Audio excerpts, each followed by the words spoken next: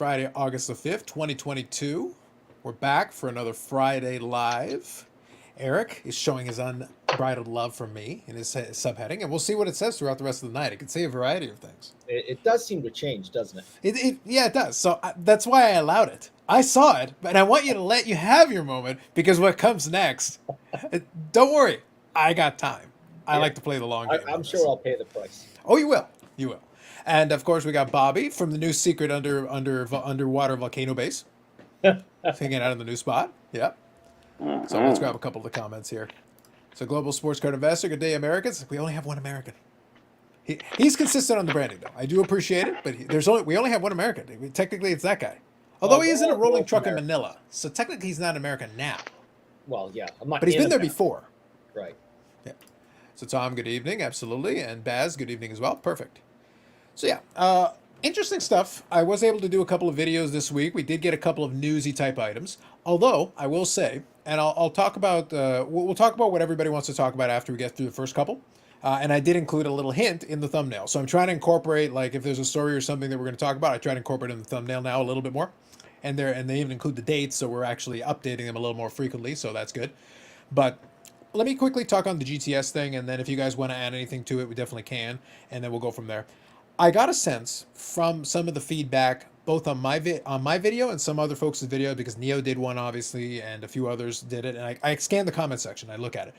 I did get the sense that some folks don't realize that GTS is the biggest distributor we have in North America. So them being dropped from Tops/Fanatics is actually kind of a big deal. Not necessarily for the rank and file collector, not day-to-day, not you buying singles and stuff, but it is going to impact where the box is and where the unopened wax goes. It is going to impact how much stuff goes to the breakers. It is going to impact potentially what your LCS has available for you, because distribution is part of that whole deal. And that's why I speculated that my thought is that I feel like it's going to be a hybrid model, because stuff like Topps flagship doesn't make sense. Why ship out 20,000 boxes to individual locations when you can actually send it to somebody? Okay, here's cases and cases and cases. You figure it out. You deal with all that nonsense. But for higher end stuff, Fanatics could totally take control of it and be like, we will pick who gets allocation. Which LCSs do we deal with? Which breakers do we have favorable relationships with, which are starting to do that now? So who's actually going to get that higher end stuff? So they could totally take that under their control and then pick their price and actually keep more of the funds without completely cut out a GTS or a distributor completely from it. Maybe keep a couple distributors around just to do some of the dirty work. Which breakers are going to get the marked boxes? Well, backyard breaks. Well, exactly. Goats. So me always looking at the negative whenever possible. I see this as, if they're going straight from Fanatics to a breaker, that seems like there's a potential problem there. But if it all went to GTS and they randomly distributed, that's less of a problem. Mm-hmm. But if it get going straight from the factory and making sure this goes here and this goes that just could be you could see down the line accusations being made. We're already making accusations over backyard breaks. I've made them because it's absolutely impossible to have that kind of luck. It's impossible. So I think by doing this, they're opening themselves up to a lot more criticism. Yeah, I think that's fair. So quickly, I'll read a couple of these, and then I'll open up for you, Bobby. So good evening, Kin. Maximus Pumperlenko says, public announcement. I had a private sale of one of my cards. Doesn't specify which one, but that's okay. It is now worth $100,000. No questions asked. I refuse to ask questions. I think that's a record price for one of your cards. Valley Collectibles. Hello. Jeff, good evening. Josh, good evening. Bob Jackson. Beckett Breaking Service is going to get marked cases. Well, I think one of us hung out with somebody from Beckett today. Ken, the best way to avoid shenanigans between breakers fanatics, don't get into breaks. Yes. But there are people that still like breaks. So it's one of those things where, like I said, I was monitoring the comments, and one of the things was people just not understanding what GTS is or the distributor model and like how it has an impact on the rest of it. If you're not into breaks and stuff, then it won't affect you directly. But it can affect the supply of singles. Because at the end of the day, somebody's got to open the damn thing. Like, you don't get singles if nobody opens the product. Somebody has to open the product. And that's where the breakers came in. And, like, one of the comments that I saw that conveyed the misunderstanding. They said, "Oh, the LCS should be the distributor." It's like, actually, that's actually not possible. The LCS is the recipient from the distributor. Somebody has to distribute it to the LCS. It doesn't work that way. So you have to get it to the LCS in the first place. And who got how much, the various allocations, that was the distributor's job. And now Fanatics is taking more of that in-house. That is going to impact things. And more than likely, you're not going to see a benefit price-wise. Or if you do, it's going to be nominal. Because it just means Fanatics gets a bigger piece of the pie. That's all it really means. So Bobby, please, if you got anything you want to add. No, not really to that. I did see that there was a couple box breaks where they had big cards in them, and what was it, $25,000 box, and the other one was a little bit smaller than that. It was really interesting to watch. I thought it was great, and that had the top seal and everything on it. And I think I made comments before saying, well, they should do something a little bit more dramatic, and say, well, they already have the top seal on it. And I said, yeah, they can reproduce that after they've seen it a few times. They're pretty good at there. So, yeah, well, I think maybe they should consider doing, because I've seen this from some eBay sellers. Some of them have like there's this tape that you can get, like this metallic tape, and it basically disintegrates when you peel it. It doesn't matter how slowly you try to peel it, you can tell it's been unpeeled even if you try to put it back. So it's like it's basically tamper proof. As soon as you undo it, you've undone it. Like you're not going back. So maybe something like that. It'd have to be like a tamper proof tape, which you can get. That stuff is available. It would increase cost, but like a couple of cents or like $1 per box. You should be able to just spring for the tamper proof tape. Until they reproduce that. So there'll always be. The thing is, if there's enough money in it, there's incentive for a counterfeiter to figure out a way around it. But the point is, right now they're not trying. They're not even attempting it. Right now they're sticking to like the bare minimum and then saying like, we tried nothing and we're all out of ideas. So it's like that isn't the best. No, so for sure. I know a company that would be a great motto for. Really? Yeah. Is that so? Interesting. Yeah. Interesting. Yeah. Call Tim. No, not that company. Oh, I see where you went there. Look. Could be Seal Strong. Seal Strong. There you go. I like that. Well, look, there's some of us who hung out with some. And if you like this, not like this. Jesus. Some of us have hung out with some company representatives. We're not here. We're not about slander here. But I gotta say, for a guy who complains a lot about Jeremy from Beckett, you're getting pretty chummy over there, Mr. Sanderson Orr. Look at the smile on that face. Like, come on, that's a happy picture. Some happy individuals there. Reminds me of that thing. Interesting. My name is Jeremy. I can do most anything. No. Interesting. Very interesting. And I didn't realize Jeremy was that tall. Good for him. Moving on. I just want to direct everyone's attention to, underneath me at the moment. I think it's important that they That's weird. You think so? I agree. They should direct their attention there. So the important thing is, so direct your attention there. By all means. Moving on. How's it going, Dad? Good, plenty of good breakers out there that don't want to lump in with backyard boof heads. Yeah, no, that's the thing. Like I think people forget. People want to complain about breakers, but they do forget repeatedly that they only exist because of the price of boxes. Because the idea is like, oh, we'll get rid of breakers. Okay, fine. So then a lot of that product won't sell through. It'll collect dust, and then the prices will go down. Maybe. And and as prices go down, they will then put less in the boxes. So all we got to do, so yeah, we can bring the prices down. Oh, you guys are like, I refuse to pay more than $50 a box. No problem.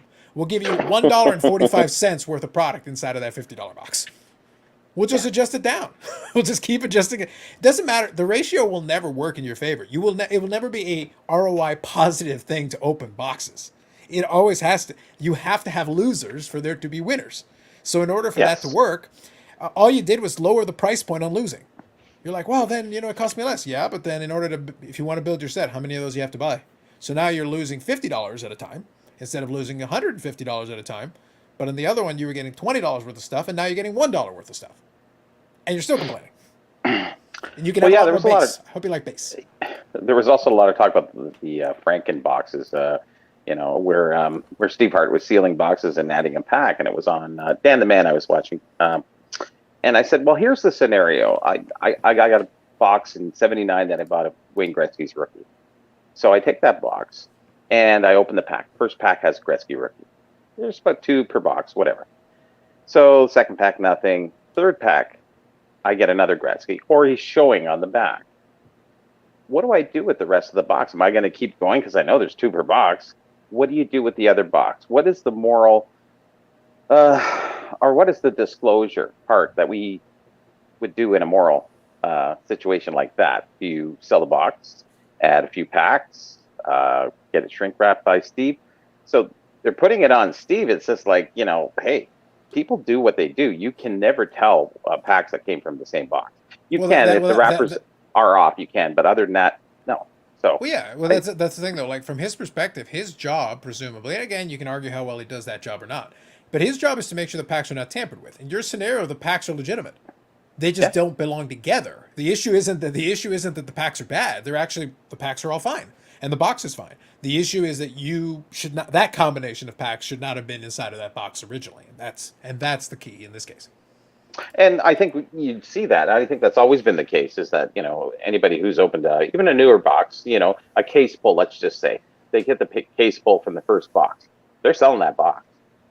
Mm-hmm. That case, sorry, the balance of the case. Would you keep it and keep going? Well, that happens a lot with cases, yeah. Somebody pulls the case hit in the first couple of boxes, and now you've got all these other boxes, and the odds are that you're not going to pull another case hit. The odds are that the best card has already gotten out of the box. Yes. And if you're the dealer and you know that, then what do you do? Well, like I said, people were complaining, and it's like, okay, if you were in that situation, what do? You're going to do the moral thing and do, I don't think I would put them back out there for sale. I would just keep them. No. It's easy to talk one way, but when you put the scenario back at them, in a private setting, hell yeah, I'm getting rid of these. Hell yeah. The business is also really low margin. Like, it's not like you're making hand over fist money on a lot of that stuff. The margins are small. So it's like you can't afford to eat too many things, or else you're not going to be able to eat, or else you better eat the cards because that's all you're going to get. Yeah, exactly. You almost have to. You're right. Yeah. Yeah. So Bobby says there are ways to remove the tape with the peeling. I agree, but there's ways to get around almost every security measure. The point was earlier, and Ken will touch on it here in a second, is that right now a lot of them are not trying. They're sticking to the old ways where, like, we already know those have been defeated very easily. But they're still using the same methods as previously. People are acting as new. Literally everybody predicted Fanatics would do this. Yes, it was more than anything the timing and the nature of it that still remains up in the air. Because, like I said, there's folks that believe Fanatics will take the whole thing. I'm in the camp of the hybrid model, just because in a lot of ways it makes more sense to leave the bulk products. Because you got to remember, I use Topps Flagship as an example. Topps Flagship is available at Walmart and Target and like a bunch of other places, online retailers and stuff. It's like, so do you really want to be sending off that stuff, or do you just want to send it to one? You guys deal with it. You figure it out who gets, all these retail blasters and stuff, and like you take care of that. So good evening, John. Absolutely. If the powers that be producing cards cared about tampering, they'd actually figure out something, like Carl suggested. Yep, exactly right. Where was your right hand in that picture, Ike? True. These are important things. You're getting really friendly, Jeremy, there, huh? Interesting. Below the table. Very interesting.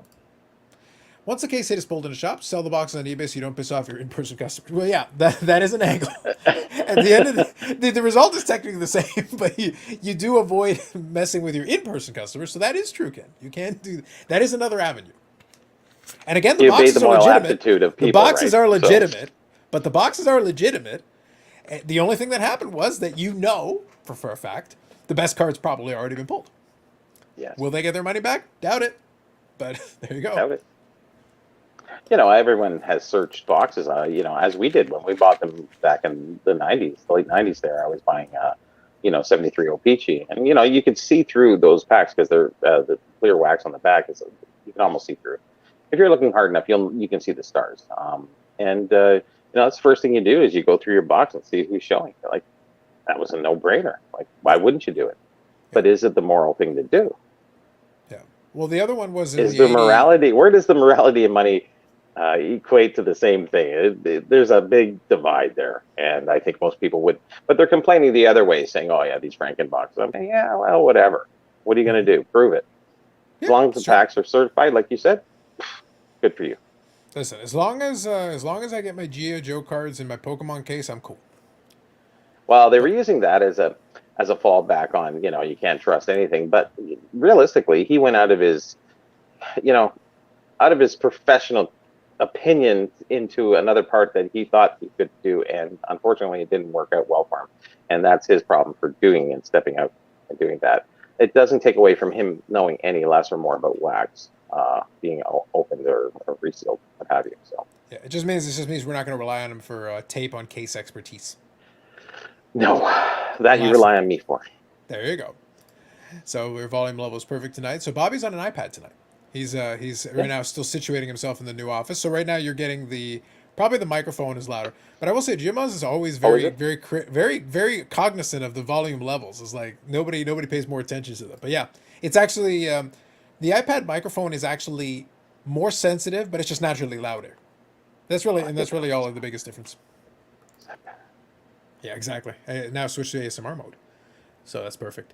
So yeah, I think the big takeaway for the GTS is that it is a big shoe to drop. I do think for the average rank and file collector, you're not going to notice it right away. It's not going to be a big deal for you. But down the road, it will be for someone who's like observing that section of the industry like I do. It is important to pay attention to what they end up doing because it will have downstream impact. Where does that mean? Where do these boxes end up going? How does the allocation work going forward? Whether you remove all the distributors, whether you keep a couple, whatever you decide to do, that's going to be important to what happens next. And then the other piece of it is if you decide to specifically work with breakers, which Fanatics has shown an inclination to be wanting to do. So that means they're going to get a certain allocation of product. Fine. So that means some of it will get consumed that way. Does that mean breaker becomes a bigger part of this equation, even more so than before? So the folks that hate breakers, you might be seeing more breakers. Or the breakers might be getting more allocation, getting more product, as opposed to the other way. GTS, that's a big hit for them. That's a game ender for them. Yeah. Yeah. They do still distribute for a bunch of other stuff, but yeah, it's that's a big client, and they've had that client for a long time. They were tops a very long time, so it is a big hit for them for sure. BBC. Well, yeah, but the same thing in Canada. It's Grosvenor, so. That's right. Yep. BBC takes no responsibility for their expertise. It's in the fine print. Yes. When we originally did it, we went into the. They had very carefully worded things where they left a lot of room in case something happens where they're not actually responsible in any way, shape, or form. There's no guarantees on any of it. So it's their opinion. That's it. It is literally their opinion. So that's fair enough. So yeah, if there's anything else with that, we can cover it as we go along. But that's one thing. And then the other one that I did want to touch on here off the top, and then after that, we'll open it up to wherever you guys want to go with it. Let's go in here. Good old Golden announced the highest price ever for a trading card. Everyone look at it. Be odd. And it lasted about 24 hours, give or take. I'll show you what the new highest card is now, unofficially. So yeah, 7.25 million. So we got that. And then 7.25 million gets you a SGC2, Honus Wagner. A decent looking card for a 2. Not too bad. It's one of those things where the Wagner is always going to go for big money.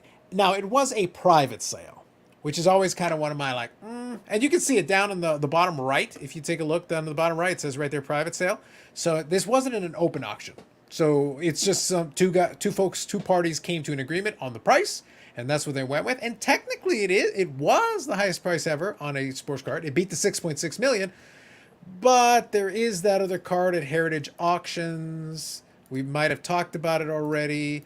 And with the buyer's premium, it is sitting currently at 7.32 million, already 70,000 past that other card. With 22 days left. So does Card Ladder add the Honus Wagner to their list of sales? In the past, they used to do it where like if Golden announced it that way, in the past they've done it. So if they've got an SGC2 in the database, they would do it. I don't know what their current status is, but previously they would insert it in there. Because as long as it's a publicly announced sale, they can do it. So publicly announced private sale. Okay, that makes sense. Well, the thing That's an oxymoron. But here's the thing. A private sale is just two parties making an agreement. If you announce it and, Golden is basically saying this deal happened. Probably he brokered it. So it's one of those things where he can say, I talked to party A, I talked to party B, they came to an agreement, money changed hands, and Golden's saying, yes, it happened. So, and that's fine. I don't care about that too much. If they want to go with it. But what status level do you have to be confirmed to have a sale and be reputable enough to hold true on that? Yeah, I think it's got to be either the parties or the one basically stamping it. So where Golden is throwing it in there, Golden is basically saying, yeah, I say it went through. It's been done and it's been paid. Because he's basically, because they went through the trouble of actually announcing it themselves. That's on the Golden Instagram. It's not from the buyer or the seller. So it's Yeah, I Golden understand. themselves doing Yeah. it. Yeah. So that's what leads me to think it was brokered. So, and if that's the case, then he's in a good position to at least state that the conversation happened and presumably the money has changed hands. You And guys, probably he got a cut, to be honest. Probably he got a cut of helping to broker the deal. Oh, he sure did. Yeah. So it's one of those things. So as part of a general business thing, I could understand it. So good evening, Bubbles. Go ahead, Eric. so you guys keep saying, an individual, or I'm wondering with both of these cards whether or not they're fractionalized in any way. Whether it's two guys, it's a group of people, a company. Well, the 52 tops right now still has one owner. It's still the original owner that bought it from Al Rosen. So Right. who is the winner at the end of this in 22 Right. days? That could be And whoever. I'm curious if someone's writing out a check for $10 million, or if there's several people putting in something, or it's a company that I'm just curious. And with the Honus Wagner too. Since it's a private sale, they're not telling us anything. Was it one person? Was it a group? Where did the money come from? Just I don't interesting. think any fractional company would really step in and set a record on anything. You have a hard time getting buyers on that. That's a huge speculation. The Whereas if they're fractionals buying it also at like. mark, Sorry, all I was going to say was the fractionals also like doing the deal with the record valuation, but then only yes, buying in for a fraction because it fraction of that. minimizes Yeah, the risk. They generally don't want to buy yeah, it outright. They want to be like, well, why don't we do a thing where we'll make it a $10 million valuation and we'll do a quarter or 50% or whatever. And that way there's, risk is kind of controlled on both sides. sure, sure. It But doesn't I seem, don't think they would step up and buy that in fractional sense. As a Why straight would buy, you? I don't think so. and You it don't want to doesn't be the have record to go setter. through a fractional No. company that's popped out over the last 2 years. It could have just been five rich guys who were friends at the country club that said, "Hey, let's pool our money and buy this." So I don't know. I'm just curious. That's all. So you're, I so you're told you, saying Eric, I'm that not into that stuff. interesting, Oh very no. interesting. Country clubs, I Interesting. meant. I got you. I'm just saying. Oh, I hear the keyboard. Oh, it's going. Oh, it's too Yeah. long. Oh no. I'll figure it out after. I got to figure out a better way to do it. I have a character limit. It's holding me back. It's holding me back. All right. So maybe Elon Musk will come in and buy GTS. But he's good at buying sinking chips. Yeah. That's a great idea. Yeah. Buy something that's going down in value, not up. How Dave, good good evening. That's the would you great have to Wagner. be? Well, the thing is, like right now, you don't want to buy it after they're about to lose one of their bigger accounts. It's like, so yes, you'll get it cheaper, but it's also worth less. So it's Mhm. like, do you really want it? What for? Right. Yeah, it doesn't seem like it. Yep, meticulous about volume. That's fair enough. Brandon Tag bought says it. here, good evening. I heard Eric is a high bet on the 9-5 mantle. I think Um, he's going it halvesies was. with his new buddy Jeremy from Beckett. I Mhm. had to stop at 6 million. Well, that's why you got to go halvesies. Then you, Yeah. Jeremy, can put the other 6. Well, if Brandon's available with all that Texas oil money of his, maybe he could help me out. So you're fractionalizing, are you, Eric? Yeah, I know they're coming to a deal. I see. So let's hope Mhm. fractional. I hope this place go bankrupt. Yep. So let's see here. 52 Mantle sale needs to push the value of the 50s Jackie Robinson. This card's 311, 312. The Jackie is 2 undervalued. It's all relative, right? So if the ratio stays the same, the Jackie theoretically would still be just as undervalued. It's only if the ratio narrows that it would change because, yeah, the Jackie could go up from there. But if the other one goes up too, is it still undervalued? Because the ratio stays the same. So 357, good evening. Honus Wagner broken new sales record. Yes, and we talked about that a couple of minutes ago, and it's already been rebroken. Yep. Unofficially, the 52 tops SGC 52 Mantle SGC 9.5 is already ahead of that. So we'll see where it finishes, but it's already ahead of that 7.25. Good evening, Victor. I got a name for you, Eric. So it'll be PPFC. Poopy Pony Fractional Company. I know. Well, that's where you're gonna get the funds after we get all the merch. All that merch money comes in. The Poopy Pony merch is going to be big for us.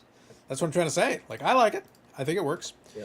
But yeah, it is kind of funny though. I did laugh because I mentioned with the guys earlier that that Sports Card Dad did his video. By the way, he's trolling.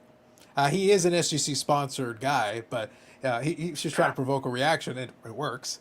Talking about the biggest SGC, biggest cards being an SGC holder. It's like, yeah, but with the cards you have, it's like you could literally put them in a glorified top loader and they would still sell for top dollar. Any third party grader worth their salt would be fine. In BGS holders, they would have done fine. BVG holders, they still would have done fine. It's the card itself in that case, especially in vintage. If you're talking vintage, then it's the card itself. If you're talking HGA? modern, yeah.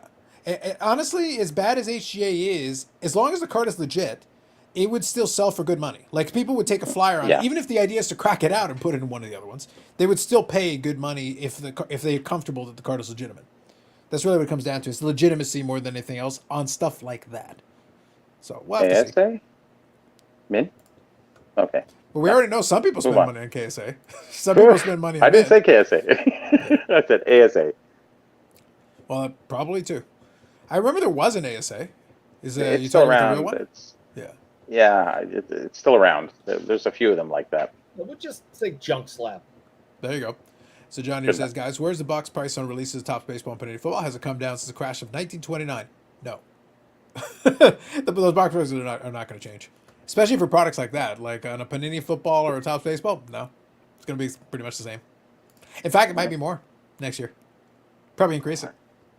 That's the thing. It's like people talk about the whole crash. It's like the box price isn't going down. It'll either stay static or they'll bump it up a couple more dollars. Exactly. Inflation. The Jackie is 0 PSA 10s. The highest is a 9. And the pops are lower in Jackie as well. Personally feel it's just as significant as the mantle to the hobby. Not to the hobby. No. Jackie Robinson is significant in baseball history. Yes. 100%. The 52 Topps Jackie Robinson, though, is not a significant card in the hobby. It is a great card in the hobby, but not a significant card. Because we have the Jackie Robinson rookie. We have a couple of the, it's not even the most significant Jackie Robinson card. It's a great Jackie Robinson card in the history of Jackie Robinson cards. But that's the thing. It's weird that people keep trying to throw in, and Bob wasn't the only one to do this. We had that conversation the other week where it was like, the one that was thrown in was the Eddie Matthews rookie for 52 Topps. Like, guys, the 52 Mantle is an iconic card. The 52 Robinson is a great card. It's not iconic.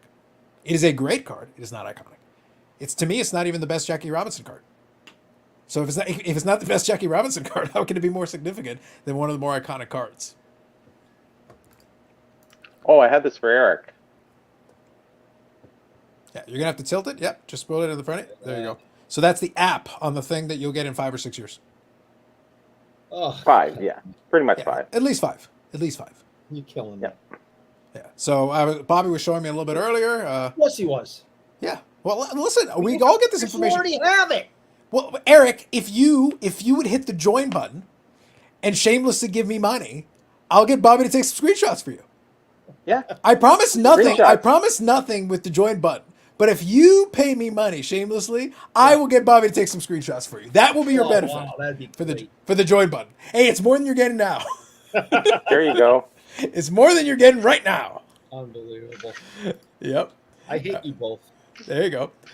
So by the way, so we're about half an hour in, so I'll say, and I'll wait a little while later to repeat it. But if you guys who are joining in, feel free to throw comments in there, and I get through them pretty well usually, so we'll be able to chat a little bit, and we can talk about whatever you guys want to talk about. The other thing is, once again, the like button has been sponsored. So while Eric is too cheap to hit the join button, he has paid for the like button to be free.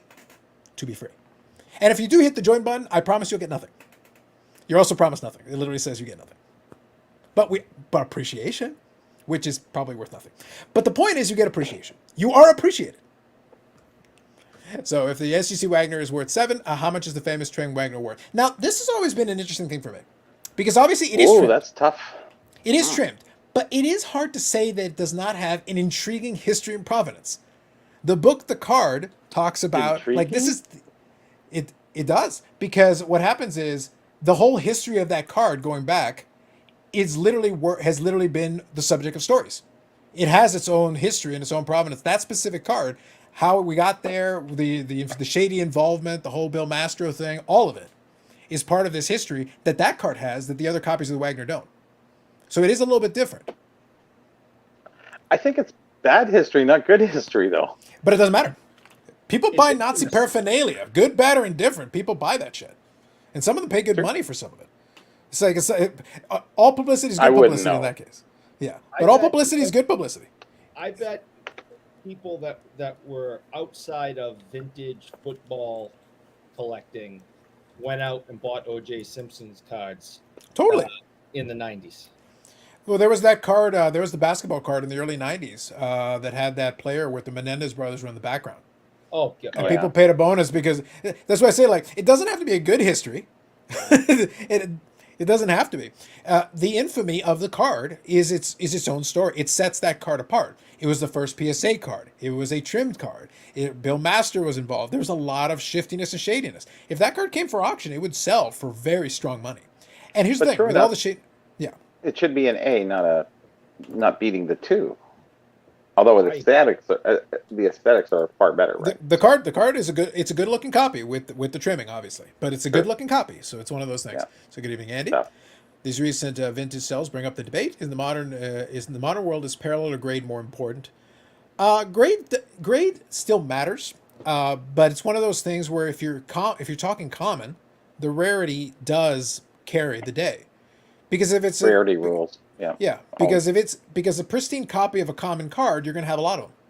So like the expectation is if it's a modern, and you've got enough copies, you're going to come across plenty of tens, legitimate tens, like solid across the board, no questions asked tens. You will find them.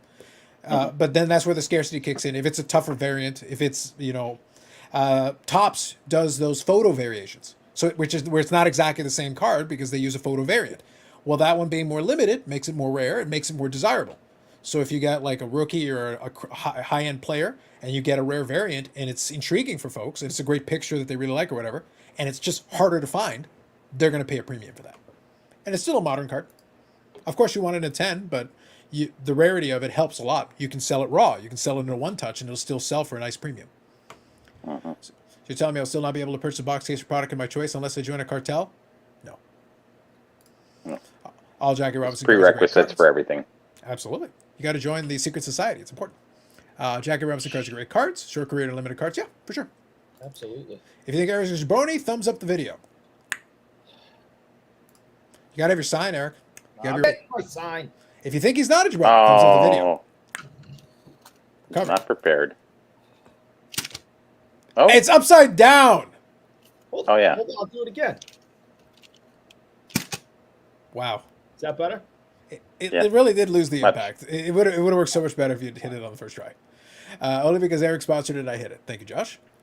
If you could choose PSA 8 Wagner or PSA 5 Wagner. No, I think if a legitimate PSA 5 Wagner would be better. Now, of course, you probably would get a nice little discount on the 5. But obviously, given the SGC 2 went for record money, that card is well out of the reach of most actual collectors. You don't have $7 million lying around. Nobody really does. So What would you rather, just to back up a little bit, what would you rather have? The trimmed one with all the infamy and Wayne Gretzky ownership, Mhm. or the one that's up now? I'd rather have the Gretzky one. I'd rather have the infamous one, yeah. It's just got a better backstory. That's what I was saying. When I'm talking about the Provenance, at least it's got a backstory. The other card could have been, yeah, okay. It's an SGC2. Where'd it come from? I have no idea. Especially since I don't care Cool. about baseball. I have no interest in the Hornus Wagner card. I'd rather have an or rookie, top test. If two of them were in front of me, I'd grab the top test because that's what I like.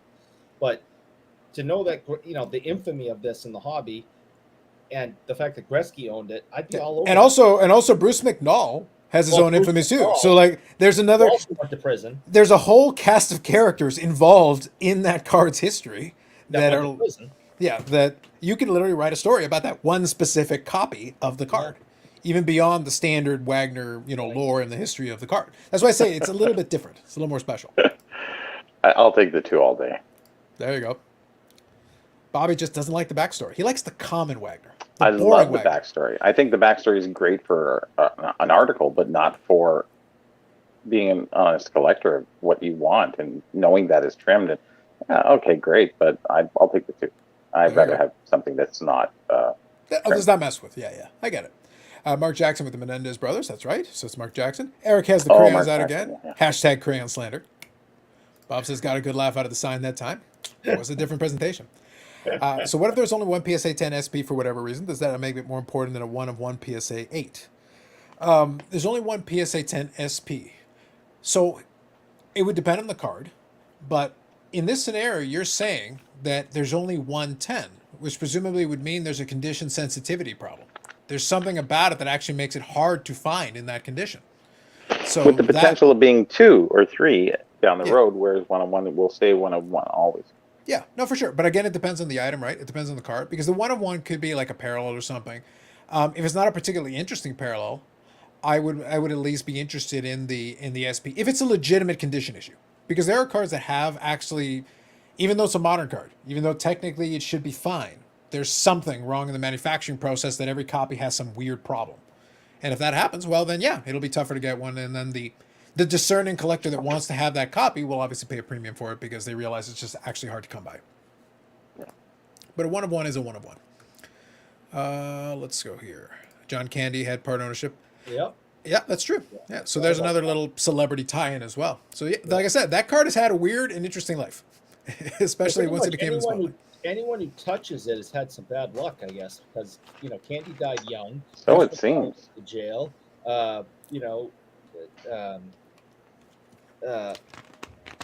Gretzky's kids. Castro went to jail. I mean, anyone who touches it, man, it's got bad luck. So that's the real reason Bobby doesn't want it, because it is cursed. But it comes with a free Frogurt, which is also cursed. Ooh. Oh, Frogurt. I like that. Yeah. I met William Hughes who graded the Wagner I met William Hughes who graded the Wagner in the airport last Saturday. Fair enough. I don't know William Hughes. I can't respond to that because I don't know how much. Nothing shocks me in this hobby. I have no reason to. Here's the thing. I have no reason to disbelieve Rick. Okay. I have no reason to disbelieve Rick. Yeah. But this goes back to when CSG originally came out. I said I'm glad they emphasized the graders. I'm glad they emphasized the credentials of the graders, because if as a new company, that's something that it gives you a that was my problem with HG in the first place. I said, so who the hell's your graders? Oh, we're using this technology. Cool, but somebody still got to program the damn thing. So do you know anything about the cards in the first place? That's important. I want to see that. So that's important to me.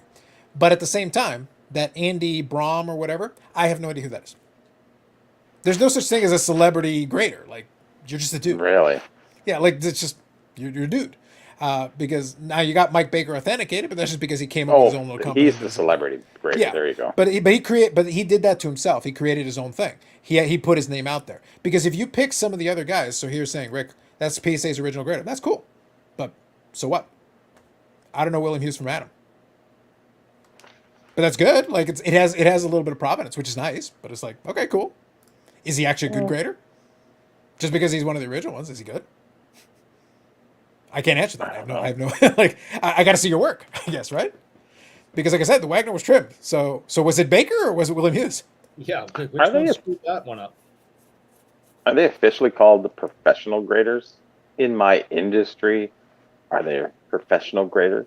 You get paid to do something. I think if you get paid to do it, you're a professional. Yeah, true enough, right? Yeah, it's pretty much the bar, I think, at this stage. It's a low bar, but we'll take it. Hey, listen, that couple of cents in AdSense money means I am a professional doing whatever the hell this is. True. Did Bill say how many cards he regraded during his time at PSA? There you go. It's a valid question. But yeah, there you go. He was looking through a box of cards and gave me a business card. There you go. I wonder what the business card says, though. I'm kind of curious. Does the business card say professional grader? No doubt. Like, I'd be curious. Or is it just like it has first name and last name and that's it? It's like, do you have contact info? There's a little narcissism. There's a little narcissism in there. Don't worry. It's like, at that point, if I was meeting that and he gave me his business card, I'd hand him one of my stickers. Because what's this? Here you go, bro. Oh, yeah. Esquire. Yeah, exactly. Listen, it adds a little class to add the Esquire. That's important, I think. Mm-hmm. But anyway, so kind of put a button on this. I have no problem with Golden doing promotion and marketing. That's what he does. It was technically a record, private sale or not. It was technically a record, but somebody was suggesting, oh, you can make a video, and it's like, why? It's literally gonna get broken by the 52 mantle in like 5 minutes, and like I said, it lasted about a day. The mantle's already past it, and with 22 days left, I expect more bids. We're probably gonna push 10 million, maybe more, and then that'll be the new record. until the next time maybe one of the PSA 10s comes up for auction, and then we'll see what that looks like. But it's good because because that SGC card, like I said, it's a really good card, a really good provenance, a very interesting backstory as well for that one, and obviously documentation. The Mr. Mint letter comes with it and everything, so that's kind of cool. And it does acknowledge the find on the label, which is kind of fun as well. And it is a clean copy. Like we looked at it, it's a nice looking copy, so it's got that going for it. But yeah, it should sell for a pretty penny, and then we'll see what that does for the market for the other ones. But obviously, there was some excitement because at the National, there were some folks who were trying to like do deals on the 52 Mantle, like in anticipation that that extra little wave of infamy with another big sale on the card would like push some of the, it's rising tide lifts all boats, right? Sure. And that's happened a lot with the Mantle. As records kept getting reset, the price steadily increased on that Mantle for the lower grade. It's the same thing happened with the Wagner. Wagner, that too, being 7 million, that would not have happened 20 years ago. But as the price kept increasing and increasing and increasing, eventually those lower grade copies also got. I think they got almost $500,000 for one that was literally torn in half, and you only got half the Wagner. Yeah, I remember. So there's your bar, right? When you can get almost $500,000 for half a Wagner, you're like, I'm sorry, it is no longer within the realm of the mortals. The 1991 sale was for $451,000 for the PSA 8 Wagner. Times have changed. So it seems. But that Mantle is beautiful, though. It is. That's what I'm saying. Like I think it's probably one of the best copies that I've seen. It's right at that top end.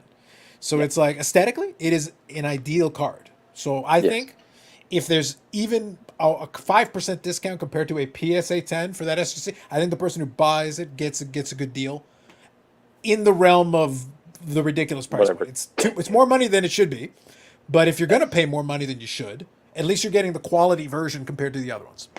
True. You'll hold your own compared to the other ones. That'll never go down, and then no, it'll be so too hard of a card to match. You'll be solid, exactly. So nobody really know if another private sale has gone higher to private whale collector. Yeah, and that's always the problem with private sales is if you do not announce them, you could have had a $10 million sale already, and you would know. True.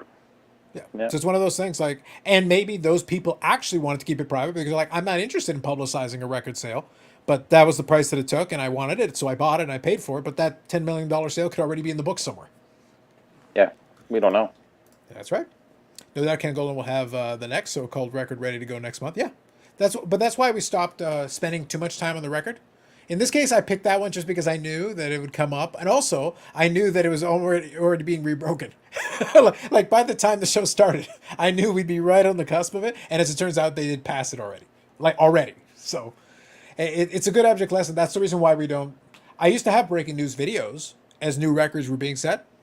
There's no point anymore because they're being broken on that high end all the time. So it's like that record is not going to last that long, and then somebody else will come around with another card and break it.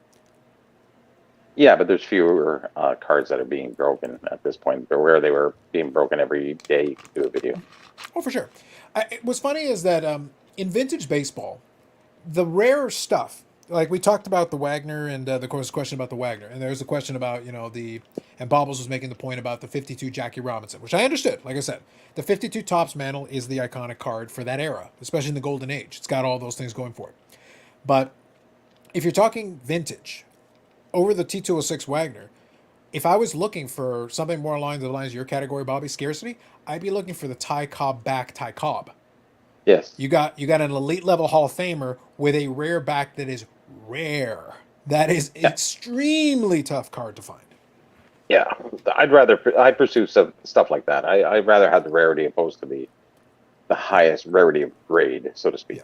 Yeah. The thing is, it's not like the Wagner is common, but we can see the Wagner. The Ty Cobb comes up once in a blue moon, any copy in any grade. It doesn't matter what it is. It's like there's not a lot of them.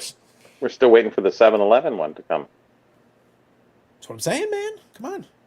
What percentage Mostly inflation does another Mantle due to 52 Topps being the iconic set? The 52 Topps being iconic is huge. The card being like the poster child of the hobby, aside from the Wagner. The Wagner and the 52 are kind of there, neck and neck, as the iconic card of the hobby. So that's the huge. Ruth is probably third, probably. Yeah. And it also, again, as I brought up last week, do the the grandma test. Go up to someone's grandma and say, "Have you ever heard of Honus Wagner? Have you ever heard of Mickey Mantle?" Every grandma's going to say, "Oh, I know Mickey Mantle." They don't have a clue who Honus Wagner is. Yeah. No, sure. Yeah. And the But the that other won't be thing, for long. yeah, and we've also I've mentioned it before. There's also the sneaky play. If you like the Wagner, you can get the M116, which is the same portrait. It's effectively the same picture for a fraction, and you can get a nicer copy and actually be able to get. So you can't necessarily do that with the Mantle. You can buy a reprint, but it's not the same thing. The M116 is a real card. It actually used the same basic photo that was used in the Honus Wagner. So you get this interesting thing, which is also a real historical card of the player playing days. You get the whole 9 yards, and you can get that for a fraction. So it is possible to get something interesting. Yeah, he was on cigar boxes too, as well. That's right. 92, 93. Dave Fessberg offered me a Ty Cobb back for 25 grand. I was only about 23 grand short. See what happens. Dang. Later, someone found out So about 7 of them close. together. Yep. But that's always been the joke on a lot of these iconic cards. Like, I almost have it. It's like what? It's like that. So for the Wagner, it's like I could have bought the Wagner. It's like I'm about $7,249,995 short. Well, I had to stop bidding on the Mantle at $6 million because I mean, it just I thought you said you were going to stop bidding on the Mantle at $6. It's like 20% buyer's premium. Outrageous. Yeah, that's right. E254 Kogan chip, same portrait. Yeah, perfect. Thank you, Dave. So yeah, they've used the same portrait in a couple different ones. So there's some good options. And that Kogan chip is also an interesting issue. There's a lot of these little. If you're willing to go into the more obscure realm, vintage baseball has a lot of interesting and obscure issues where you can get stuff like that. It's like that's the same portrait as the infamous card. There you go. It's kind of cool. Is it Kogan or Coogan? Not sure. I always wondered. We got to get the pronunciation. Anybody knows table. out there? Yep. Pop it in. So the Wagner in 83 for 6K. Yep. Yeah. It was worth good money for the era, but obviously it escalated like crazy. It just kept going up and up as time went on. By 91, like I said, the 91 sale was 451K. So like it escalated. Things escalated fairly quickly. In 1988, I could have gotten an Oryx for $200, but at 14 years old, I didn't have $200. It's arguable your life was worth. At 44, you don't have $200. Come on. I was gonna say. I'm 48 and I don't have $200, I was keeping it low for you. Don't worry. and I appreciate that. There you go, Colgan. There you go. So that helps a little bit. So Colgan. Yeah, no worries, Dave. Okay. Well, he missed the L in the original one. So it was actually funny because Carlos Senior called me earlier today and let me know he had been in the market selling his motorcycle. So he finally was able to get a deal he was happy with. So he sold the motorcycle because it had been sitting in my parking garage. He goes, "Oh, it's not in your parking garage anymore." It's like in case you're worried that it goes missing. In case you're worried that it goes missing. It's like, damn, I was gonna have a heart attack seeing that. Oh, where's my motorcycle? Doesn't belong to me, but it's in my parking space. Yeah. But yeah, he was able to get a price he was happy with. I was like, "Oh, great! Are we going to watch shop?" He goes, "I didn't get that much." What? You got a gold wing and I can't buy a gold Rolex for your gold wing money? This is trash. Damn. Trash. Where's this inflation I keep hearing about? Come on, man. Terrible. Just terrible. But it happens. Now I did send a couple of invitations out. We'll see if they're able to pop by, but I'm not going to count on it. I do want to talk about now that we passed it. Last week we had Bob Lewis and Rick and a couple of folks from them giving us a little bit of information from the National. Now we've done, and some of the National vlogs have started to come out. Have you caught any of the interesting vlogs or anything? Anything catch your eye? There was just too many out there. I started watching a few here and there, and it was just same kind of stuff. Prices are too high, a few other different things, but it was just all the same stuff. So I just, it didn't interest me too much, especially post. Yeah, I did enjoy that the sports card investor, so Jeff Wilson, went out there on the hunt for the 52 Mantle and ended up with 51 Bowman. Yeah, and it was like it's because he couldn't find one that he couldn't come up with the price point that he wanted on the one he was looking at because people were already starting to inflate them. Kind of in anticipation, like I said, about that 52 top sale. They're like hesitant to be like, I don't really want to deal it down too much. If you want to pay the sticker price, I got a little wiggle room on it, but not a lot. So it's going to be interesting. Curious if you think whether the 52 Mantle would actually be worth more if it was actually his rookie, or does that might make a difference in that card? So I think it's at this point it doesn't. It doesn't. But it also, like, if it was his rookie, if it was his rookie, he would add something to it. But I think it's the story. It's the fact that that's the one that set. It really pushed that 52 top set. The set is iconic in and of itself. His being a high number in that set is iconic in and of itself. A more interesting scenario would be if you put the 52 Mantle. Let's say you make it the rookie instead of calling it a rookie, which people do, and it's not the rookie. But let's say you made it the rookie and put it in the low numbers. so it wasn't quite as short printed. Which it was a double print, but obviously some of them got eliminated. But say you made it in the lower numbers and increased the population available, but actually made it the rookie. So the rookie would bolster it. It being an iconic set would still bolster it, but it being in the low numbers and not being in that high number that got messed with because of being late in the season, which adds to the story. So there's a lot of conflicting elements. You would offset one with the other a little bit, which would be interesting. Yeah, sure. It'd still be a big card either way. Like, it would still be a big money card either way.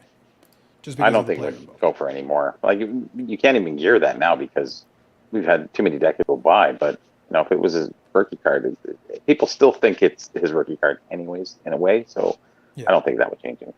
No, not at this point. Men and Ninjas, so my younger brother in the chat here. Price of Rolex exceeds $200. Don't try to claim that. The old man got at least $201 for it. Don't lie to the people. Someone mentioned that they would never go back to AC because their friend got jumped. Yeah, probably. Part of the vlogs was fun, though. A lot of folks acknowledged Atlantic City really sucks. And I was like, damn. It's like, look, Atlantic City, you get crime, you get potentially getting robbed, and you get COVID as the takeaway. Yeah. Lots of folks tested positive, and it's been an increasing number. I've been kind of monitoring on the side how many people were like, it's like basically we're in the same house, and it's like, oh, like these people. So yeah, it ended up being a major super spreader event. Not shocking. Like you can't act shocked. Like, come on, you're all bunched up in a big group of people. I did hear that they weren't allowed to bring food in, and that was a very big thing for most people because you weren't allowed to go out and bring food back. If you had a staff of 5, 10, 15 people, what do? Pay $17 for a hamburger for everyone? Like, Yeah, it's expensive. Because these are the same people who are charging $80 a day so you can have Wi-Fi. Yep. So yeah, That didn't work. They wanted. That's the thing. I think, look, I think a lot of the reviews are pretty agreed. It is interesting that we knew AC sucked anyway. You really had to be hell bent on going. You really needed to be like, oh, I have to be there. I have to be there. I have to be there. I did laugh though, and this is not me making fun too much. Although you'll know when I am. In this case, I was just having some fun with it. I did watch Baseball Collector's kind of recap of the National and everything. And obviously, he acknowledged, the COVID thing because he knew some people that obviously got COVID, and some other people have tested positive since then. Some of them are fine, some of them are feeling a little sick because of it, et cetera, et cetera. It's a mixed bag. It depends on the individual. Each situation is different. But the point was, I did laugh though. He made one comment, and Mike is always good for one of these every other video. He'll always say something where it's like, I get what you're saying, but at the same time, you didn't actually have to say it. It sounds dumb coming out of your mouth, and it just made me laugh. I died. He was saying that some people that tested positive for COVID, that did have COVID, and were a little bit sick, but they said even knowing if they would have caught COVID, they still would have been happy going. And it was like, I understand what you're saying, but it sounds really stupid. None of us have a crystal ball. Just to be clear, I've always said, like, look, live your life. Do what you do what you're going to do. There's no way to guarantee anything at all, and that doesn't mean avoid the world. I'm not saying anything like that. What I'm saying is you understand that there's a possibility. So be it. But in this case, you're putting clairvoyance on it. You actually added a factor. Wait, so if I know I'm going to get sick? No, if I go, no, I'm going to get sick, I'm not coming. If I know, like literally know in advance. It's like, wait, so I'm going to intentionally get sick? That sounds stupid. I've had it twice. One time, I was on the show with it, and if I know I'm going to get it, I don't know. That was the point. The point that I'm making is not like, oh well, you can't. I agree, you can't avoid it. Like it's going to be what it's going to be. My point is like, if I actually know in advance. Wait, if I actually know in advance.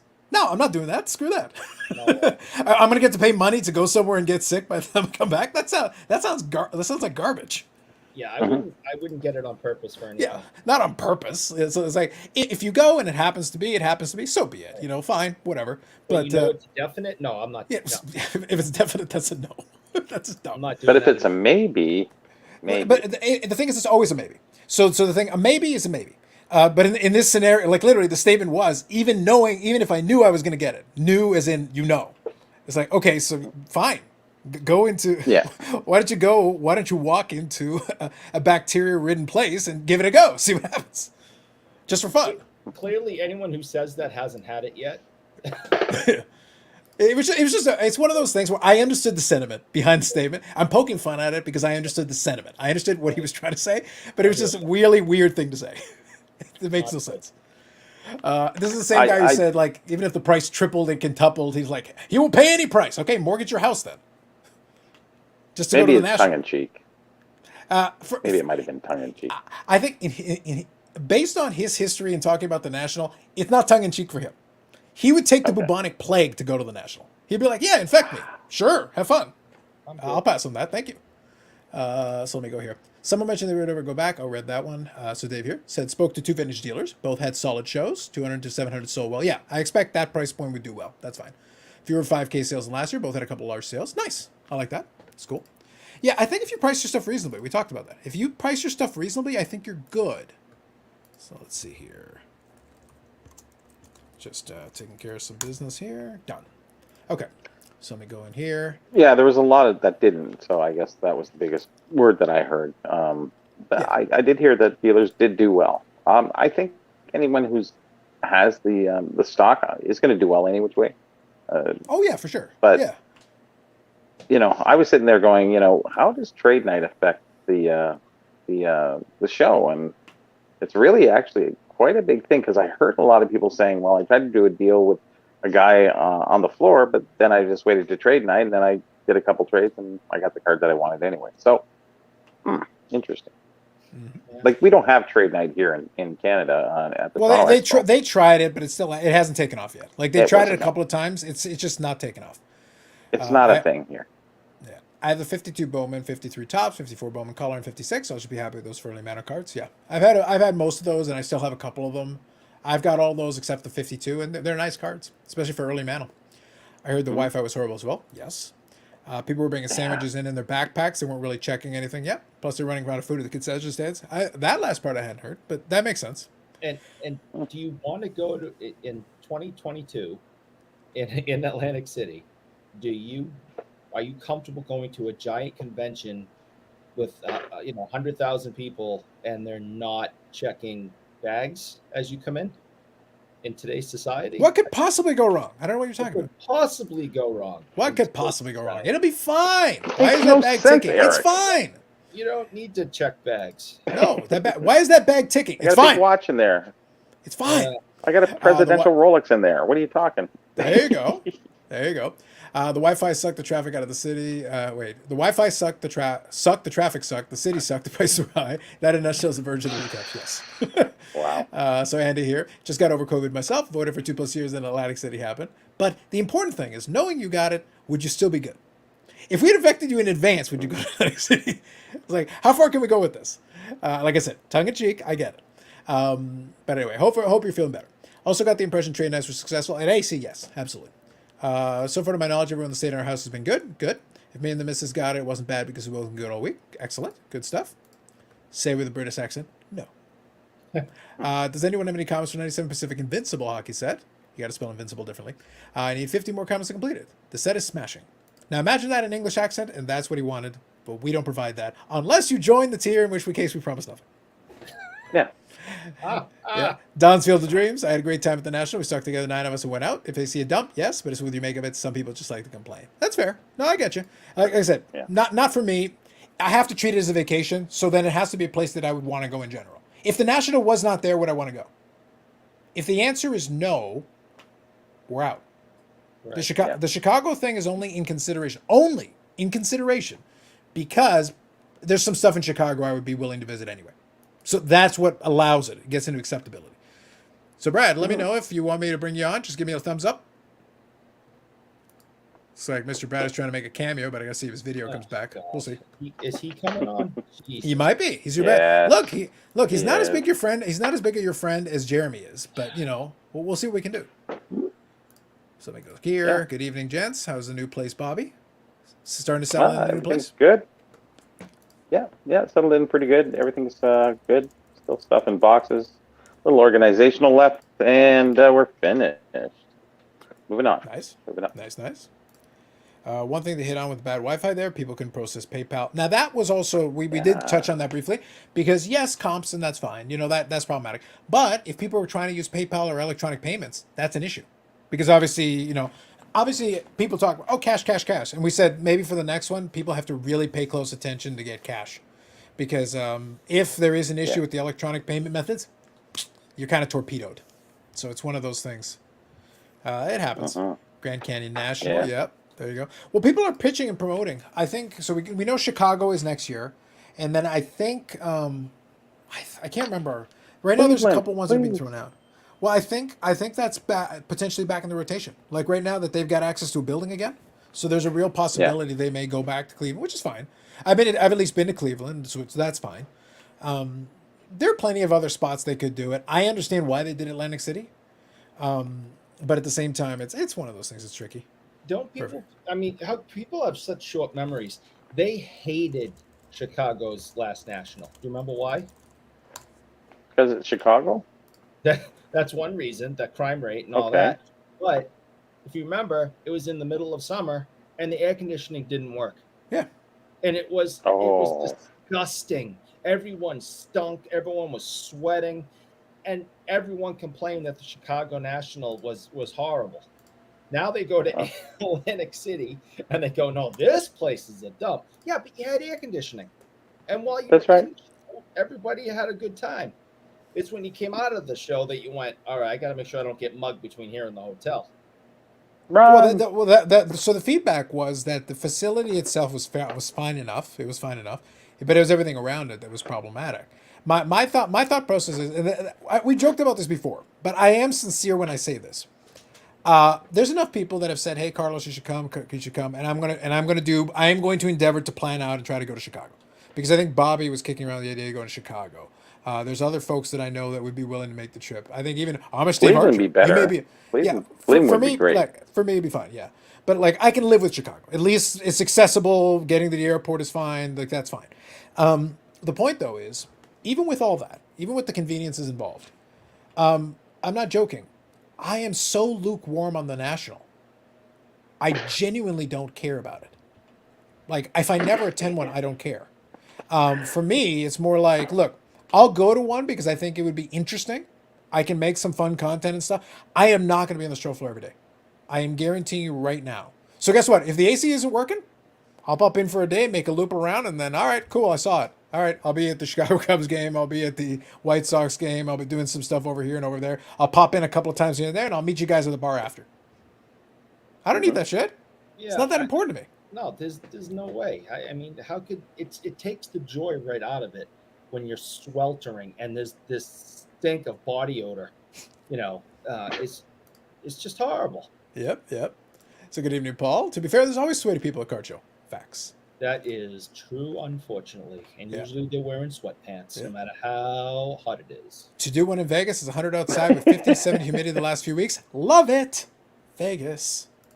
So Don here says the Chicago National, 45 minutes from Chicago. If you want to see the city or some games, you probably had a few days extra to do. Or you skip a couple of days and don't go to the show, which is what I would do. I'm just being honest. I would skip days at the show. I tried to do that in Toronto, if you guys remember. Sunday I had plans. And then I said, screw it. I'm going Yeah, but back. you're not beating a hockey meccadom. And you being the hockey dork you are, you can't stay away.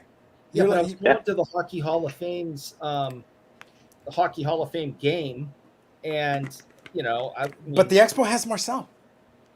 I know. So like, I'm That was a sorry. bore. So you would risk COVID for the Toronto Expo. Got it, Eric. Upset. Move on. But here's the thing, Bobby. Risk is risk. But at the same time, here's the thing, though. The Expo. Comments were knowingly going to get it. Was But the here, comment. that was the comment exactly. But here's the other thing. Let me be serious for a second. Let me be serious about this for a second. The Expo is easy for me because I already know I'm not running into walls of people. That is not my deal. I actually enjoy spending my time. That's why I hold court in the food court. We're sitting in the chairs, we're just chilling and chatting and whatever. And then I spend a good chunk of time in my buddy's booth. Well, guess what? I'm sitting at the booth and I'm talking to people across. I'm not standing face to face with them. I've got maybe about 4 or 5 feet with them. So guess what? If you're coughing, you stay on your side of the damn table. So it's one of those things where like you can still have conversation. Now, if you're bunched up with a bunch of people, well then there's nothing you can do. That's it. But I'm not running into walls of people. That's not my thing. That wasn't my thing before. So forget about COVID and all the end of it. It's like I still don't like big, large groups of people if that's what I'm going to be doing. But at the Expo, there was enough room. You could walk up and down the aisles, get around people, still converse, still do your thing. I chatted with a bunch of people at the Expo. No issues, no problem. Conventions in general, traditionally, like the Consumer Electronics show, the CES. People would get convention bugs all the time. Just bugs in general. Flus and stuff like that, regular stuff. That's just because of the nature of a convention. Fortunately for me, I've avoided a lot of that, but that's because I don't spend too much time bunched up in big groups of people all the time. I'm not standing in long lines with a bunch of people all the time. I'm not actively seeking those things out, but I'll participate at the level that I want to participate in. But you do you. Whatever works for you, you do your thing.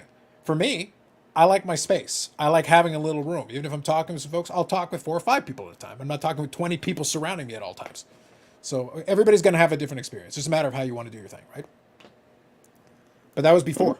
Like, I didn't actually change my approach. What's funny is none of this changed my approach to the expo. I did the expo the same way that I've been doing for the last 25 years. I still don't like large groups of people back then, and I don't like it now.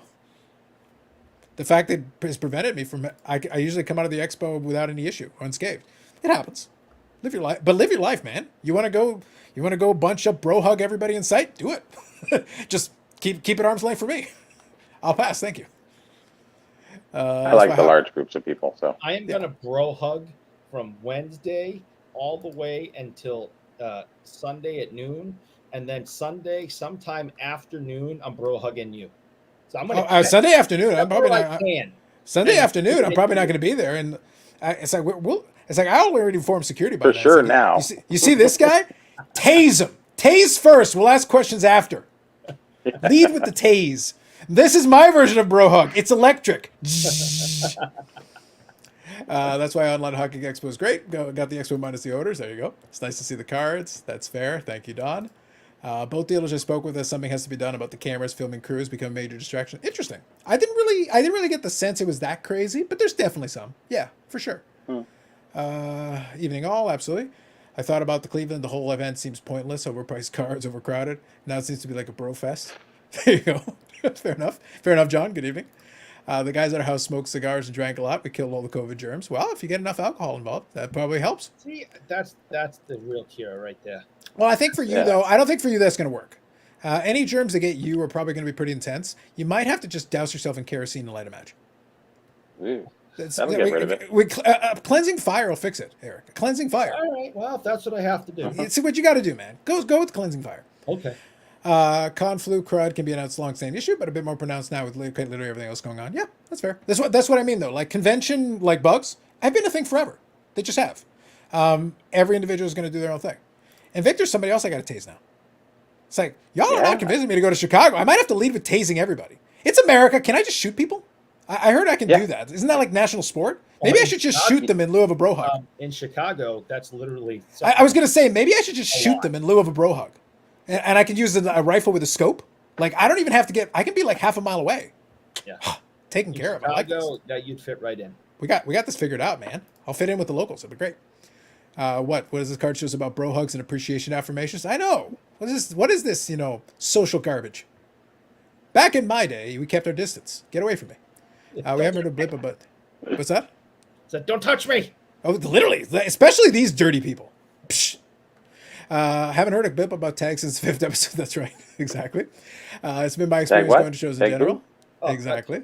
Tag you're it. We should put Eric in a giant-sized Beckett slab. Amazing. I love that idea. For With Halloween. the new label or the old label? With the new label or the old label? label. No. There you go. I like it. So I want to ask a question. So it's been a week now. Are we still confident in saying tag was not there? Oh, no, they were 100% not there. I'm sure the guys walked around, but they didn't have a booth or anything. They definitely did not have a presence. We were kind of saying that during, and I was like, all right, well, we'll have to wait and see if they were or they weren't, but I have not seen anything saying that they were there. And I just I don't understand that. What a bad move. You can understand it. Yeah, it is expensive, man. It is expensive. It's expensive to set up, especially if you literally don't have a product. Look, infomercials notwithstanding, they literally don't have a product. They have some stuff they've slabbed, but like, what are you going to show off? Yeah. Like, you really got nothing to show. But that is where you're supposed to go and say, hey, look, we're starting right now. We're taking submissions right now. This is the national that we're getting our name out there. This is us jumping into the pool on the biggest stage. How do you Yeah, not do that? It just Eric's right. You know, the videos should have were the prelude to the national. I would assume. yeah, exactly. He was leading Why? up to it.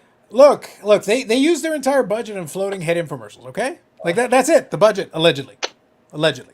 They used the entire budget. That's all they had. That was it. That was it for the year. They technically Or maybe haven't they slabbed a single card or made a buck. So like that's it as far as the budget is concerned.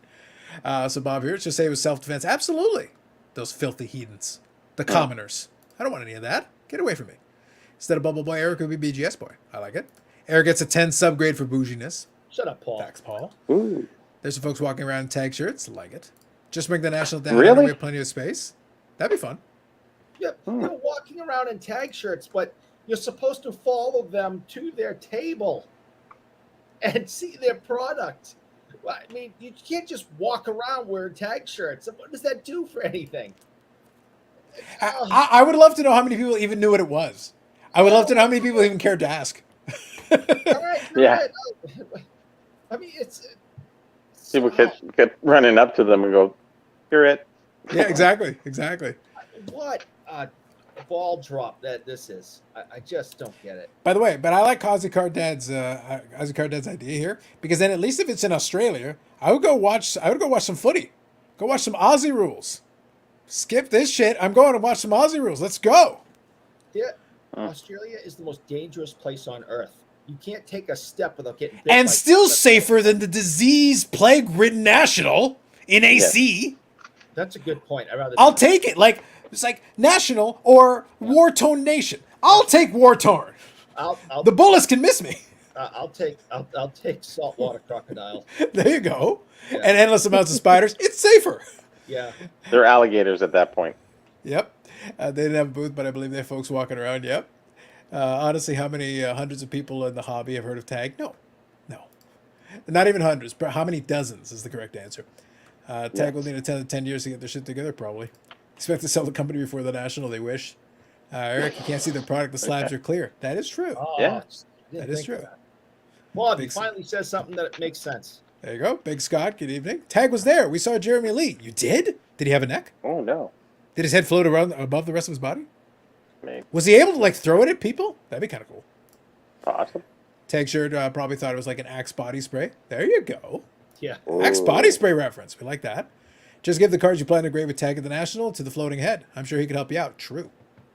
I wonder if maybe instead of floating, like you ever seen like Pez dispensers where it's got like the thing where you can extract it up? Is if you like pull Jeremy's head back, does like a tag slab come out? Probably. That'd be pretty sweet. So you can go bing, bing, bing. That bing, should have bing, been the and then infomercial. pump- That'd be amazing. That'd be pump it awesome. out. Don't give him ideas, Carlos. At least that's a good idea. It'd be nightmare fuel. In fairness, it would be nightmare fuel, but still interesting. Yep. Tons of I'm people know thinking about of tag. some Photoshop right now. Exactly. Checks, waits, tons of people. Yep. Somebody wanted me to talk to him. Was that somebody, Jeremy? Maybe. It's like somebody doesn't leave a lot of room for, leaves a lot of room for interpretation. Tag would have had a booth, but they were saving money for the $7.2 million auction somewhere for a baseball card. There you go. At least that's an investment. Yep. One idea would be to do a national in one of the big time university cities. You could, yeah. The point, look, I think one of the takeaway points is that it would be nice to see. You don't have to pick like 50 cities, but it would be nice to have a little bit more of a rotation that is more representative of some of the bigger, better locations. You want to have hotel space. You want to have, hopefully, good transportation options. You want to have a decent airport. You want to have, if you can get to it by various means, if it's driving distance for some populous states, stuff like that. These are the criteria that I'd be looking for a decent convention. We joke about Las Vegas, but at least Las Vegas is a destination. There's a million things you can do there in addition to convention space. I am actually surprised. I wouldn't want this. I'm honest. Honestly, I wouldn't. But I am surprised that this doesn't happen at Disney World in Florida. That's the thing. You just need a space that has the capability. And here's the thing: in Florida, you have access to airports. You have access to transportation options. Everyone lands in Orlando, heads over to Disney. Yep. With your ticket comes a pass to one of the parks. Whatever. I mean, it just makes sense. Yeah. Well, the other thing is you could also coax a lot of the some of the young guys, to come down, do a couple of days of the show, and then go hang out at Miami, party and stuff. Like, you can do it. Like anything that adds an additional attraction. If you bring family and there is an attraction there, you can say that Yeah. all of a sudden you can make it a family trip. So for certain Yeah. folks, it becomes more viable by adding that extra element. I could bring, you could bring the spouse and the kids. They can go off to Disney while you're at the show. Correct. Meet up Yep. at night for dinner. At one of the parks. I mean, I'm just surprised that that hasn't happened because it seems like it would really make sense. I agree. I agree. Pez dispenser, the next pump and dump. Facts. Orlando has been mentioned as a potential spot. Yeah, yeah, and at least that would make sense. That'd be all right. What's going on here? Lord knows, Albert. We never know. Please, if you I, know, if please you tell if us. you figure it out, explain it to us. No idea. But yeah, no, it's like I said, my relationship with the whole national for many years became, I was interested maybe in my 20s, and then every year that went by, I was less and less interested. And at this point, I'm basically like at negative interest. The only thing that is a draw for me is that it would be interesting to meet some of the folks again at a safe distance, or maybe with my hazmat suit on, maybe with my Darth Vader attire. Appreciate you, bro. It was only like 5 hours away. I literally could have driven there, gone to the show, and driven home, all in one day, and I just didn't have any interest. Yeah, you got to be like I said. We talked. A lot of the videos talked about it, and it is true. It can't just be about the cards because obviously it'd be a very expensive trip just for the cards. So that is true. But for me, the social aspect, while interesting, I can get a lot of that in a lot of different places. I can set it up. Maybe you won't see everybody at the same time, but again, I don't like gigantic groups, so it's like I don't actually need to see everybody at the same time. That doesn't interest me. I'd rather go to a couple of regional shows and see some of the people. If I want to go hang out with Bob Lewis, and I'm not going to make that show, it'd be easier for me to go to a show that's more local to Bob Lewis and hang out with some of the folks in that area. That'd be easier for me to do. A Dallas show, again, I can do some other stuff. So like, there's these different ways. These would be large regional shows that you could attend, that you get a fraction of the size. You still get a bunch of people out there, but not nearly as crazy. So you could meet these people in pockets. It'd be a lot easier. So I don't know. It depends on the individual. We'll I try. think you should move it to Rhode Island and just Rhode Island. take up the entire state. What do you think about making 'Cause Chicago? it's only this big. I've measured it. Probably that's the scale. Yeah. Parsippany, New Jersey hosted an early national. No more New Jersey. We're out of New Jersey. How about I think about making Chicago the permanent site? I'd be okay with that. Look, you got two options. If you're going to rotate, pick more interesting spots to rotate. Atlantic City should be out permanently, in my opinion. Like, just let it go. Get out of it. But if you want to do a permanent site, fine. It can be the biggest show because Chicago has the infrastructure. Like, we know it can handle it, so that's fine. And if everybody knew where it was, like, people have talked about, like, on the side. It's like, oh, well, why don't you make the expo rotate? Toronto just makes sense. Like, the location makes sense. The convention center makes sense. It's literally beside the airport and, like, 15, 20 hotels. The convenience factor is huge. Like, it's too easy. You got all the hotels right beside it. And then you got the airport right there. You can fly in and fly out. Yeah. Easy. And you got the rapid transit there too, as well. Yes. You can take it right You downtown, do. right down to Union Station. There's the CN Tower. You got Maple Leaf Gardens. You Yep. got everything. Or sorry, Maple Leaf Gardens. Yeah, they're there too, but Yeah. ACC, yeah. Or Listen, Scotia. Oh my God. I like the Maple Leaf Gardens grocery store. It is good. Yeah, They it's still got have the one. arena there. They still Yeah, I have the think rink it's for there. I the think university team, right? University plays there. Yeah. Yeah. But yeah, I would have no look. I'd be okay with Chicago being the permanent site because Chicago, like I said, at least has the infrastructure, so they've got the capability if you want to do that. But I don't mind the idea of traveling it around. But again, pick more interesting places. AC should literally be out of the rotation forever. Just let it go and move on. Pick something else. I don't care what you do. Just pick a more interesting spot. Cleveland, Vegas, Chicago. There you Yeah, go. Right back there. $1 billion and clean the place up and get it back to where it used to be. Probably like $1 trillion to fix that place. All I'm saying is the Star Wars cosplayers in full bodysuits have been prepared for this moment for some time. Exactly. I watched a lot of people saying stuff was overpriced. Yeah, that's fair. Carlos Yeah, Chicago I 2023. heard that. Right now, that is the plan. Like I joke, and good evening, Rick. Right now, that is the plan. Again, I'm not going to pretend I'm lukewarm about it. I was lukewarm about it. I'm going to plan it out. Like I'm going to go, and that's the plan. I know enough people that are going to be there that I'll do my best. But yeah, I'll be honest. I'm probably going to skip out. Even if I do go, I can almost tell you I'm going to skip out on a lot of the stuff. I'm not going to be on the show floor every day, guaranteed, no matter what. And I'll do some of the events and stuff around it. I'll check it out. I'll try to check out a trade night, but if it's too crowded and if anything is a pain in the ass, I'm out. You have to show off your Pelican case. I got one. I do. I might have to Trade upgrade night. the Pelican. I might have to upgrade the Pelican case though because I like the backpack one. There's one that has the Pelican case inside a backpack. They got a Zion really? backpack they got one that fits in it actually, which is actually not bad. I like the backpack thing. It's kind of a sweet deal. I might do that. We'll have to They see. should make stickers, for the national. You can put them on your Pelican case. National, Dallas, That's right. Vegas, Yeah. Vegas. I think Toronto your Expo. case has to have a smooth edge though. Your case has to have a smooth edge because they've got True, ones that are yes. like ridged, and those ones aren't as good for that. Then baby stickers. There you go. Should be at something like a state fairgrounds, cost low, hotels cheaper, kind of like Omaha hosting the College World Series. There you go. That is an option. I might be jaded by a girl area of the people saying it's a great place to go national, see the people. Personally, I like cards way more than I like most people. Fair enough. Look, as the resident troll jerk, I can't argue with you on this. The virtual expo was fine for me. I didn't care. I go to the expo out of habit and because it's in my backyard. It's so convenient and so easy for me. So like, yeah, sure. Why not? Eric, Chicago 2023. We'll have to see. Well, it'd be easier for Eric. It's possible. I'm a baller. I got a Zion. Look at you. Someone needs to bring a Pelican case and have a box of 9091 Prosit in it. Love it. Ooh.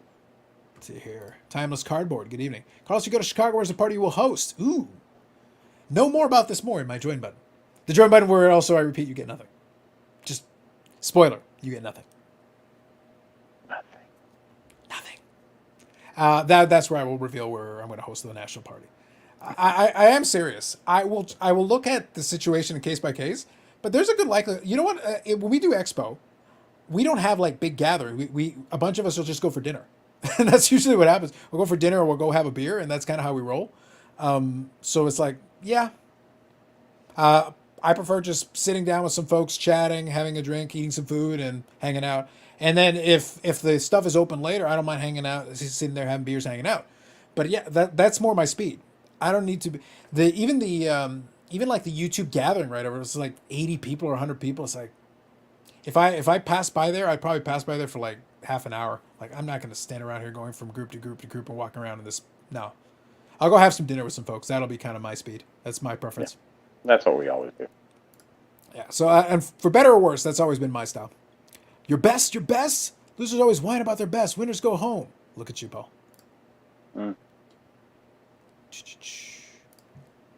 Yep, that's right. You got to get the right your.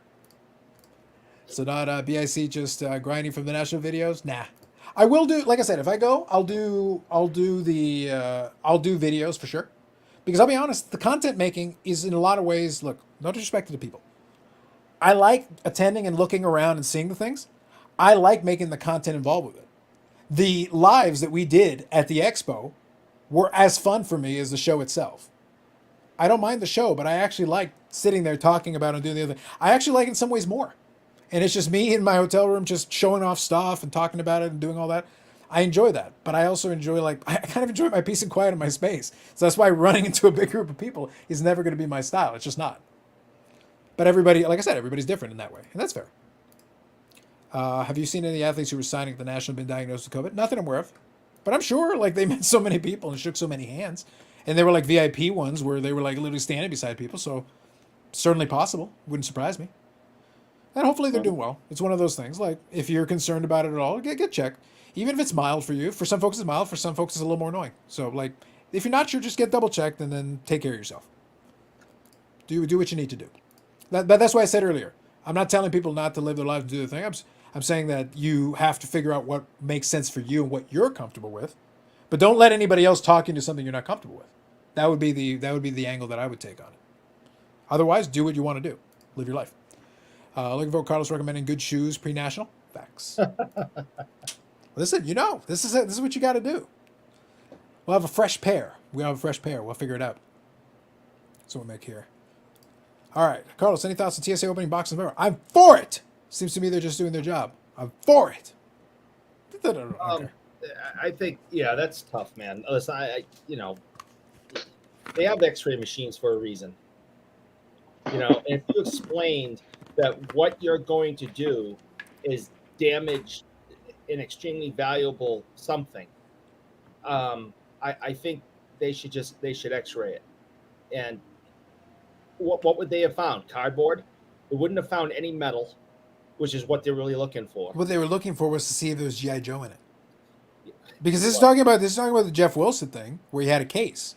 yeah. So it's like they were looking. It's like, all right, it's not GI Joe. If it had been GI Joe, you're going to the back, sir. You're going to There the might back. be metal if there was essential credentials, right? Well, there are metal cards. There were some metal ones. Look, here's the thing. To be perfectly blunt, this is like the sports card investor thing. If you got a case, ship it yourself. Like, why do you want to carry it in a plane? Just ship it to yourself. Yeah. Insure it. Do what you got to do. Ship it. Send it to a PO box or a place that'll receive it and hang on to it for you until you can go get it. Because you are. I've talked about this with the border crossings, but TSA is the same kind of thing. Whatever. All of it. Look, these folks have a job to do. Yes. And their job is to try to do security. They won't catch everything, but their job is to try. So they will err on the side of being overzealous to double check everything. So if you're concerned about things getting open and things getting examined, ship it to yourself. The border crossing, to my understanding and my experience, they don't have X-ray machines. The airport's got a ton of them, Yeah. and I just didn't think that was necessary. I just thought that, you know, and if I wasn't there. I don't know if he said, "Excuse me, this is what this is. It's very valuable. You can't open it. If I have to go through, you know, a different type of security, and to get, well, I'm willing to do whatever, but you can't open this." Mm-hmm. Yeah, but the thing is that once you get a border, once you're in a border crossing or TSA or whatever, you can say you're not opening as, yes, I am. And since you said I can't, now we're going to open it right in front of you. Well, again, I hear what you're saying, and I understand why that would probably make a lot of sense. If you're going, don't open that backpack. Yeah. Oh, we're going to open the backpack. Yeah, it's like that's the thing. It's like you're not going to tell me what to do because I have a lot more control over this exchange than you do. I just think if you explain to them, by cracking that open, you're costing me, you know, thousands of dollars. Is there another way we can do this? I think it's a fair conversation to have. I think the problem is maybe he leaned with. That's where the under the table comes in. Hello, TSA detectors, and it's like that's it. I'm opening the box, asshole. Done. You can't bring a 79 Gretzky box back with you, Eric. So, what's in the box? That's what's in the box. We got to know. We don't even know if there's 2 Gretzkys in there. There you go. Yeah, right. I got an late to talk about the Wagner sale. We did indeed, and it has since been surpassed by the 52 mantle. The 52 mantle's ahead again. When an influencer won't leave LA to go to the National, then cards probably aren't their thing. Yeah, but it's also like honestly, we talked about this before. The National is, if the cards is the only thing, yes, you can find certain cards that are there's a lot of good cards that you can find at the National that will be brought for that kind of a show, but there's a lot of stuff that you won't find at the National. There's a lot of stuff that is sitting on eBay right at the same time the National's having. You can just buy it there.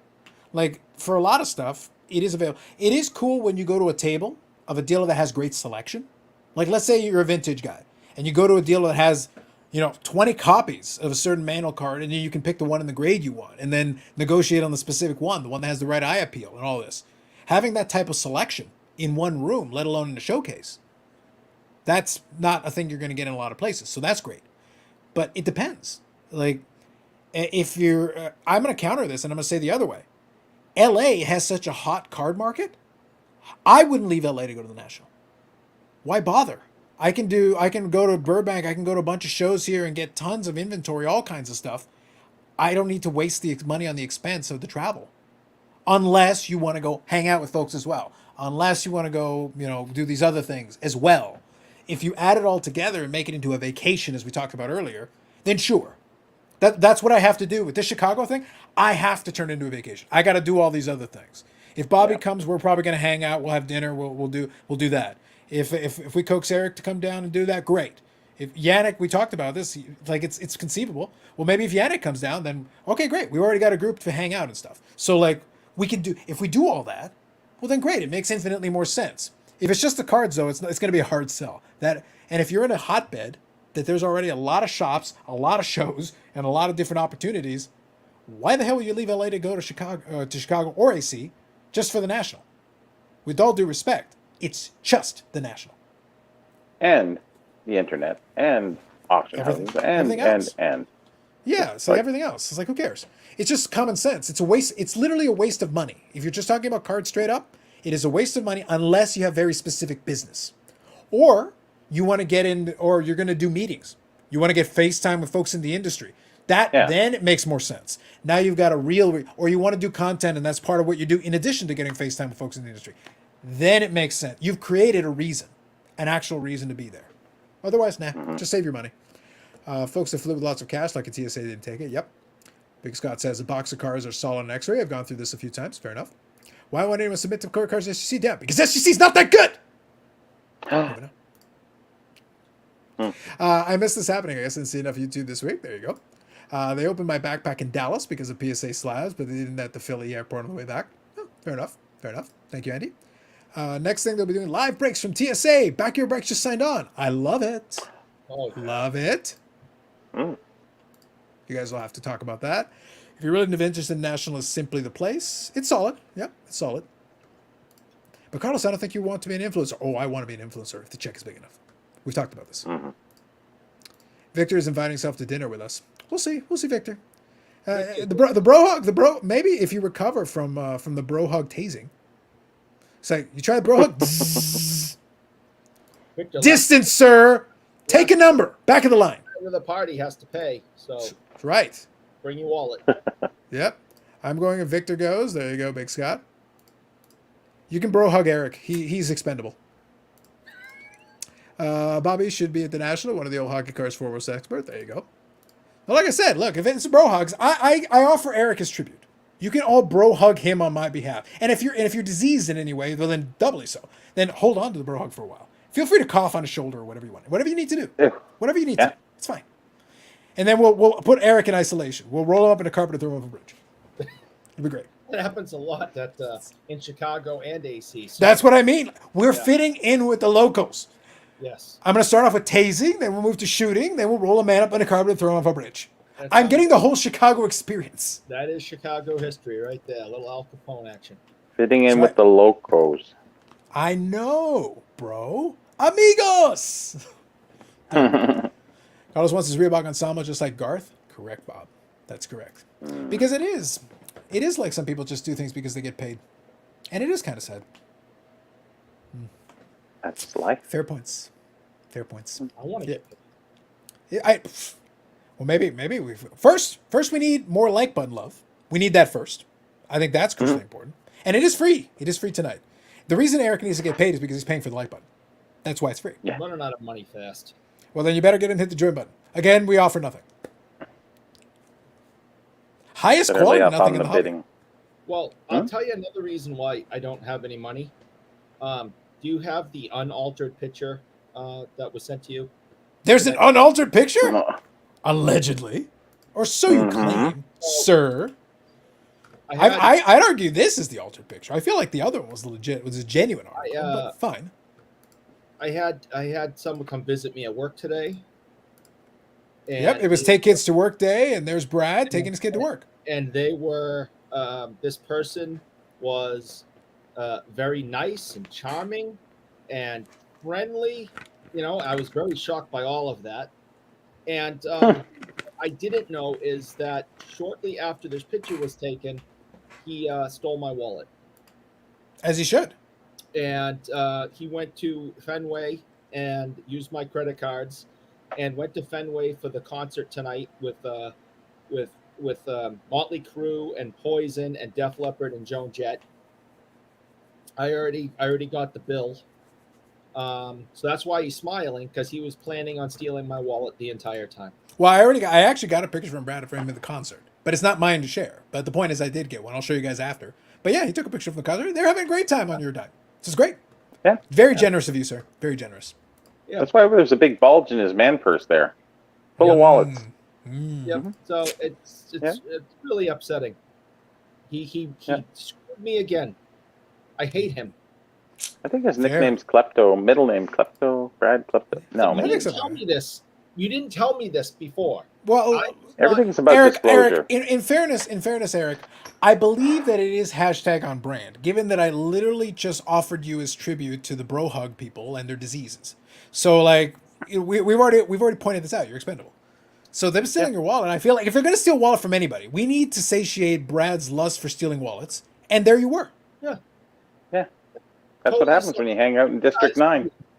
You guys knew he was the thief, and you let me, welcome him with open arms, Yes. and he reeled me in, Mm-hmm. and while doing so, I'm just like, oh, isn't this great? I'm get to hang out with Brett. And in the No, meantime, that's literally how he was, by the way. That's literally the way he was. Yeah. It was. And then he's like, we're going to go and hang out, and we're going to get a chocolate stick together. It's going to be great. I was very, Yeah. I asked him if he wanted to go to Dunkin' Donuts and get chocolate sticks. He Mm. said he was in a hurry and he couldn't go. Well, he wanted to get away from me before I realized my wallet was missing. Mm. That's why I kept calling you Mark. Yeah, exactly. Look. At least if it made up for anything, at least you got to hang out with your other buddy Jeremy, the one whose head is attached to his body. So look, that's a bonus. So Carlos, you're gonna buy a soda card with him and a Padres card when it's released. I'm sure I'll grab one or two. I'll throw a couple in the Z folio. I'm still predominantly collecting like the early soda stuff because that's done well for me. But again, it'll be price sensitive. I'm gonna keep an eye on the price. I've actually done very well. I've moved some cards. I've bought some cards. I've kept some cards. Some of them are still gonna get moved when the time is right, but it's a balance. And so far so good. But yeah, I'll grab a couple of him in the. I like the San Diego uniform. I think it's cool. I was telling Bobby earlier tonight. I actually ordered the all chocolate colored San Diego uniform. So I was like, I'll get that one, and I was able to get it for a 25% off coupon. So I was like, sweet, I'll take that. So they That's finally from had it. Fanatics. It is Fanatics Supervisor, yeah. Did So I am Did it go through patronizing. GTS? I went to MLB store, MLB store directly. I went and I'm trying to patronize their Fanatics Overlords, and I hope to get the kickback on the back end. So we're working on it. We're working on building that relationship, Bobby. We got to build a relationship. So here, that explains why they say they're from the bank of Mickey Mouse. There you go. Eric didn't realize you were a dealer. He works with one, and he plays one on TV. Yep. It happened. Eric and Brad meeting up. Facts. It All did. of Eric's money went into marketing for BGS, not new slabs. True. Yes. That's just how Brad gives bro hugs, Eric. Exactly. Steals your wallet. True. Mhm. Hey, Eric, did you know the Cheap and people from Boston both get their haircut at the same place? The Baba Shop. That's an old one. Yeah. There you go. He went for it. So I just want to put a PSA out there that if you are in arms, Public like- service announcement. Yeah, I was going to say, you're a Beckett show. You can't be shilling PSA. Yes. do not shill Beckett. It says Stop you do. using me. It's very Stop it. clear that you do. I think Stop says it. you do. Okay. If any of you are in arm's length of Brad, I implore you, please be careful because he will steal your wallet. I want that noted. I want that on the internet forever. That I hate you so much. It already is. Now it is. The internet doesn't forget, Eric. The internet does not forget about your Beckett shoulder. And now you're a totally Beckett shell. Not just like a standard variety. It's like another tier of Beckett shoulder. Interesting. Uh-huh. Not. Mm. Him not. The internet doesn't lie, Eric. If Carlos went to the National, I'm sure they would want to hug him like he's a long lost brother. Might have met Ziggy No. Yes, another restraining order. Oh God, yeah. Wouldn't that be Like I'm awesome? gonna have to tase like 100 people. It's gonna be terrible. Maybe I should just lead with tasing. So it's just like just blindly tase people to bring people down, and then just walk over the bodies. That might be the play. Yeah. That might have to be the way to do it. It's like y'all heathens, you diseased masses. Just walk around pointing diseased. Eric's being so shilly. Facts. Carlos, I know you're a Medana collector. I've heard this rumor. What is the one card you want, but probably never have the opportunity to buy it? No. Well, the good news is with Medano, almost everything is possible. There's folks that have certain cards that I want that won't move them, like One of Wands. There's some tougher cards that they just have them and won't move them. Honestly, if you're willing to put enough money into it, almost everything is movable. Most of them just don't need it. If they don't need it, then it's hard to motivate them with that. It's just maybe they get bored of it. I've gotten some cards to some great collectors just by attrition. Maybe they moved on to something else, or they decided, or maybe they ran it, they got as far as they could go, and they just didn't want to keep going. And then certain stuff became available. That's how some of the nicer cards become available, just because a longtime collector decides, all right, or maybe they have a set and they decide to break it up, and that's usually how certain stuff becomes available. But almost everything in Medano is available for the right price if you can convince somebody to take your money. Sometimes they don't need it. Sometimes they don't care. But if short of that, it's almost all available. Never have the opportunity to buy. The only ones will be the ones where the person decided I'm just going to get buried with it. there are some folks like that. Like it's a one of one or whatever, and it's like they're just not selling. It's you can't offer them anything; they won't take it. Lots of one-on-ones to come. Yep. Is that a window fan in a chair? Yes. That's part of the air circulation system on the rolling truck in Manila. That is a fact, Scott. That's interesting. Not only did he not steal my wallet, but he always had it. But he put an SGC sticker over his PSA logo. Ooh. He respects you as an equal bro hug, wallet stealing guy. It's like respect. I very much enjoyed meeting you and thought you were a great guy. Yep. Welcome to Team Beckett, Eric. Facts. Oh, knock it off.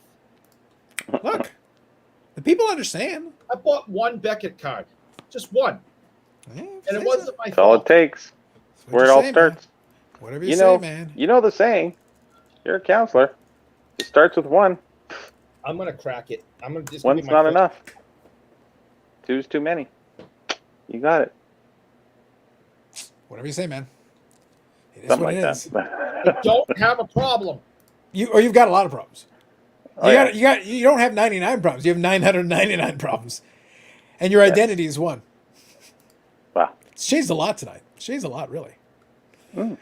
Yep, no doubt floating he'll be holding on to his Medano PC. There you go. Those ones are locked up. They're locked up tight.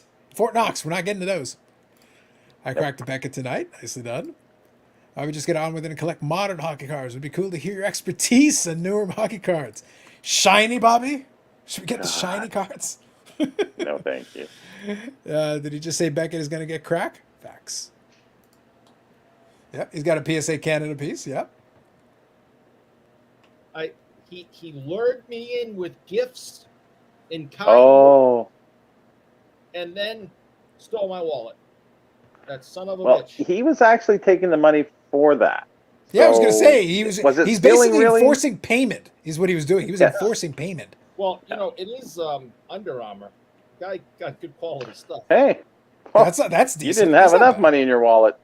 Yeah, he was like, Eric's pretty bougie. These things are kind of expensive. Take the whole wallet. Mhm. We need the whole thing just to get our money back. Eric sold out. I did not steal out. He robbed me. You put Beckett between Sanderson and Orr. What kind of Boston fan are you? Yeah. You Oh, bastard! Oh, You did this. This was you. that you changed that. That I have no control over such things. I don't know what you're referring It's to. a special place in hell for people like you. I got the luxury suite. Thoughts on the Jordan redemption that was pulled out of box With the 2002 recliner. exquisite. Yeah. Bro, I got season tickets. I got the luxury suite. I got a big ass screen. Me and Satan go way back. Yeah. We're cool. Thoughts on the Jordan redemption that was pulled out of box 2003 exquisite. Unfortunate for the person that pulled it, but to be expected. Some of those redemptions are still out there, so it happens. Yep. Sanderson to BGS to Orr. True.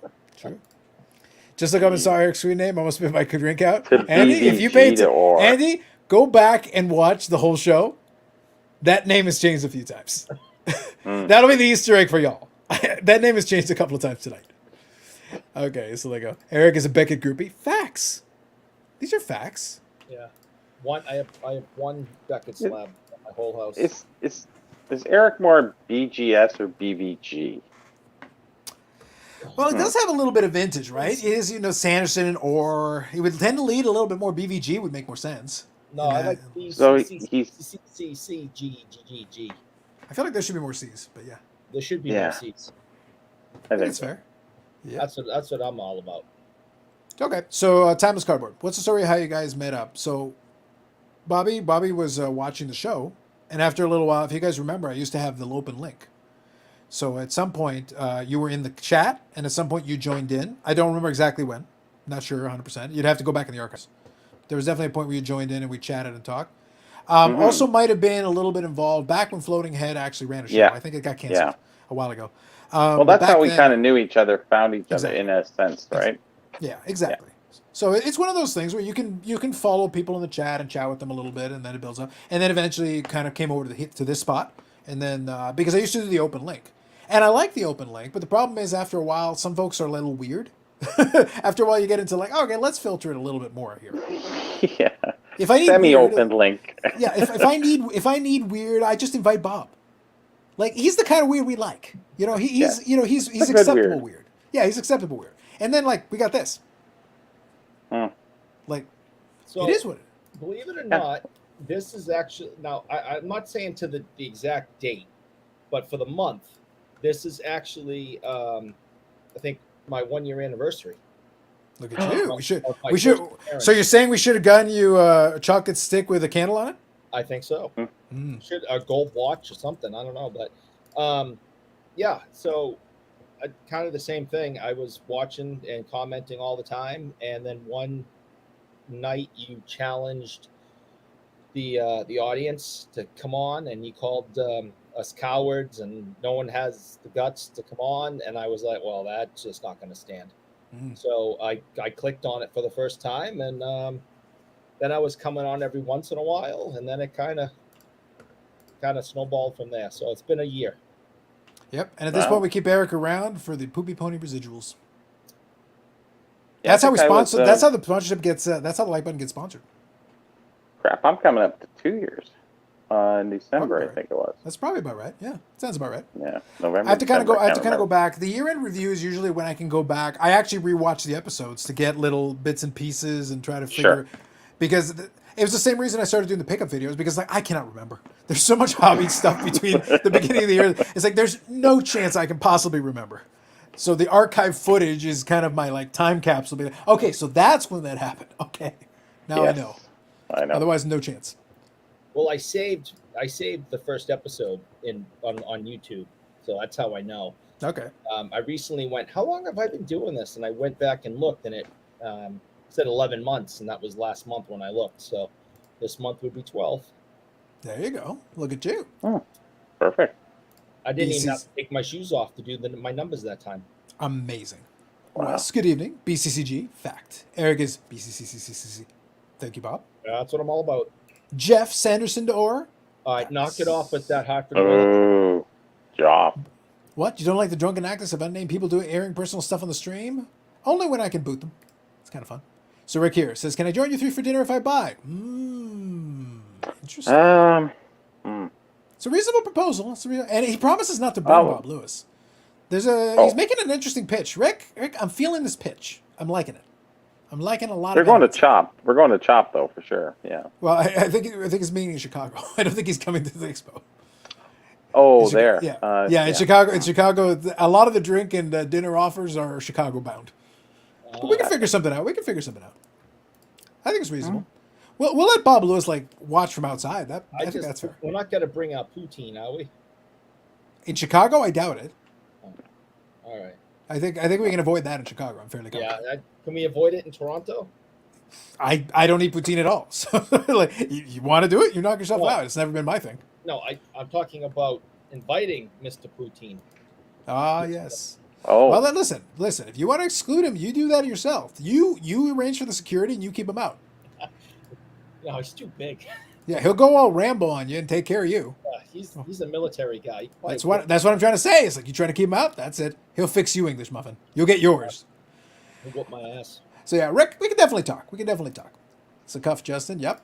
The best BSC moment was when the old lady was in the background when Justin Bodie was on. Missed that guy. I don't. He had his moment. Carlos regretted every day since, Eric. All the time. Bob, can you see that? Is that clear? You At good? least he got it right side up this time. That's I do. I made sure. You can see that, right? All right, just checking. Let's see here. Was Eric consulted or in the room with Beckett for the recent shenanigans? He literally met with Jeremy from Beckett. They could not have, like, they were in cahoots, man. I'm trying to tell y'all. Like, y'all don't understand. Like, I've been trying to tell you. My sinister plan. Like, this whole thing, this is literally the long con, bros. It is the actual long con. Look at this. Yeah, The facts Yep. don't there lie. it is. All of this nonsense. This one's responsible. And he Talking put an with his extra good wallet in buddy. your pocket. That's right. Talking with your good buddy. Brad stole his wallet. Jeremy's like, don't worry, bro. I got you. Bro hug. Here's a Beckett slap. Done. For cost. That's right. That's right. Oh my god. The promise on the regulars are free. just hanging around or boring. Opinions. Eric Sear, MT, BIC, tickled over time, some fresh faces. Yeah. Yeah. So basically, yeah, what usually happened, what ended up happening is we got the cast of characters, and I do invite some other folks, and I am actually talking to a few folks that have either been on, haven't been on in a while, who may be coming back, and even a couple of new folks who are around in the community. So if you watch YouTube and things, you know who they are. I'm working on that. So I've been reaching out to a couple of folks because it's fun to bring in a rotation of folks talking a little bit.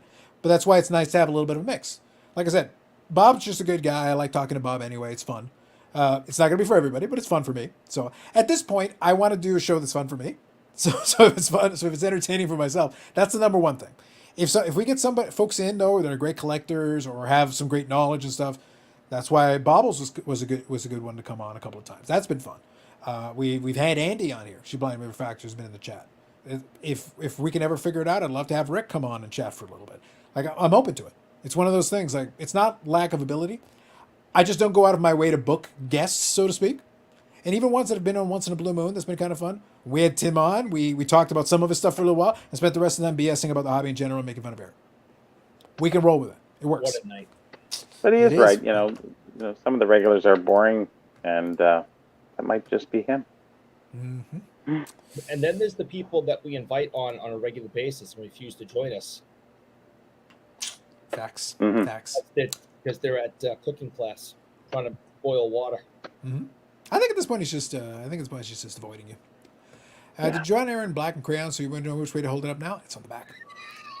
Yeah. Looks like Eric's stealing Jeremy's wallet to me. Facts. Facts. Freaking Bob. Do you guys think that all the changes coming via licensing, the problem of redemptions might be resolved? No. No. Redemptions. Okay, so remember when we said earlier about the distribution thing? One of the ways they can reduce the price is to cut down on redemptions. Wait, we want to reduce redemptions. Yes, but it also means you're going to have less hits in the product. Yeah. Don't worry, that'll bring the price down. Remember what I said earlier about getting the price down and then having like $1 worth of stuff in it? I hope you like base. The reason redemptions exist is because you want hits. If you were willing to deal with less hits and accept more boxes that are predominantly base, what are the biggest complaints, right? Too many parallels, it waters it down. Okay, well, why are parallels in there? Because you want hits. It's the same card. Doesn't But matter. it has a serial number on it. It Doesn't matter. Different color. It's a different color. Come on. It's so stupid. But this is the thing: you eliminate parallels, and then you're going to complain there's too much base because you don't want base, right? So, but I want more hits. Okay, but if you put more hits in, then they're all worth less. Supply and demand. The rules of supply and demand haven't been broken here. Like it's a very simple idea. The collector, quote unquote, the average collector that I listen to sometimes, they want the box to be $50. They want $500 to $1,000 worth of content to be in it, and they want to still be able to get it for $50, and they want it to always be available. These things are not possible. I'm for that though too. Yeah, but the thing is, these combination of elements, it's like this is not how this works. You can't have all of these things at the same time. You want a $50 box? There's a good chance there's $1 worth of content in it. Carlos, You're it's just gonna free have to- to dream. It's free to Or it's dream a $25,000 until we get the Dream Patreon going. Listen, we got to monetize all this crap. All of it. Or you get a $25,000 box and you open it up and it's Austin Powers Man of Mystery. Love it. I thought that was a good. Or I thought that was a good twist. Sharknado. Listen, if it had been Sharknado, Bobby, you know. Look, occasionally it's important that we talk about great franchises. Like I'm still waiting. Zero Cool. There's an opportunity here. There is a great movie franchise, that deserves the spotlight. If there's nothing that it says more Zero Cool than Sharknado Bros. Sure. Think about it. Just think about it. I would rather watch Sharknado 20 than and Tara Reid at 87 than own one copy of Zero Cool Gary V cards. Yeah. That So is real quick, a let me dream that read can this come one. true. Yeah, let me read this one. Not talking about less hit with technology today. Do you think Fanatics will work front office each team to get changes with the autos? No. For the reason I said a moment ago. The only way you're getting rid of redemptions is if you get less hits. Redemptions exist because they want hits, and the athletes are like, I'll sign when I feel like it. It's not that it's not possible to get these autos. It's that the athletes literally have very little incentive. And we've actually talked about this challenge before when, forever ago now, back in the heady days of 2020, I had Carvin on here a couple of times, and we talked at length about a lot of these, challenges and issues. And a lot of it comes down to, like, look, you have a contract. So Brian Gray enforced a contract with one of his athletes that has had signed. But that is the exception rather than the rule. Because it would have been just as easy, by the way, there's always a possibility that can blow back in his face. Because it's like, all right, fine, I'll meet the terms of my contract, but I'm not re-signing with you. And a lot of my friends and folks that I know, they're not going to sign with you ever. So there is a scorched earth possibility where, like, yeah, you do have a contract, you can enforce it. You can. But there is always the possibility the athletes could be like, okay, well then screw you and the horse you rode in on. I will meet the terms of my contract to the letter, and I will not sign one additional autograph. If you lose it, if it gets smudged or whatever, I signed exactly what I had to sign, and I'm not signing one single other one. And you know what? You're getting the signature that's a squiggle. Oh, that's I'm doing the bare minimum. right. I will meet the bare minimum of this contract. You're getting the garbage one. So Yeah, it's one of those things where it's I'm like, coming out of the hotel with my family, and you threw something in my face rudely, Squiggle. yeah. But the thing is that Fanatics has money, yes. And they do have a relationship with the front offices, but you cannot make the players sign. And there's only so many uniforms. The only way you can get more game used material is to keep rotating the game used material. Basically be like, okay, so change your jersey out every period. So you're wearing 3 game used jerseys per game. Basically flood the market with game used material in order to meet that criteria. So then it becomes less valuable. So again, we're back to our little triangle of things that you can't have all at the same time. So you want it to be available, you want to get it, and then you want it to hold some value. And then you want the box to be reasonably priced with the items in it. Redemptions were the workaround because they can't get the stuff on time. Because you need a certain amount of it to make enough hits in the box so that you feel like you got value. The redemption was a workaround, band-aid solution to it. If you eliminate it, fine. It just means less hits. Because they're not going to get, they can only get the athletes to sign a certain amount. Some of these athletes are going to be like, I intend to sign less going forward. All right, I'll sign a contract with you. I signed you 10,000 autographs for you last year. This year, 5,000.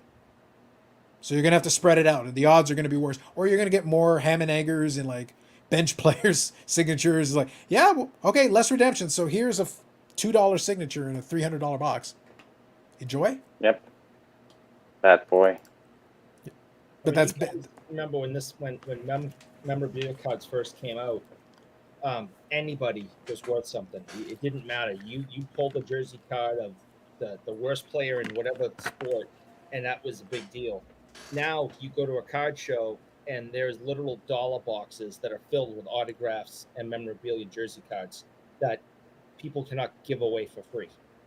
I mean, it's come a long way from the beginning of these things when, every single one was cherished and worth a ton to the collector and, to to sellers. It was just, and now you can't give them away. Yeah. And that's always been the thing. Go ahead. Well, I believe it's at critical mass. It's sort of at that point where now it has to be 3, 4, 5, 6 color, and it has to be, a crest and a part of the, part of some of the crest. Nobody wants a plain jersey piece. No, and it has to be of the player, game used, not just, So we're right at that point. What's the next point? I don't know. Yeah, and so maybe the way to explain it is that Logo Man was the end of it, I think. Yeah, every single time the hobby came up with an innovation, because there was a time where a lot of these things were new. Every time it comes up with an innovation, there's a period of time where it hits. It's like the dopamine thing hit. You get that excitement of the big pull, right? And then after a while, it's like, well, you don't get them often enough because the jerseys used to be 1 in 2,500 packs, 3,500, 5,000. It used to be hard to get. Possible. Yeah. So, but then eventually it's like, well, I want a jersey in my box, and then eventually they're like, okay, so put a jersey per box or every couple of boxes, and it would get easier and easier and easier. But after a while, then it became the standard. Oh, well, you got to put at least a jersey per box to make it worthwhile. So Baz is saying, basis what the hobby is based on. He's right. But today, how many people care about the base card? A rookie, maybe. But like, unless you're doing the set, what do you need this for? If you collect the team, maybe you're doing a team set or something, sure. But Give it's it to so the available in kids. such abundance. Yeah, it's available in such abundance, you get rid of it. Literally, you. That's the reason why I'll open. Like, here's the thing. I'm not even going to pretend. I'll open the occasional blaster and whatever. I'll pull whatever I pull out of it and I'll grab it. The base literally goes in the garbage. I don't even bother with it. I don't care. So it's one of those things. I'll pull apart any cards that I want. I don't need more cards. I have enough cards, and I'm not doing the set. So if I'm not doing the set and I don't need more cards, I can't. You can't even recycle the cardboard and whatever with No. the coating or whatever. You can't even recycle it. So I'd be happy to recycle it, but you can't. So it goes in the garbage. It's literally going to the landfill. And I I totally understand why older collectors, and I mean, high school kids, college kids up to our ages, are looking at it that way. But I am seeing elementary school kids at the beginning of their hobby lives opening stuff and saying, nothing, and tossing the cards in the trash. yeah. And it's just like that kills me, because they shouldn't be looking for $20,000 cards in packs. They should be appreciating every single one that they get. I understand why a 20 something year old during the boom was throwing stuff in the trash.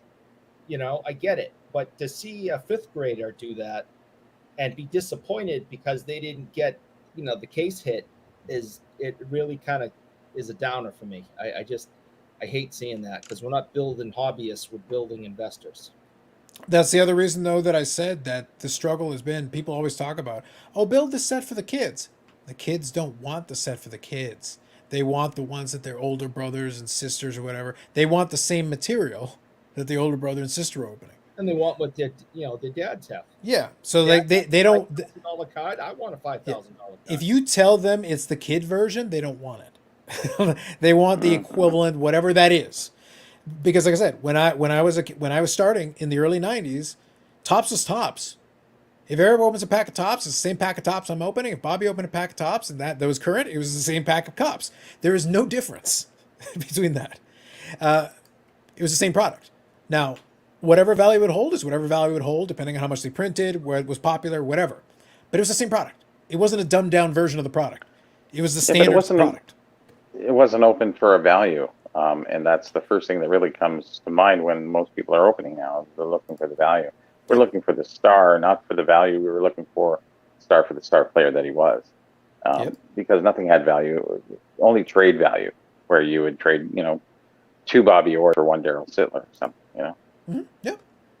So it was tagged Sorry, at the Eric. national. No, What we and did in yes. Toronto. That would never happen, Bobby. That's just a ridiculous scenario. Come on. It was Toronto. You don't know. It was 1969, Yeah, 1970, sorry. I'm making Yeah. stuff up. Yeah. So was tag at the national? No, and yes. There were people physically wearing tag shirts, but no boots. Whatever happened to Red Button and Ken Brian Gray push it? We keep getting promises, Red Button. I've been told he's got one. Push it. I bet it's not attached to anything. It's literally an easy button that he's got on the desk, and he thinks it actually does something. It's hilarious. It's like the North Koreans always It's like a Staples button. That was easy. That's the one. That's what I mean. That's the easy button. That's what I'm talking about. Is that what Mookie Betts has done? Yeah. There's a lot of athletes who have gotten really lazy with the signature. Well, guess what? You get them to sign these. The deals hold no teeth. The money that these companies can offer these athletes to sign is minuscule compared to a lot of their salaries, especially for the better players. It's like, yeah, they'll do it on the side when they get around to it. Oh, I'm bored. Sure, I'll sign a couple. What new TV money coming next year? Player salaries are going up. Looks what's happening in QBs this year. Yep. Where's Justin? Probably in a ditch somewhere. Who knows? Karrion Kross and more importantly, Scarlett just returned to SmackDown. Yep. Is anyone else finding the newest rookie boring? Yeah, sure. How's Fanatics going to make their money back without increasing prices, large print runs, and less sticker autos? Sticker autos cost less to make. Yeah, they're saving themselves money. Yeah, sticker autos is a cost saving measure. Yeah. You would do more sticker autos, not less. Panini hasn't even used player event warrant for a couple of years now. Yep. And they use that weird wonky wording on the back, right? Not any specific player event, whatever, blah blah blah. It's just something. Second collectors are going the way of the dinosaurs. Yep. I do miss the stats and Reddit for player and card backs. Hashtag nostalgia. Glad to use the hashtag. I love Johnson- reading that stuff. John says, Eric, that is sad, bro. Yep. I- That's what the kids have been conditioned. The kids have been conditioned by their older siblings and the adults in the room as soon as the money became a thing and the price guides came out there, and by the way, this has been going on for decades now. It's like you can't put the genie back in the bottle. It's been done. It's over. You cannot ignore value in it. The value proposition is always part, because what are they talking about? Well, they say like, oh, these boxes are too much. Relative to what? Oh, well, they're not worth that much. Exactly. You just said it. You weren't complaining about the price of the specific box. You're saying there's not a value in the box to be worth the price of the box. So it means we're still evaluating value, which is fine. Sure, Look, just at a super higher level, right? yeah, yeah, and that's the thing. Like, but people are evaluating value at every level. Even in a blaster, they're saying like, well, is it worth for me to open this blaster? Can I pull anything worth even the 20 or 30 bucks or whatever? It's like that thought is right at the front of mind. It's not in the back of the mind. It's Yeah. right at the front. Yeah. And it's understandable. Whereas before, maybe you buy a blaster, just open some packs and see what happens. That's all it was, yeah. Yeah. You So- know, and it's just the times have changed. We understand. yeah, exactly. But yeah, that's a big part of it. So that's something. So what I'm going to do is I'm going to go get a little bit of a refill. So Eric, in addition to being a Beckett groupie, so two things. I'll open up the chat to anybody that wants to talk about Eric's Beckett groupiness or anything else. Like, it's open. Or Yeah. So we can talk about whatever he wants. He is a self-appointed Beckett groupie, though. And the picture of Jeremy is pretty incriminating. yeah, it looks real. 100%. Looks legit. Yep. Too bad it wasn't scribble signed. I get my wallet stolen. Mhm. I have these outlandish charges put on my credit cards, and then I have to come here and be abused by you people. Yeah, basically. This has been a really crappy day. You know, it is what it is, man. You always hurt the one you love, you know. That's the way it goes. I don't know, man. I don't know what to tell you, buddy. I don't know what to say. I think you do. I got a lot of things I can say. Did I not warn you early on? I gave you the beginning of the show, and I implied that the rest of the show would be paying for it. It was Eric, still are you not an abuse counselor? Like, you should be the best at this. taking abuse. Yeah. Yes, you know how to deal with it best. Okay, so let's actually do this one. Let's have a little bit of fun. There's two back-to-back questions. So the first one from Wes here is what is the one BGS slab? So you can answer that. But at the same time, from Victor also, Eric. So I'm still, like I said, I am semi-committing to it because there's still a lot of things between now and then. Obviously, I got to book hotel, figure out the travel and everything. I did see that if you book the hotel far enough in advance with a refundable ticket, that's key. It's got to be refundable.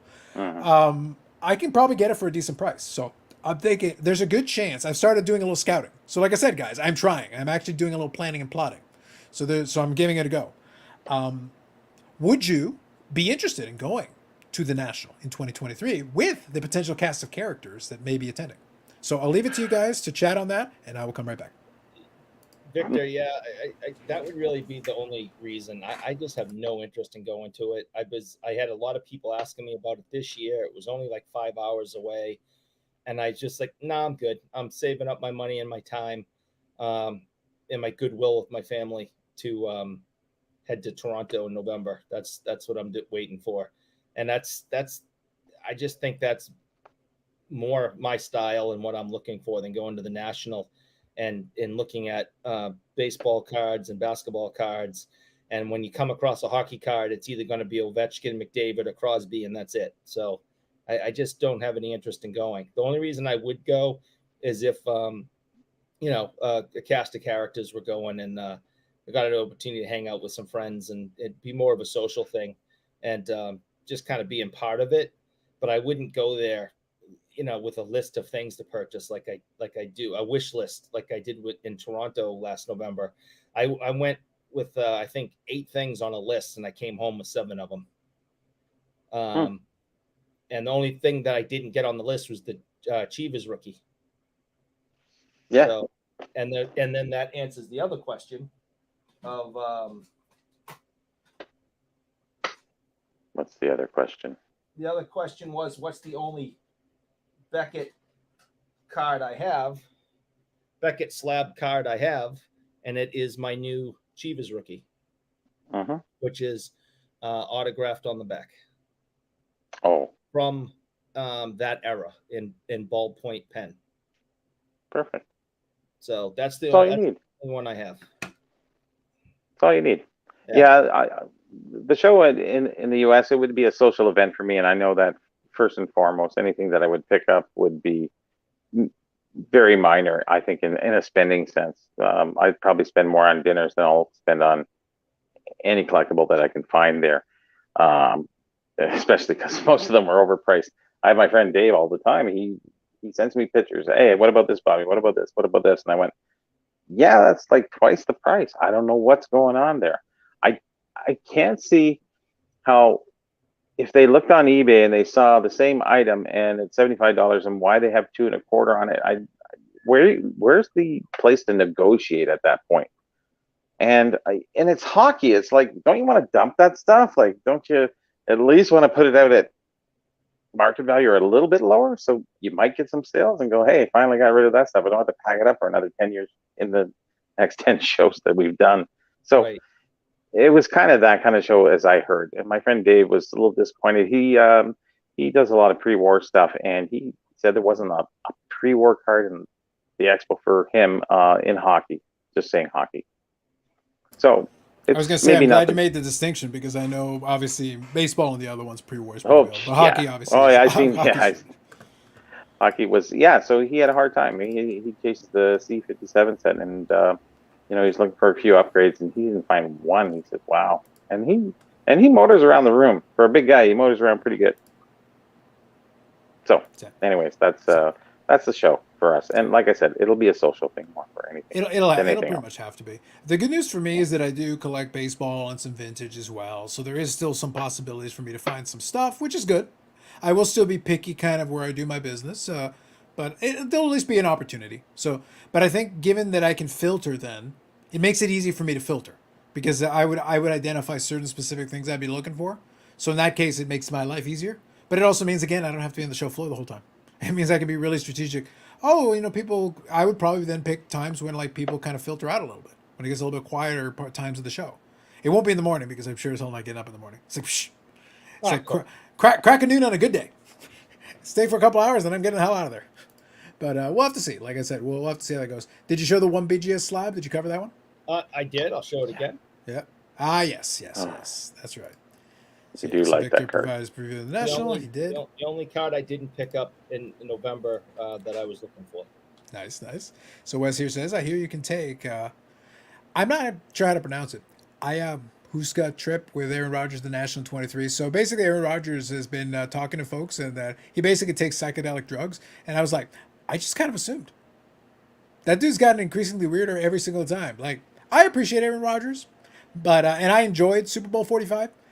But I'll say this. Between my two psychologically compromised quarterbacks, my two psychologically compromised Hall of Fame quarterbacks, this is why I prefer Favre. Like, that dude was weird. At least he, like, committed... At least he tried to take pictures of his junk and send it to women inappropriately. It's conventional weirdness, as opposed to Aaron Rodgers just finding new levels of transcendent weirdness. Yeah. I could see him living on a commune literally 5 seconds after he retires, he'll be off on a commune somewhere. Doing peyote. Lord knows. Yeah, this ayahuasca stuff is ayahuasca. Yeah. Okay, really, there you go. That's not addictive, is it, Eric? Yeah, it's a hallucinogen. It's an acid. It's gonna cause damage, and I don't recommend anybody to use it. And it is taking people on some really heavy duty trips. Now, one of the things that's being used for is, believe it or not, it's there's a lot of debate, obviously, is PTSD and trauma, and trying it. Some people have had a lot of success using it, and coming back from these traumatic episodes and PTSD situations that they have, whether it be some type of trauma they had, or being in war, but I don't recommend it. He's just trying to expand his mind, man. Yeah, I don't recommend it. There you go. That thing is good drugs to you, man. I know. And he looks like Nick Cage now from Con Air. Yeah, I did see that picture. Yeah. Oh, look. If nothing else, I appreciate the Rodgers memes. The Rodgers memes are solid. I do appreciate that. So I'm sure Toronto's way better for hockey. Let go of my bunny. Nice. That's all I can hear him saying from the movie. Well, maybe that'll be his play call. Yeah. So that may be that may be how he runs I know, plays in right? the season. It could be. Put down the bunny. As long as he throws a touchdown after it, the bunny will be in the Oh playbook. my god! Yeah, he looks ridiculous, and he's a head case. I don't think he's even reached his final form yet. I think he can get weirder. I have faith. I have confidence. He keeps using ayahuasca. He's gonna be a complete disaster. That's okay. I'll enjoy it. It'll be fun to watch, if nothing else. But surprisingly, there was some nice vintage hockey at the National. Yep. I think I'd enjoy, Wes here says, I think I'd enjoy going to Toronto more than National for the exact reason you mentioned. The only downside is that you'd have to pay a hot premium for hockey in Toronto. Not necessarily. It's not exactly true. There's definitely, look, it's a mixed bag. Some stuff, yes, absolutely. Certain items, certain dealers, yes.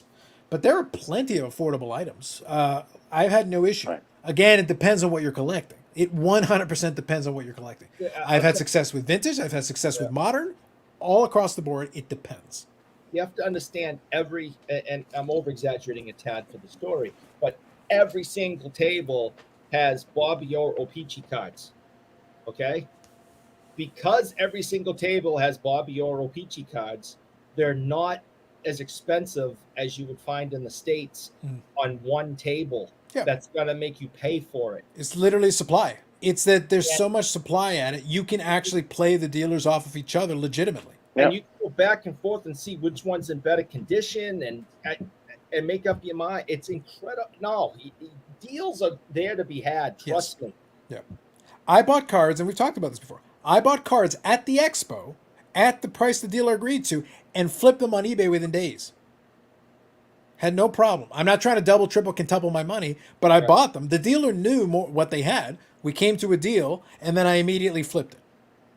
Had no trouble.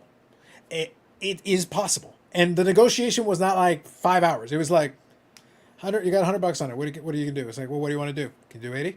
Sure.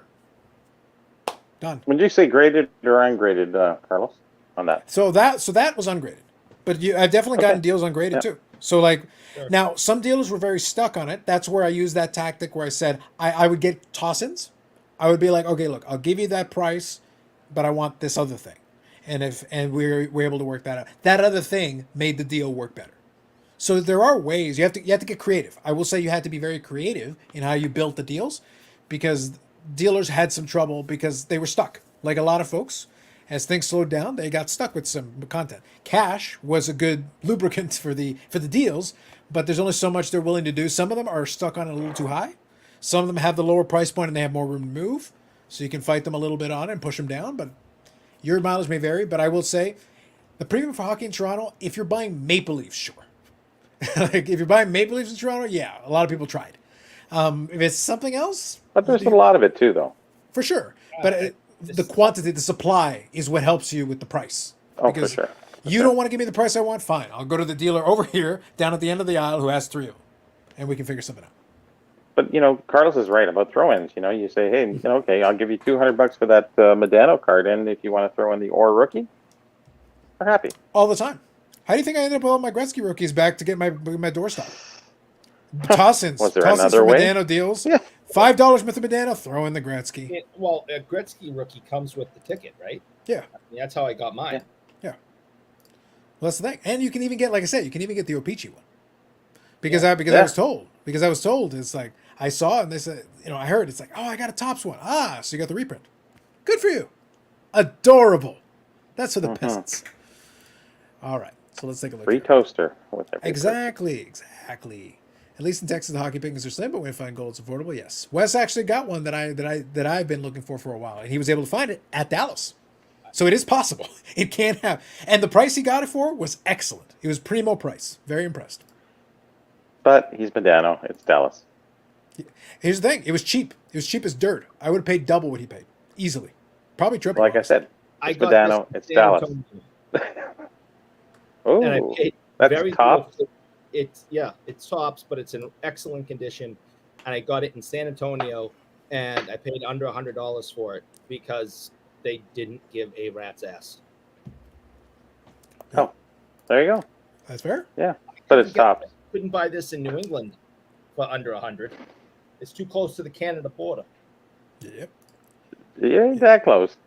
Yeah. Surprise Carlos doesn't collect Bart Star cards. I'm probably going to get a couple. I'm doing a 57 Tops football team set for the Packers, and I am down to. I think I'm down to the star. It's one or two. I'm down because I think there's a dozen cards for the Packers, and I have all but one or two, and one of them is the star. So I think I'm down to the star now.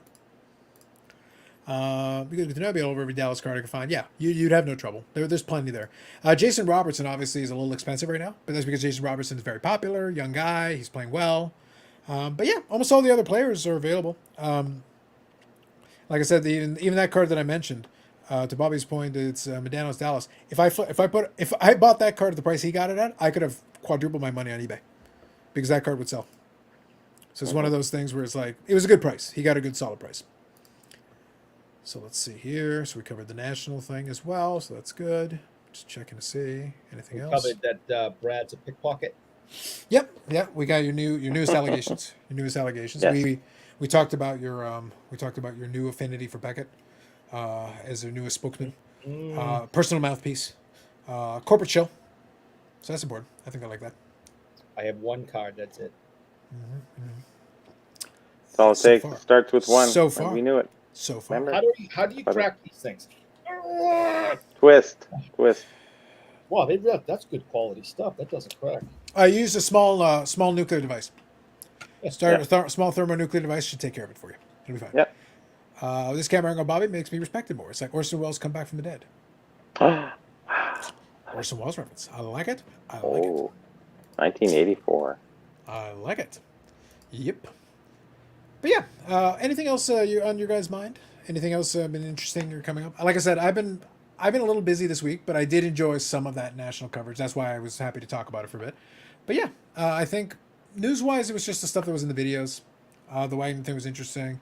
That GTS thing will be interesting down the road. Not yet. The other one that I'm waiting on, actually, Bobbles did a good video on this, and I want to see that shoe drop. SGC price. I think from a competition standpoint, I want to see SGC make a move on price because I think it's time. Because you're starting to see the submission levels dropping on those. Did we get any feedback on the PSA line and the SGC line and what have you? I haven't heard anything particular about it. I did hear that they had a pretty decent line because obviously at the show they always do well. I did see though on videos, I did see a reasonable amount, not a ton, but a reasonable amount of the SGC pre-grade thing, the on card, the raw card grading.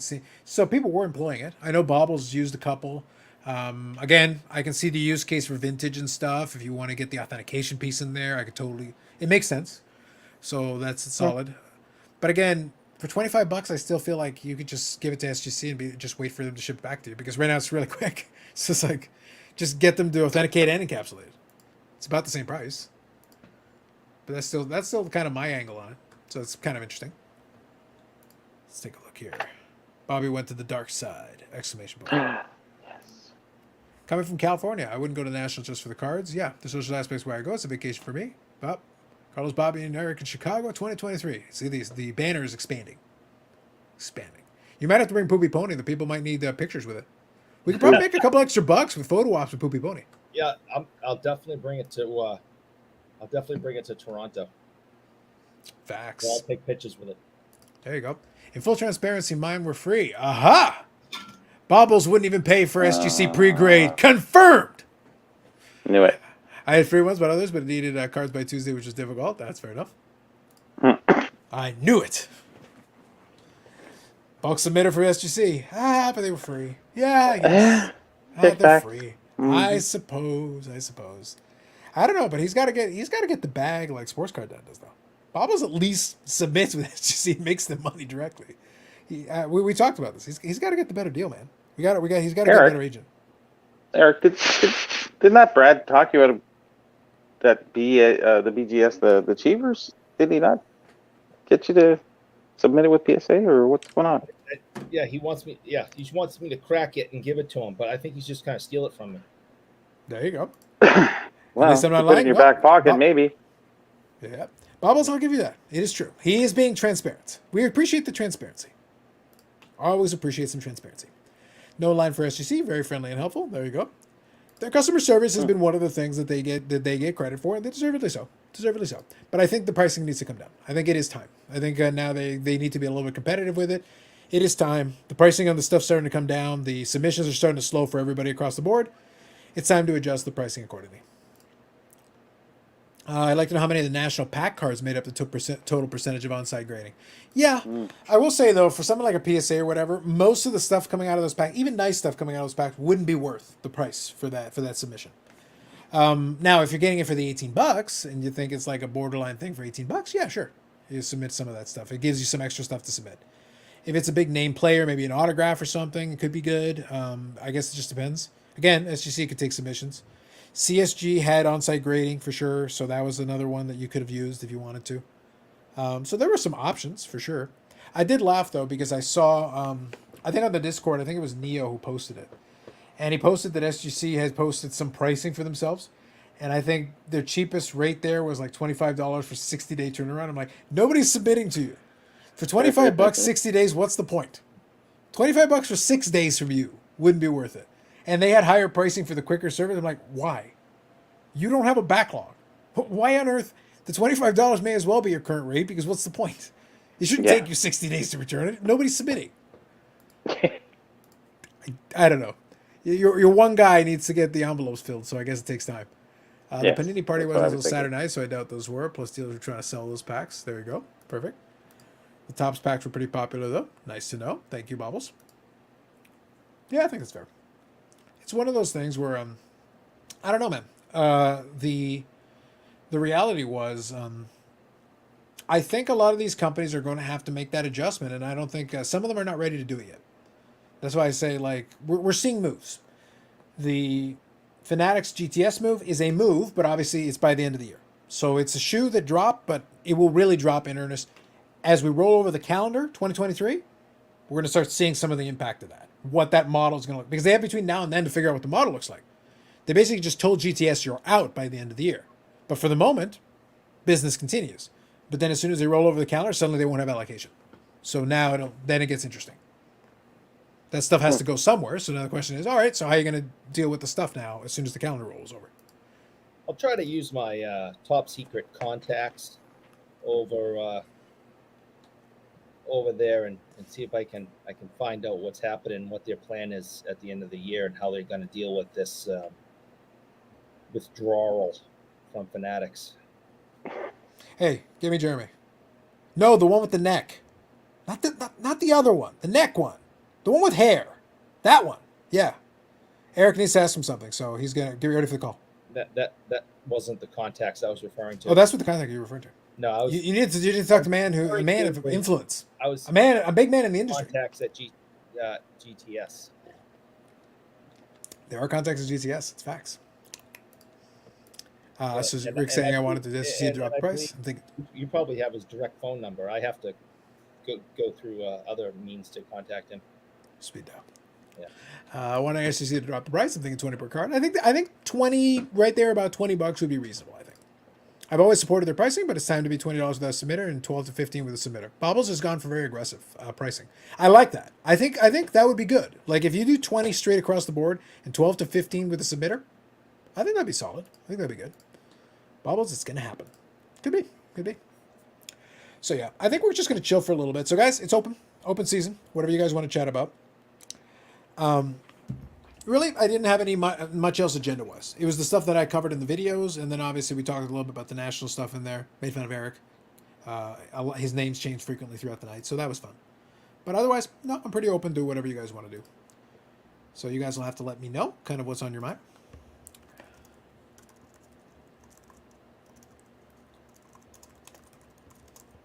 I hear those.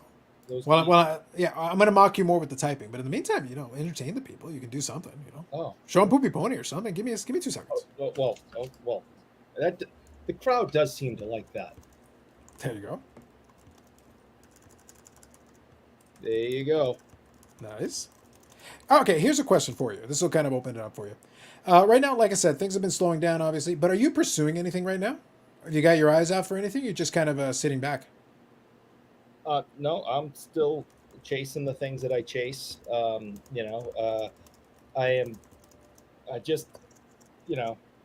always chasing the 6970 cards autographed. It's just Esposito did a private signing with some people that I knew, and they flew down to Florida with a no, actually, I think they drove down to Florida and with a car full of stuff, and I had a few things in there, and so this just got signed last week by Espo. If you remember, like a couple of months ago, he was supposed to come to Massachusetts for a signing, and then backed out like that morning. After you found out you were there, yeah. Yeah, and like didn't get on the plane in Florida or something. So I had this card, ready to go, and thankfully, I now have it signed to add to the collection of 6970 cards that I have autographed. So, and the other big thing I've been collecting that I've talked about is anything from the 1996 All-Star game that was at Boston Garden. And I think I showed this last week, but this is the biggest piece I've gotten so far. It's a Ray Bork, and it's got a huge All-Star patch in it. Yep. Now remember with that one, those ones are manufactured patches. They're Yeah. very nice ones. So that goes back to kind of the Carvin thing. You can get really nice patches because Carvin is an aesthetics guy. We actually had this exact discussion because I kind of posed the question to him about the game use versus whatever. And Carvin's pitch at the time was that for him, he focuses a lot on the aesthetics. And those manufactured patches can allow you to have an aesthetically looking card. Like if you take the card on its own as a visual element and use the patch as a visual element, sure. As long as you don't mislead people and claim it's game used when it's not. As long as you phrase it in a way where it's abundantly clear what it is. Stuff like that, those are manufactured patches basically. But it does allow them to show you nicer looking patches than the standard, than the normal. That would normally be premium patches and get them for a great price. So it's just an attractive looking card. And it's this is the only card I've ever purchased with knowing that. On the front of this card is a piece of a 1996 All-Star game patch. It doesn't say anything about game used or came off Bork's jersey. It just says on the front of this card is a piece of a 1996 All-Star game patch.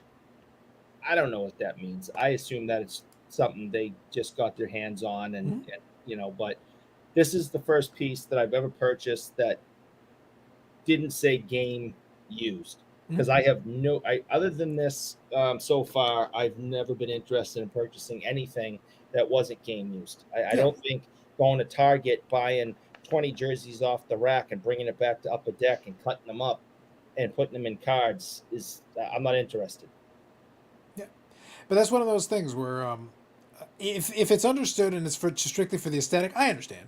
Because again, it makes it for a neat looking card. I've got the Medano from that series. There's a couple of variants of it, but they're nice looking patches, but you just don't pay a premium thinking it's game used because it's not. It's priced and generally it's priced accordingly. They do it most of the time. If the dealer's honest, they just price it properly and you offer and there you go. So it's just something that has to be understood. So Victor, how much was that, Eric? I probably paid more than I should have. I paid like $40 for it.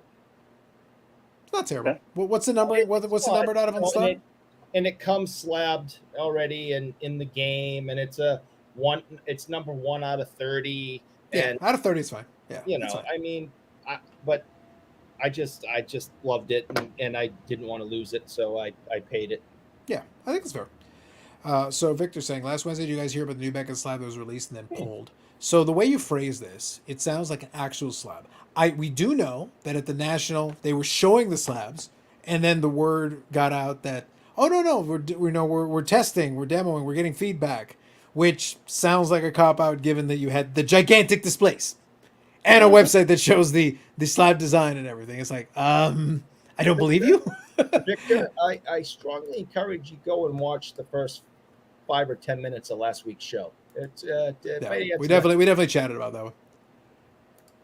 So good evening, Bobbles. How are you? Hey, what's up, fellas?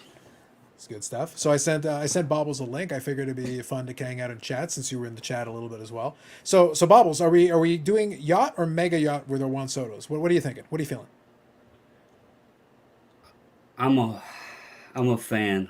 Even though it hurt letting him go, I gotta keep him. Yeah. I can't cash out. Here's the thing. I can do both. I have enough that I can cash out some. Like I've got the stuff because I've always enjoyed this stuff, and this is my second copy of this one, Yeah, and this is you the out of showed me 50. those. Yeah, so these are out of 50, and I've got 2 copies of them now. One's sitting at PSA right now, coming back. So we'll see what that comes out. I'll take a closer look at this one if it's worthy. But I don't mind having 2 copies, but I don't need 2 copies. So when the time is right, I'll be happy to move one. But here's one for you, Bobbles. You know these ones. Oh, nice. So that's the Bowman refractor. Vest, yeah. Yeah, currently the cheapest one in the last 90 or 180 days. That was mine. Purchase. I can't get to it because all my sodas are in the display there, but I might be able to turn this around and show you Is guys. Yeah, no There's worries. a lot Oh, of he's got the Big Scotch shirt. He's got the branding, the merch. There's a lot of So- people in San Diego that wants to buy those now. There's I love the short print. So speaking of the short print variants, so if you look Yeah. beside the Soto Bowman's first, I love that card, by the way. I want to get a copy of that. That's one of the ones that I want in that small Soto collection. So I may move a couple of my cards to get the first Bowman because I love that card. yeah. But that short printed one with the hands on hips, Yep. those ones are actually pretty nice. That is a short printed variant of the That- base card. That one up there next to the Trout, that is the second year Stadium Club. Yep. But it has the super short print photo where he's getting the Gatorade bath. That's right. Okay. But Yes, that's you right. don't see that card either. So Yeah, which is a legit. They are legitimately short printed. So Right. it is a photo variation of a base card, but it is very tough to come by. They exist, but they tend to go for a premium because they're pulled at a very, very difficult clip comparatively. So you've got hundreds of thousands of the base card, and then you got the thousands of the short print, and then the super short print, maybe a couple hundred. not a yeah, lot. like you don't see the Gatorade bath one very often. That's actually 2019 Stadium Club, but it's also a short print. So That's right. I picked that up, I think in 2019 if I remember, very cheap. So Yeah, I think the first Bowman was a great pickup by you because I think that one will do very well and appreciate. That was one where if you had the option, and I've said this before, it's not like this mind blowing piece of advice. I said like, look, if you can get multiple copies, it's nice if you can. This one at the time I was able to get for under $200. I actually paid way more for the first one, like $400 or $500 for the first one. Oh. So I dollar cost averaged it down. I didn't show These either are still out of 50. because of my cord, but on the top shelf I have his flagship update paper as well as the Chrome update, both in the gold label, Nice, pristine. So nice. the Bowman Chrome, that's a funny story. That was the card when people always ask me regrets in the hobby. You know, people's always like, what's your biggest regret in the hobby? That card was my biggest regret because in March of 2018, that card in True Gem BGS 95s were doing like 50 to 75 bucks. Refractors were, I don't know, 100, 125, something like that. And my wife told me, if you believe in this kid, buy some. And at the time, I was like, oh, $50 on a baseball card. That's I was a tight ass, and I didn't want to spend the $50 on it. But I have a hell of a Victor Robles collection back there that I was buying. So I picked the wrong guy. I was worried because in the minors, you know, if folks don't remember, he was injured off and on his first couple years in the minor leagues, and I just didn't know if he was going to be the it thing. And many people don't realize he should have never been called up. It actually should have been Robles that came up in 2018 when Adam Eaton got injured.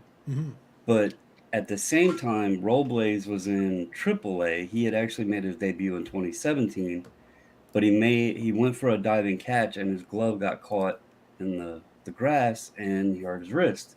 So that opened the gateway for Soto to come up. So it was kind of just a weird timing. But that card was the monkey on my back, so I paid a hell of a lot more than $50 for it. But I had to get the monkey off my back. No, that's fair enough. I think that's reasonable. Sometimes it happens, you know, we miss out on but it's one of those things. It's always a gamble. And the thing, and the point that I make, to be fully transparent, I like Juan Soto. I love his swing. Yeah. I believe in Juan Soto. I think he's a great player. That doesn't mean he can't get injured. That Right, doesn't mean right. stuff can't happen. He's still so young. There's still It, so much time, potentially. people have asked me my opinion on the trade, and they're like, what do you think of what you guys got in return? And the simple answer is the Padres could have gave me their whole damn team, and I wouldn't have been satisfied because Soto is not just his talent, but he is a special player with the love he has for the game, the the passion he has going out there every day on the field. The Nationals suck, and he was still going out there doing his best for the fans. Always had a smile on his face. Knew when he was struggling and wanted to do better. That's a player you want on your team and in your clubhouse. So they could have gave us the whole damn team, and I wouldn't have cared. You can't replace a player like him. Yep. So Kind of playing to your point though, as well. We always joke. I always make the joke. You guys know the joke about how I feel about war, and I always make fun of it. yeah, Whatever. And because I hate it. It's trash. It's garbage. It's for idiots. But some of the old stats can still tell you a story. His batting average was low, but he was leading the league in walks, hmm which just indicates to me he wasn't giving up on at bats. He was still trying to work the count. He was still trying to actually get on base by not swinging at garbage pitches. He was actually doing. It's the discipline thing. The guy who can get a lot of walks will usually have a better average because it means they're showing some discipline. And a guy who's in his early 20s, and when I started watching him a little bit more closely, he was 19, 20. And I'm sitting there watching him take these pitches and take counts deep and take walks, and I'm like, that's how you get a big batting average. hmm That's the guy, because there's a lot of guys who can hit for power. There's a lot of guys who can hit for average when they're streaky and it's hot and it's great at going. But if you can take a lot of walks, what made prime Bonds scary was steroids. But what also made prime Bonds scary was his batting eye. In addition, he wasn't just randomly swinging at everything. He would sit there and take pitch after pitch after pitch. He goes, "You're going to throw me a strike. And when you do, I'm going to crush it. You that make a mistake, I will kill you." that was something I've spoken recently to a few friends and stuff. Teenage me ended up hating baseball because of steroids. Adult me went back and looked at statistics and a bigger picture. Mhm. And something that stood out to me, and I know people hate Bonds because of what he did, but it shocked me that that man only had a season where he struck out 100 or more times Mhm. once in his entire career. And that Mhm. was his rookie season. Yep. And when I seen that, I was like, okay, I don't care how much juice he was on.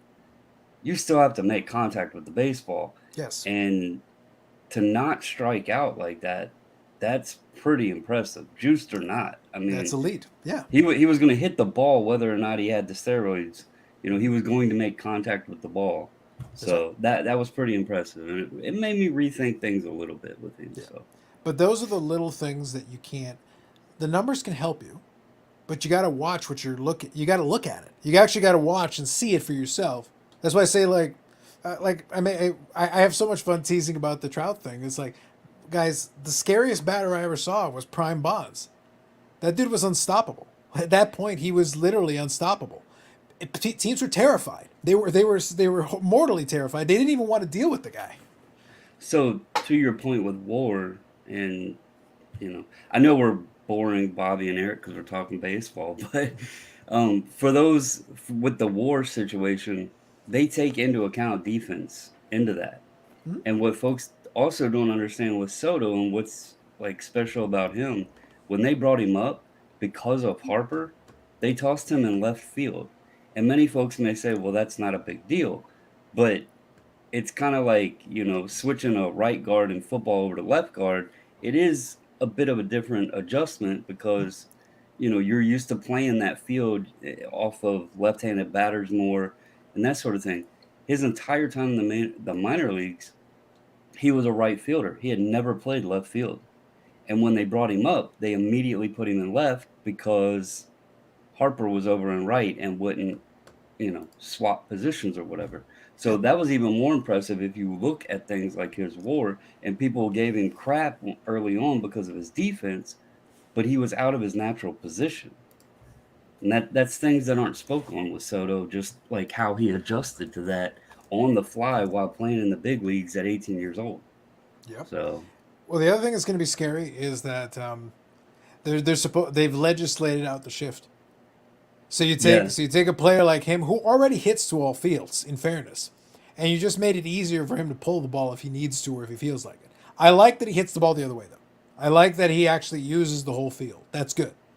The home run derby thing was fun because he was literally hitting balls the other way. He was hitting balls to center and pulling the ball occasionally. He was hitting the balls to all field. It's like batting practice. It was great. well, if you go back to the year prior, last year's home run derby when he was against Otani, and they had to go to that swing off, and you mentioned his eye. Now I know it's the derby; it's a bit different, but he was like in that swing off, every ball he hit was a home run because he chose the pitch he knew he could hit as a home run. Mm-hmm. Even in a derby like that, and under that pressure to win that, he still knew what he could launch out the park, which is something pretty special. So, Oh, that's fair. I agree with you. It's one of those things where that is the piece that gets lost. Because you can look at a season where he seemingly is struggling, which he was. He was struggling quite a bit, but the team wasn't good. Most of his home runs were solo home runs because there just wasn't anything happening. They knew they could pitch around the guy. Now he's in this lineup where you can try pitching around him, but it's a pretty good lineup built in there. Let me pose the question to you as a Nationals guy. So does this mean you're now going to get a little bit more into watching a little bit more Padres? Because honestly, I'm interested. I'm intrigued. well, I actually told my wife it kind of sucks that he went to San Diego because I don't get to catch a lot of those games over here. For one, they're on the West Coast. I'm on the Yep. East Coast. Their games start late and they're not really televised. I don't have like the full MLB package, so I don't get all of those games, and they're not. Maybe ESPN and stuff will start throwing them on because they do have that roster now. Mm-hmm. But one thing I've discussed with people, it is interesting that they gave up so much for him because I just don't see that the Padres will keep him. I don't. That's what's gonna be interesting. I mentioned that earlier tonight. The fun wrinkle will be if they only get a year or two out of him, and Yeah, then with a year left. But by the way, they could still get a package for him. Like let's not get this yeah, wrong. they could still make another deal and Yes. trade him out. But a lot of people are like so excited. Oh, he's in San Diego, all that lineup. But the reality is, San Diego is basically getting him for just under 2.5 years on Mm-hmm. his lower end deal. But to sign him, if he's realistically wanting 500 to 550 million, and don't they already have Tatis at like 440, 420, something like that? That's Mm-hmm. almost $1 billion in two players. Yeah. That's and then you got Machado's contract and they got Blake Snell on the team. It's tough to put a team together that's going to be solid, successful over and over and over if they're tying up $1 billion in two players. That's going to be tough. So I just don't see it realistic that they keep him. I think they're in a win now mode and they wanted him for a little bit extra firepower against the Dodgers and stuff to try to pull a title, within the next. I don't even know if it'd be this year. Next year they could be damn dangerous. Oh, for sure. So I think this year would be very surprising. But mind you, 2019 was surprising. So it's one of those yeah, stuff happens. yep, Stuff happened. Nobody was predicting that one. We weren't expecting it. So my yeah. question. So my question. I made the joke about the yacht or mega yacht. But I was saying to Bobby earlier today, we were just chatting when he was playing around with the iPad and we were trying to get all figured out, make sure it was working properly from the new, volcanic base headquarters. But the thing was that, like, the scariest thing would be if ahead of schedule, they actually had this weird run again. The San Diego goes on a run, gets the World Series, Soto shows out again, and all of a sudden you're like, huh. 23 years old, two World Series. Again, I'm playing the absolute best case scenario. 23 years old, two World Series. He heats it up in the second half with that lineup protection. Gets the average up to a decent amount. It can be like 260, 265. He can have a hot run and get up there. Hits 35, 40 home runs. Possible because he's having a decent season there. gets himself in the MVP conversation, has a good playoff run, has a World Series run. Again, I'm playing best case scenario. What do we look at that at the end of the season? At that point, what does that stuff look at? It's like, can I get an extra extension on my mega yacht? Should I get a couple extra frills on there? It's like, Eric, we've got the Beckett Lounge in the mega yacht, just for you, just for you, buddy. So far, he's doing. I mean, I think it was last night he had a double and a triple in the game. His average is up to 251. He's 1-for-1 tonight. Although the Dodgers have already jumped up 4-0 on him. Yeah, In the it's going to be a marquee inning. matchup. If he has a good series though, playing against the Dodgers is a marquee matchup. So this is still early days, but with that lineup protection, if he just keeps the plate discipline he's already doing, there's going to be pitches to hit more likely. So it's like, again, I'm not pretending that it's all going to go perfectly, but I'm saying that would be the run up has been crazy on a lot of different opportunities. But if you then show and then we wake up one day, age 23, and you're sitting with 2 rings and maybe some more hardware somewhere in there, it's like, that's scary looking for a guy that young. Yeah, That's scary looking. and then he still has, again, like we just said, he's got 2 more years at least in that lineup. I That's mean, exactly what could they do? So kind of leading to the question that we had earlier tonight. Obviously, you're a fan, and you're a Nationals fan as well. Are you going to get any San Diego Padres Soto cards or anything that would intrigue you or appeal to you, like just aesthetically a card or something that would interest you, or are you just going to kind of leave it to Nationals only? No, I'll still collect Soto. right. It doesn't like one of my main PC guys. It's all it's out off the wall, and not many people even know who he is. But Michael Taylor.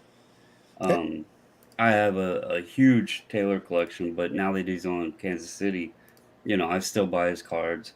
He got the Gold Glove last year, so Foco made a bobblehead of him. I ordered the bobblehead. Players that I'm like big fans of. It sucks seeing him go, but it's not like Griffey going to the Reds. That one I didn't care for. I didn't like Shaq going to the Lakers. But Soto, I didn't like knew. Shaq coming to the Celtics. Why, you didn't appreciate the big Shamrock? Come on, man. Oh God, Come it on. was horrible. Yeah, look, just awful, just ridiculous. It was horrible. But Soto, like I said, like I knew he had to go. As a fan of the Nationals too, it's one of those, like, the saying people say about women, I hate to see you go, but I love to watch you leave. We've been through this situation where the Nationals let Harper walk and Rendon walk and all this, and we didn't get nothing in return. So at least they were smart enough to recognize, look, we're not going to get a deal done. Let's get something back. So it sucked watching him go, but I actually pulled these out tonight, coincidentally, since we're on the topic. But James Wood, I have some of his Bowman first edition cards. He's Gotcha. actually playing at the local team, Okay. so maybe I can go down there, catch a game, get him to sign a couple cards for me. I think that's fun. If you got the local, I've said it before. I love baseball. Major League Baseball, I'm lukewarm on. I love the game of baseball. I still enjoy the game of baseball. It's still fun for me when I get to I watch go to the more sport. minor league games than I do major league games. So. And it's a better product. It's just a better, more fun experience for sure. I'll read a couple of these and then I just want to say I think that Bobbles, that comment you made about the women and walking away and leaving is quite sexist, because I said that exact same thing to Bobby in November, and he said that he really appreciated the compliment. So I don't. I wasn't meaning it in a bad way. And almost everybody, It was the in fairness, phrase. we've already established tonight that I'm going to lead with tasing people potentially if I go to the National. We might just have to tase Eric just on a matter of principle, just a couple of times, see if we can correct some of his behavior, because it's like, hey, oh, hi. We'll have to fix it. We'll fix this. Is what we're going to do. We're going to fix this. Don't worry, y'all. We'll fix it. So Victor says currently working on an article about Soto rookies. Probably a video too. Should be ready a week or two. The guy's a beast. Sounds good, Victor. I'd be looking forward to checking that out. Okay, for pop sure. quiz for Victor. What is the first card that has Soto's the first card that had the RC logo for Juan Soto? Nice. I like it. By the way, I'm going to ask you a question about one that we saw recently on the Discord that I liked. I knew about it, but The I top like the 3D. card. I love it. But I love it as one of those. There's a couple of little quirky cards because isn't there also a mini that's also a little bit short printed with one of these sets? I believe they did have those, yes, and then they Yeah. would have some colors in there that are numbered a Yeah. little bit I differently. just like some of those more off the wall ones. Those are kind of fun. I do There's think they're fun. another on-demand 3D that was from the same set that or Yeah. pack or whatever that would have been pulled from, but it has a different image and it doesn't look like the actual rookie card. Yeah, for sure. I just Oh, like. he said yes, and he is wrong. He is wrong. Oh, he's not wrong. Yeah. You're in trouble now. Ooh. The art. He's gonna write the article and goes as opposed to what Bubble says. This is the Well, this one. while you're doing I'll read a couple and go comments- ahead. Yeah, Go ahead. I'll pull the card out. Yeah. So Staven Sports Cards, good evening. Great point. Chip being removed is going to be huge. Base hits and higher averages. I think it'll be fun. I think it'll be. Look, at the end of the day, look, Major League Baseball is going to have to do something. Again, for me, it would be better if you just kept down the commercial time. Just cut down the commercial time, improve the flow, keep the game moving, just keep going. Just go, play. Because I actually want to see the players. I don't want to see commercials. I'm not watching the commercials. It feels like they gave the farm for 2 years, and they're hoping someone gives them the farm. It's still possible. It's still in play. So John here, off topic in his weekly Jabs rant. We do appreciate a good Jabs rant, so enjoy.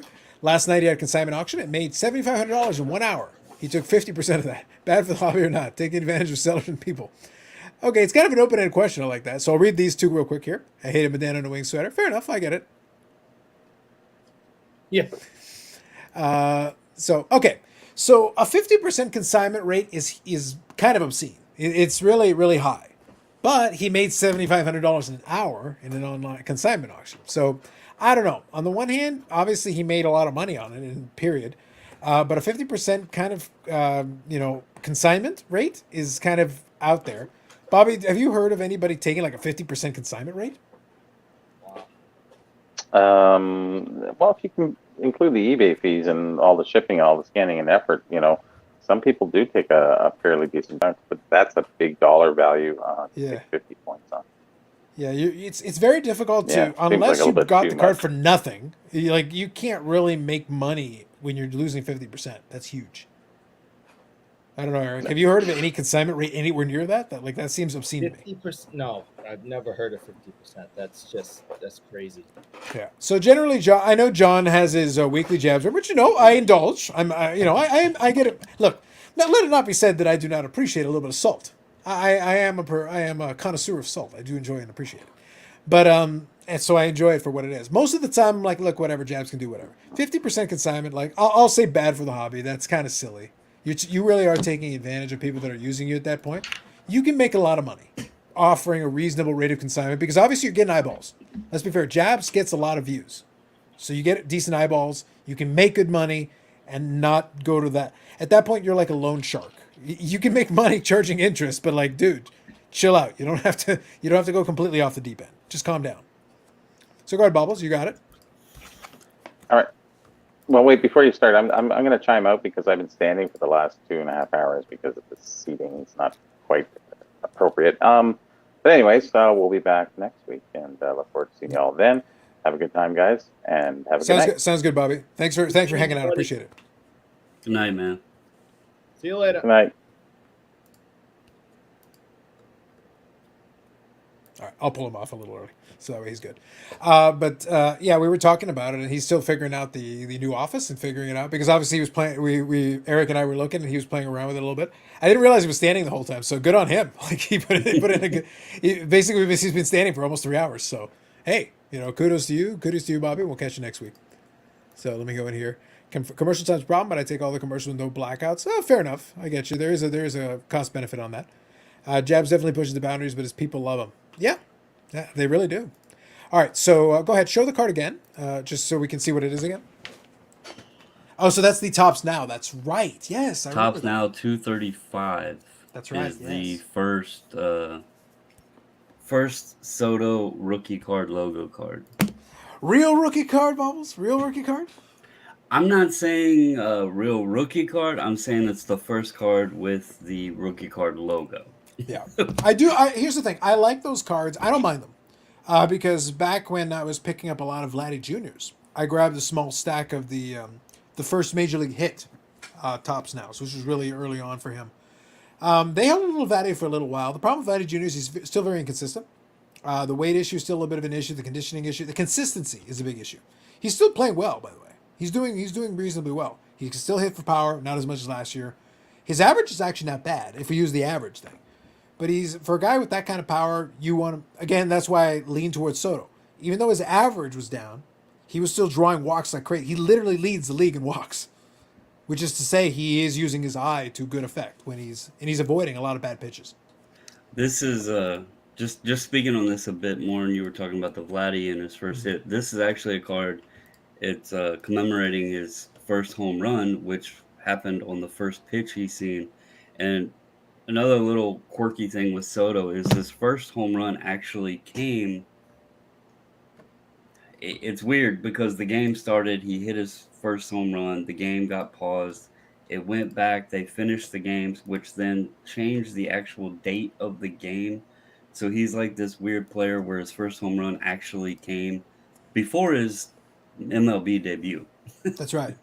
Yeah. So little weird Eric, quirk. that's always been one of the fun things. See, I know you're not a baseball guy, but I will say baseball has one thing that the other sports can't match. Because of the way the rules are built, you can have weirdness. And weirdness at a level that it's fun. Because you can have a game that will get paused. And what they do is they will literally pause if for whatever reason there's a weather delay or something that they can't continue the game, but they decide to pause it and play it later in the season. There have been situations where a game has been paused, the players were on these teams, trades happened, and a player ended up playing on both teams for the same game, technically, as per the Major League record. So they batted and fielded for both teams of one game. Yep. Yeah, that's crazy. That's only possible in baseball. Right. It is only possible because of the quirk of the game. Because they play generally until the game ends. Has the game ever been delayed due to boredom? So usually that happens in Boston Bruins games. So that does happen. It does happen. Usually people just fall into a coma or die. Well, Like Bill Russell was watching highlights of the Boston Bruins games when he passed away. Unfortunately, R.I.P. Bill Russell, R.I.P. Very much so. Yes. Yeah. So you can both insult the Bruins and give R.I.P. to Bill Russell. Yes. That's how we roll around here. Well, I'll tell you, the Red Sox fans, and they're a diehard bunch around here, are not happy campers. And I am listening to just people going bananas over the absolute falling apart of the Red Sox right now. Sounds about right, yeah. Yeah, they are good. Because, for the first quarter of the season, they were battling for first place, and then they just, jumped off a bridge. Mm-hmm. So, yeah. So Sox Nation is not happy. But I don't really care. All this because of 2004 bubbles. It was all well and good. I was even rooting for the Red Sox in 2004. Little did I know, if only I had known, the disaster that this would cause. Like, the misery that is all of us having to listen to the Red Sox fans. And I'm like, shut up. You were garbage for a century. Be quiet. Now we have to listen to you. It's like, oh, we should be... Shut up. You're an afterthought in baseball. Get out of here. I was watching, I watched every game of the 86 World Series, and I was sitting there with my little, Red Sox pajamas and my Red Sox hat and holding my glove and, just like, this is fantastic. And Wade Boggs and Roger Clemens and just, I could still tell you every name on the damn team, because that's the last time I was a baseball fan. And when as a kid, losing a World Series, especially in that manner, I just was like, this is stupid. I am never, ever watching baseball again. And I haven't. I have never watched a Red Sox World Series clinching game. Yep. Mm-hmm. That is very accurate. I wanted to make sure we captured it properly. It is accurate. That is the most accurate one of the night. I am a broken, bitter shell of a man. I hate baseball. I just will never appreciate it again. But I could name you so many names from that 86 team. Because Bill Buckner? I was all in. Well, yeah, but and he shouldn't even have been out there. McNamara. By the way, I've always been on the train. Bill Buckner was not at fault. He had no business being out there. They should have pulled him. It was the manager's job to understand what the situation is. Put somebody in there who can play first base. Let them play the position. Bill Buckner played well in that series. He did. He played well. He did. He should have been part of a World Series team. Had him at And, first base. yeah. And Bill Buckner, by the way, had he not his career not gotten derailed, there's a good chance that guy was a borderline Hall of Fame player. He was actually really good. Wasn't he a National League MVP? I don't remember if he got to that level, but he was a consistently really good player for a long time. A really good player. I think he might have been a National League MVP. Yeah. I have to take a look, but it's one of those things where like his legacy and career literally got derailed because of that one moment. And then after that, like he never got credit, and then he had to deal with the backlash of it. It's like, it's unfortunate. I even watched every game in the Sox Angel series before that, when Henderson hit the home run off Dickie Moore, Mm-hmm. and then Moore ended up killing himself a few years later because he couldn't handle the fact that he lost the game for the Angels. Mm-hmm. So I mean, I'm all in on the '86 team, and before that, I was all in, and then I'm like, no, F you, I'm done. Interesting. So your plan was to go to the Bruins, who are their own level of what the hell just happened. So we just ignored, the Bruins doing all kinds of, I don't know. They did finally win, so, good on them for that. I'm not talking to you anymore. You are a broken, bitter shell of a man. So I just that's kind of funny. It just seems kind of odd to me to be like, well, I denounced the Red Sox, who finally did win something, and then when they started winning, they started winning a lot. And they go to the Bruins, well, they won a thing, I guess. I suppose. I'll tell you. So I mentioned earlier when I was a teenager, like the whole roid stuff made me hate baseball. Mm-hmm. I regained my love for baseball watching the Cubs-Indians World Series in 2017. That was a fun one. That was a fun series. I will say that. To know that Cubs fans, or the Cubs in general, had to go 108 years to win a World Series, and then to regain that love for baseball. And I chose the Nationals, obviously, because they're local, but because, as I said, I have a minor league team close to me that were also, some Nationals minor league team. So it just made sense. But then 2 years later, to go through that whole, not even the World Series, that entire playoffs, from the wild card game to Game 7 of the World Series, nothing would ever be able to top that. Like, that entire experience, the whole time, was just that's something I'll never forget. I mean, we were at the wild card game. What was it? 5 games, I think. They were behind after the 7th inning, and they were elimination games. They came back and won. It was just a story that I don't know how I'm still here and didn't have a heart attack throughout the whole thing. But that was just definitely something that was awesome to experience.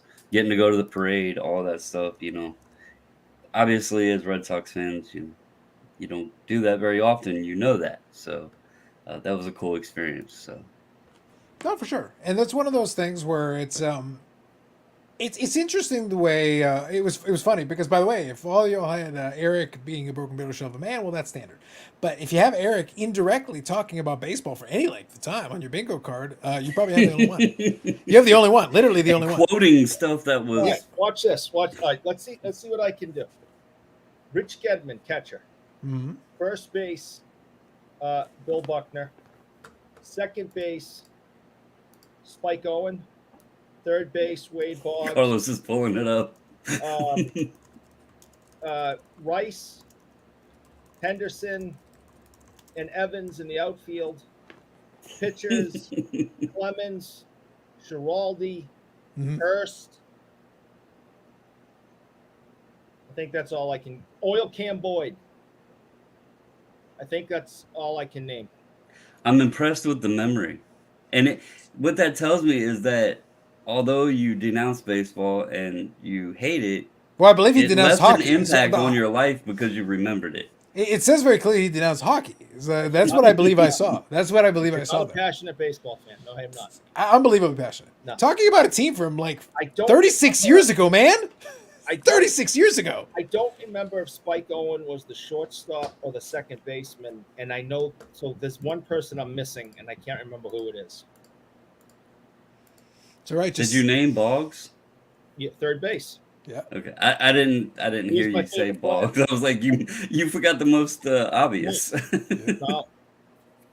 We need the rotate. We got the full rotation. Can we get the rotation in there? Well, I said it was Clemens, Oil Yep. Camp, Boyd, Bruce, Hurst, Calvin Schiraldi. Nice. All right. All Um, right. I like you it. had You had Bob Stanley in the bullpen. Um, I'm waiting for him to like name the bullpen catcher at this point. Well, I think he's he's gonna. roll. Look. I think Eric's actually holding back on us. He was gonna go and name the bat boy, name the guy underneath wearing the mascot at the time. He was like, and then there's the guy who was the fourth guy in the stands, third row from the left. It's like I'm just saying, thou doth protest too much, sir. But it's funny. It's funny the way the memory works on it, though. I always made the joke that when it comes to like that with the Dallas Stars, like I struggle to name players in the current team, but I go back to the 98-99 team. I can go pretty deep in the lineup because that was obviously the era I was watching the most. well, The Blue Jays. I see right there. Rock Latex, Marty Barrett. There you go. Perfect. Boom! That was it. Nice. That's the one. But that was always kind of interesting. Is that you have certain eras in your fandom that are always going to be the most passionate eras of your fandom where you remember that stuff the most. I talked about it before where it was like a buddy of mine is a Whit Merrifield fan. So the Jays got Whit Merrifield. So he's a fan. He's like, oh, I guess maybe I'll have to adopt the Jays. I go, well, welcome to perpetual mediocrity. Welcome to perpetual meh. Because for most of the Jays history, they've always been... The Jays history is very straightforward, but it's funny because a lot of Jays fans don't remember it, don't understand it fully. Came in an expansion franchise. They suck. 83, the first winning season. 83 was the same year I was born. So first winning season. Then through the 80s, they're getting progressively better. They're getting there. They're winning pennants. They're doing well. They're getting into the playoffs pretty consistently. By the early 90s, now they're consistently contenders. They're getting there. It's basically the Oakland A's are their nemesis because that Oakland A's team was strong in that late 80s, early 90s period. That's what they needed to get past. They finally make the blockbuster trade. Get Joe Carter, get Roberto Alomar from San Diego for, Fred McGriff, and I think it was Tony Fernandez. So I think that was the one part of the big blockbuster at the time. They went back-to-back World Series, 92, 93. I watched both World Series. 93, I'm 10 years old. That's the last time they make the playoffs. 1993 to 2015. So I get into high school, finish high school, get to university, finish university, get into working world. I'm 32 years old by the time they make the playoffs the next time. Forget about winning anything. Playoffs. I am talking about playoffs. What's the deal with Witt? Because I heard something about like even though they traded for him, he can't enter. Well, he wasn't vaccinated. He wasn't vaccinated, so he wasn't able to play. But apparently, I went and pulled it, and he got his vaccination, so now he's good. Okay. Yeah. So he basically said, "No, I'm good. I'll play with the team. Took care of it. Got the stuff." He just didn't want to do it in Kansas City. I guess so, yeah. It was a situation where, like, you're getting traded to a team that plays their home games. Like, you have to have your stuff, your paperwork. So, but apparently he basically one of the first things he said, no, I took care of it. We're done. Sure. Okay. Well, great. Fine. Fair enough. So, yeah, because a buddy of mine said it, he goes, well, what's going to happen? It's like, well, I literally went and looked it up. First thing came on there. It's like, yep, no, he says he's got his vaccination status covered. He'll be in the lineup. All right, cool. Fair enough. Sounds good here. They got Ricky and Stu from A's. Yep. Who's your Red Sox manager? There you go. You mean like my favorite of all time? Who was your manager in '86? John McNamara. Just saying. The in brackets, I think covers it very well. And that dirty, filthy, rotten cheater who should be banned from baseball, Alex Cora, is the manager now. True. Hobby champs. No Bobby, I'm out. Bye. Well, he was here for 3 hours, man. You come in late, you get nothing. You had 3 hours. Bobby stood for 3 hours waiting for you. You bastard. God, these people. On a related note, the like button has been sponsored this week, so it is free yet again. You may hit the like button. It is there. It is free. And with it, you get benefits, not dissimilar to the join button, which you get nothing. Just saying. Now, I feel like, Bubbles, I feel like offering nothing is unfair. So I think maybe I'll sweeten the pot. So if you hit the join button and basically give me money, because that's basically what it is. If you do that, then I will offer you Bobbles picks. Now, he will yell them out the window. Now, you have to listen very carefully. He's actually going to yell them out the window. It's not going to be recorded for anybody. He's just going to yell them out the window. But picks guaranteed to quintuple your money. but you have to listen. Like open Wait, your are we window are and we like doing stick your head out. sports picks or? Doesn't matter really. If they can hear it, if they can hear it with you yelling out the window, you're good to go. Like it makes no. I'm It just really makes making no sure difference. because I live in a big neighborhood. I'm making sure like nobody's watching that's around you. Maybe that'd be interesting. That'd be interesting. It's like I can hear them. What happened there? Like, look, if this is your situation, you send me a message. So, like, do what you got to do at that point. Like, fair enough. I guess I did promise it. I did promise it. Look, these situations happen, Bobbles. We're prepared to make this good, but it's I'm like, just look, making sure what I'm yelling out the window. yeah, like, look, go with the sports picks. You know, maybe some football picks coming up for the new season. You know, who's winning the Super Bowl, division picks, like whatever you want. Terry Francona, there you go. Hidden like button and living, fair enough, works. Is the like button sponsored by Dakota's Patreon? He closed the Patreon. He has moved to the join button club. It was funny because I did it in part because number one I was asked, but also number two I think it's hilarious watching people get annoyed about stuff like that. It's like, dudes, you don't have to do it. So Nobody's putting a gun to your head. Do whatever you want. Live your life. I don't have the join and all of that stuff or anything, but I have been playing a little quirky with my my thumbnail photos and stuff like that. Yeah. Just having some fun with it and doing videos just on topics I'm enjoying. Like I've been getting a lot of questions lately about vintage cards. Yep. Um, Well, not a thumbnail, Bubbles. Not a thumbnail, but I do have this. Check out the corner. Oh, good God. Praise the content gods. So that one you is are actually welcome, sir. yeah, and I do appreciate it. So the Bobbles is responsible for that. That's a beautiful little silhouette image. I may repurpose it for other purposes, but for now I've got it in the corner. Praise the content gods, people. The join button praises the content gods and also lines my pockets. But the point is, it praises the content gods. Or the like button. You know, like button if you want to be free, I guess. Jeez. Have a good night, Victor. Take it easy. Later, Victor. But No what I was Patreon, saying just the is- join button. Go ahead. I know you were speaking earlier about the national and stuff, and Yeah. I'm not going to go into like full details. There's been enough. No, but if you want to videos interject out- something, you were actually there, so feel free if you well, want to interject. what I was going to say is like, I thought back on it before I went, you know, because this was my first ever national, and you heard the videos out there, people, oh, you have to go, and those that are saying, oh, it's not worth it, and you know this. that, Now, and the one other, question right? before you continue. I want you to finish your piece, but one question I have for you. Now, if you knew you were going to contract bubonic plague, would you still go? If I knew it was like No, if you know, you go there and you will contract bubonic plague. Do you still go to the 100% national? chance. Would you? No. 100% chance. 105% chance. No, I knew there was a chance. A chance But- is fine. I was teasing Mike Baseball Collector earlier because he said, like, you know, he talked to I his watched buddies that and they video, said yeah. and they said it's like even if they knew they were going, it's like I don't want to get sick. That like I understand that going there is a possibility. A possibility is a possibility. But you're saying, but you're literally just phrasing it like, even if I knew, it's like, no, Yeah. getting sick sucks. Like that's garbage. Like I wouldn't then pay for the privilege of getting sick. That sounds like crap.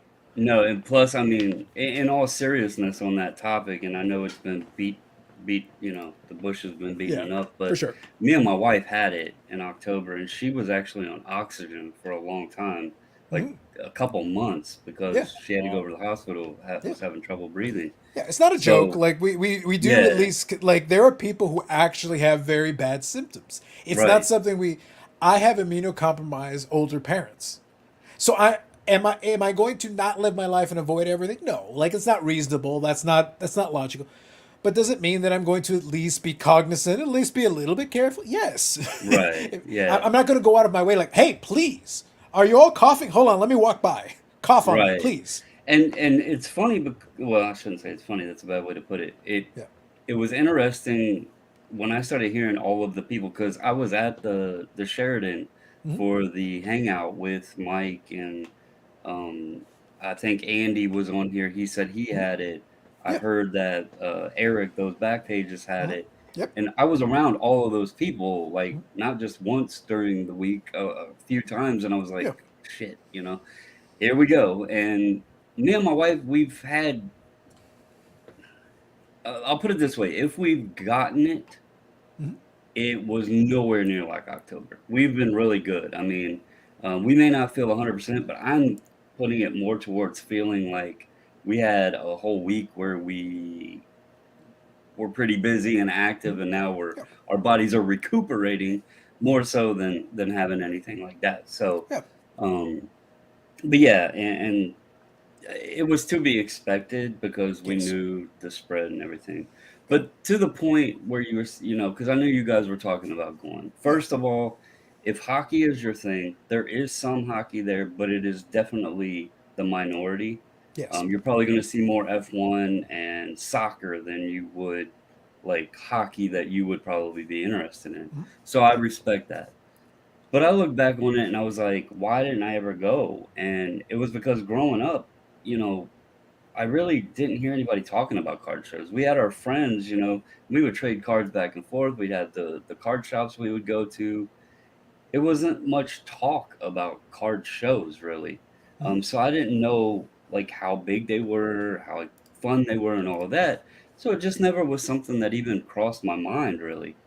Um, Going this year, I will say for anyone that says it's not worth it, for the purposes just simply of getting to hang out with people and that experience of it. I think I don't know if I said it in the Discord or what, but I told somebody I kind of compared it to, you know, going to a family reunion in a sorts, except these people are all interested in the same thing you are, and you're not going out and hanging with your 80-year-old aunt that doesn't care about what you're interested in. Mhm. Right.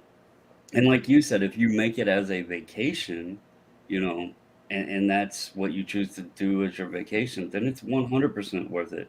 I met so many people that, for one, I was surprised even knew who the hell I was. Like, that's, I mentioned in one of the videos, it kind of gave me motivation more to do videos and stuff because I'm like, wait, you actually enjoy my stuff? I didn't even know you knew who I was. So that was pretty cool. And another thing I never expected is the Gehrig and the Dobie I picked up, and having Dr. Beckett look at them and like actually excited about the cards. And I was like, this man's seen pretty much everything. Why is he excited about this Gehrig that's cut and this Larry Dobie? But he actually appreciated the cards. And we all know as a kid, Beckett was our little Bible, right? And then for the man himself to be holding cards that you bought and him like actually liking the cards, it was kind of cool. Yeah.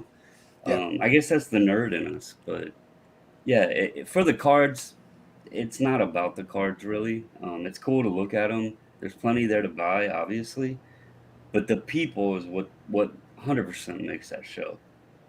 So Mhm. No, I think that's fair. I think it's reasonable. Well, like I said, we have a little bit of fun because I like to work the line between the lighthearted take. Now, mind you, there are certain elements that are serious. Eric's denouncement of hockey and his passionate love of baseball, that's real. Like, that's legit.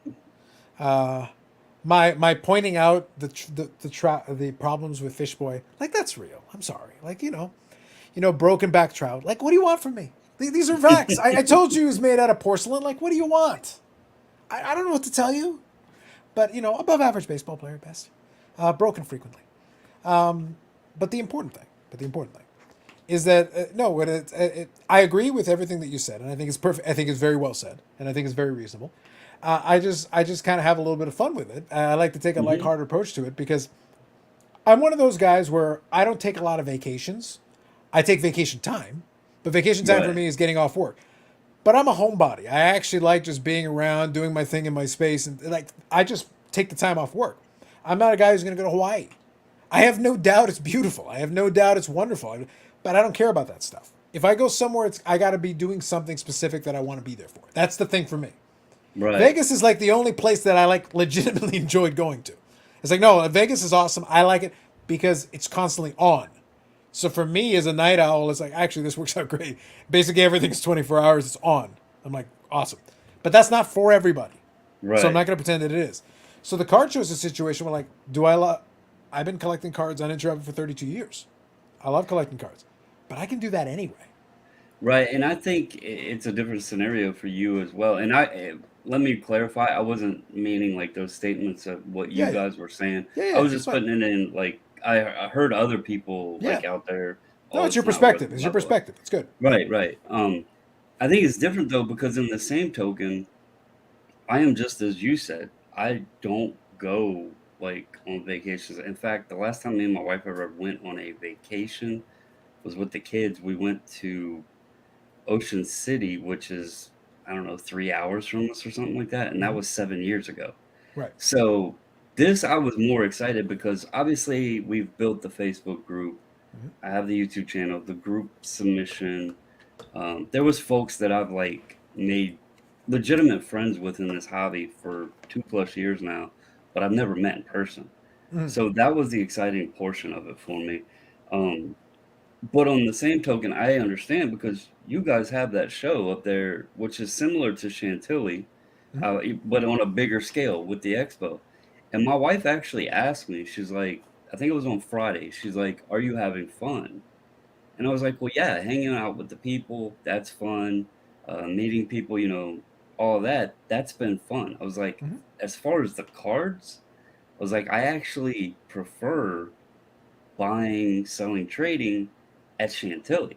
Hmm. And that was the truth because it is, I don't want to say overwhelming, but there's so much there. Like you can go table to table to table to table and find stuff that you want to buy. And obviously, money isn't just an endless thing. And you had the prices all different everywhere. Battling to get to tables sucked. You couldn't even really enjoy looking in display cases many times. So the Chantilly, in the same retrospect where you guys enjoy the expo, um, I'm kind of jealous because now that I'm like enjoying hockey so much, I kind of want to find a way to make a trip up to Canada and check that out because I see the videos of that and I'm like, holy hell, we don't have that here, So, It's awesome. um, yeah, I that is something I would like to check out at some point. So, Well, I think that's fair. It's a different demographic. It's a different thing. I think what helps it a lot. To your point, I think what helps it a lot is that I've been there so long, and I've done it so many times because it is twice a year. I've been to 50 shows. Like it's not like first rodeo, second rodeo. It's like probably right around 50, maybe even a little bit more. Like it's been a lot. If you're doing it all the time, and I'll kind of play Casey's question in. Sorry, it took me a little while, Casey, but good evening. So from what I understand, Fall Expo is better than Spring. Yes, generally the Fall Expo is a little bit better structured, a little bit better design. It does have more of a crowd. It's got a little bit bigger everything because as we get into the fall, we're starting to get close. We're into hockey season by that point. New products are coming out. There is a general greater buzz, of greater excitement. Eric got to experience it in the fall. I enjoy the spring, but the spring is definitely more laid back. It's definitely more chill. It's going to be just because obviously it's summertime. People are out of cottages and stuff. Like it's a little more quiet. It's a little more chill. The fall is the busier of the two. But if you're looking for certain stuff, like you can have fun at either. But the fall, if you're going to pick one, the fall is probably the better show for most people. And for stuff you're talking about, collect allows me Lemieux, PSA 10 seismic goals and all that, yes, you'll be fine. Either way. let me ask something to both of you since you're both And yes to obviously your question. Go ahead. way further in hockey than I am because I've only been into hockey for 2 years now, I guess, maybe two Mm-hmm. and a half. Yep. Would someone like me benefit from going up there where right now the main thing I'm like have been in I do have some 80s guys. I have, the Gretzky, I have a Patrick Waugh, Hull, all those guys. Is it mainly like if I was to go up there, is it a bunch of young guns and SP authentic stuff, Everything. future Everything. watches and all that, Okay, so or let me give you the best. Let me give you the quickest example you can get. If I said to you, you go to the National, and I say to you, I want baseball somewhere between vintage and modern baseball, because baseball's long history. You go to the National, there's depth, right? Mhm. There's lots of vintage. There's lots of 60s, 70s, 80s, into the 90s and 2000s and beyond. So the depth is there. Some dealers are going to have more than others. Some are going to be specialized in certain categories, but there is all the categories are covered. Your depth is plenty. It's deep depth. In the expo, it's hockey depth. You want old, you want new, you want in between, you want old players on new stock, you want new players on old stock, whatever. It's there. And a bobblehead and the poster too, and the thing and the jersey and all of it. so Yeah. something I've been really enjoying a lot um, because of the way the market's shifted and all this, I've been diving a lot into just 90s inserts Lots. with like baseball and stuff. Mhm. So is that like, and I'm not trying to sound dumb here, but I admittedly am Uh-huh. new into the hockey thing and I love watching the games now. The sport is like grown on me real quick. Mhm. Is there 90s inserts like baseball and basketball and football and all that in hockey in similar format? Like, I know there's PMGs and that sort of stuff, but I don't know if they're back into the 90s in hockey. So in hockey, the PMGs no. So in the Okay. 90s, the metal universe did not get PMGs. Okay. They retroed them later in the 2010s. They came Yeah, out with a couple I different have units. some Yeah, of the yeah, like 13 and yeah. 2015s, I think. That's I right. have some Yeah, of those. So yeah. When they brought back the Fleer brands later, they did retro and do PMGs after the fact. So they did do okay. that. Um, but no, in 90s inserts, a lot of that stuff was there. Upper Deck was very strong in the 90s. Pinnacle was very strong in the late 90s. That's something Pillaging I've a been ton of fine. product. Yeah, ton of Was product. did Pacific Yes. have hockey? Oh yes. Oh From yeah. 98, Okay. from 97, 98 through to the 2000s. Because they make some really, I love the die cuts and stuff. Yeah, they had some Lots. good brands. Lots. Absolutely. Okay, all Yeah. right. Then I'm gonna need to dive into that stuff, and it sounds like, yeah, I am gonna have to make my way up there because that's the kind of stuff I'm having a lot of fun with. Mhm. And one reason, obviously, it's just such cool stuff. But you look at how much people are paying for these basketball 90s inserts, and then you look at the other sports, and I think they're even cooler, and you can get them for a couple dollars, you know? So, oh, okay, yeah, That's the promo poster from 97, 98. Medana was the cover guy. awesome. So that's Okay. 97, 98 Pacific. So to answer your question, yes. Do they like they had like in the cage for baseball? Do they have something like that where like a goalie's in there and it's got the little okay. Little mesh for the glove, yeah. Yep. All right, cool. 100%. Cool. They've got them in the regular set, and they had a McDonald's version they did, where they did them in McDonald's packs for kids for 99 cents. The reason I was asking is like if it's just the main thing I know of right now is Young Guns and the Future And there's Watches. tons of that too. Yeah, I mean that's what I know now, but I don't want to make a trip.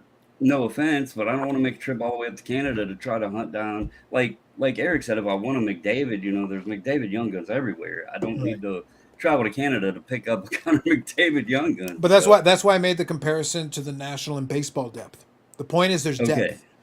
Vintage has depth. Modern has depth. The in and that's what between, I'm still needing to learn. yeah. You So know, the in between, some dealers are better for it than others. Some dealers only have modern because that's all they started more recently. That's what they are. Some dealers specialize in vintage. That's their bread and butter. That's what they can do. Some dealers have a little bit of everything. They have the dollar boxes and the stacks and stuff. Now for those you're gonna have to dig. You're gonna have to dig deep because it's not gonna be as easy to be like, hey, you got 90s? Yeah, I think I got a couple in the box over here, a couple in the box over here. But there are dealers who have almost every. If you're willing to dig, I saw some late 90s Grail level cards for great players. It's not stuff I'm collecting personally, but it was there. Yeah, for that sure. was my national Yeah. pickups No, I was know. was value Yeah. boxes. Yeah. But the thing is So that there are people that have it. And sometimes you have to ask because most people aren't looking for that. The problem is you have to be a certain age. So we have a little bit of fun and I like poking fun at it. Now Eric is old. Like let's be clear, Eric's old. But Bubbles, you and I are in the same time frame. Right, we're in the same ballpark. So I just turned 39 in July. So we're right in the same ballpark, and we're I both turned July, and we're both 42. July. Yeah. Yep. So we're right in the same time frame. We have the same reference points. The 90s was a great era for Hmm. us. It was a very strong era. So I have an affinity for the 90s. It's baseball and hockey, both. 97, 98 is my favorite year in hockey. Period. End of story. Love the sets, love the inserts, love the parallels, love everything. I keep just off screen here Z folios full of just Medano stuff. And right now I've got from 1990 to 2002, 2003 in Z folios. Those are all the non-memorabilia and non-thick cards just sitting in a row in a stack of Z folios, a whole bunch of them. I filled in a bunch of that stuff over time. So like whenever I need a reference point, like Medano was in most sets. and in a bunch of inserts. So if I need to double check something, I go like, I'm pretty sure they had that insert. Hold on, let me grab the appropriate Z folder. I probably have it in there. Flip through it and find it. Similar to how Griffey was in most of them. Exactly. A player who's in a lot of things is really easy. I showed you that poster because Pacific, he was the poster guy at that time. This is an autographed copy of the poster. I have 2 copies of this poster. This one was signed. I got this at the last expo. One of the dealers, buddies of mine, he goes, hey, I got something for you. And I go, what's that? Showed me this. And I was like, sweet. Medano was on several boxes and everything. He gave me a great deal on it. No complaints. He gave me a great deal on it. It's signed by Frozen Pond, who are good. I've done business with them over the years. I have autographed jerseys from Medano that I got through Frozen Pond myself through autograph. They said the next expo, Medano's signing. And a bunch of people, oh, you're going to get stuff signed. It's like, what do I got left? I've signed almost everything. Like at this point, I just be come up with something random. It's like, sign this? I guess. I've run out of other shit, okay? I think I've got one more jersey that I can do. I have the 2000 All-Star Game jersey, Eric, and I think that's the last one. I may just solicit somebody to be like, you stand in line. Yeah. I've already met Medano. I've already got him signing it, but this is the last thing I got. So okay, then that's what I needed to hear, because that's the kind of stuff that I'm enjoying with baseball. Yeah, you can go deep. There's plenty of depth. It's not an issue. The thing that I love most about the expo is that if you took every single card out of the building, there's no cards in the building. The building is still packed with stuff. We got a lot of memorabilia shit. Memorabilia, oddball stuff, pucks, sticks, jerseys, stickers, jackets. I mean, it is, the stuff is unbelievable.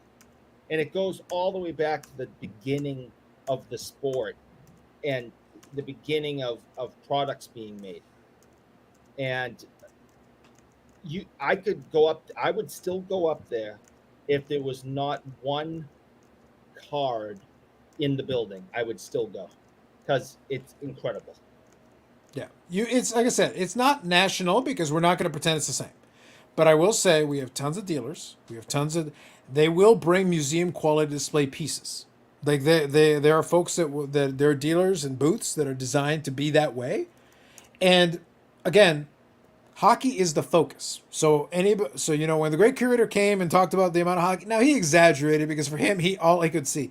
He's like, well, I bought vintage baseball. like it's not like they don't have other things. Like they do. But obviously hockey will be the focus. Like consider the market you're in. Like understand where you are. Well, it's just like seeing people like in the hockey groups on Facebook and they're posting the shelf at Walmart and it's majority hockey cards, but there is like baseball and football or whatever on the shelf. I get jealous of it because it's the exact opposite here. So I'm like, well, sometimes I kind of wish that was what was on the shelf here. But no, that's completely understandable. And that's definitely something I'm going to have to see about potentially making a trek up there. So yeah, it's just you got to understand where you are. And I'll give you one of the most obscure pieces of memorabilia that I bought at the show. And this is obscure, so I'll explain. It's going to be and it's not hockey. It's actually baseball, but I'll explain. So there was when I played 6 years of Little League baseball. Like I said, baseball was my favorite sport, number one. Before I even got into hockey, I spent years not getting into hockey. I played baseball. I love playing baseball, and I would have kept playing baseball, except I don't wear these for fashion. At a certain point, it's like, actually, my depth perception isn't that great. It's like I'm not picking it up. It's not so good. But one of the things when I was young and I was playing, I would voraciously read different books on baseball and trying to get better at these different little things. And one of them, which was funny because it was more of a picture book than anything else, but it was a baseball book, but it was from a player named Rick Bossetti.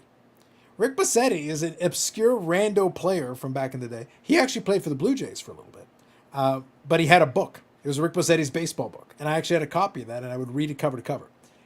I went across, and one of the dealers had a Rick Bossetti game used bat. And I was sitting there like, I was just walking by, and I was like, is that a Rick Bossetti bat?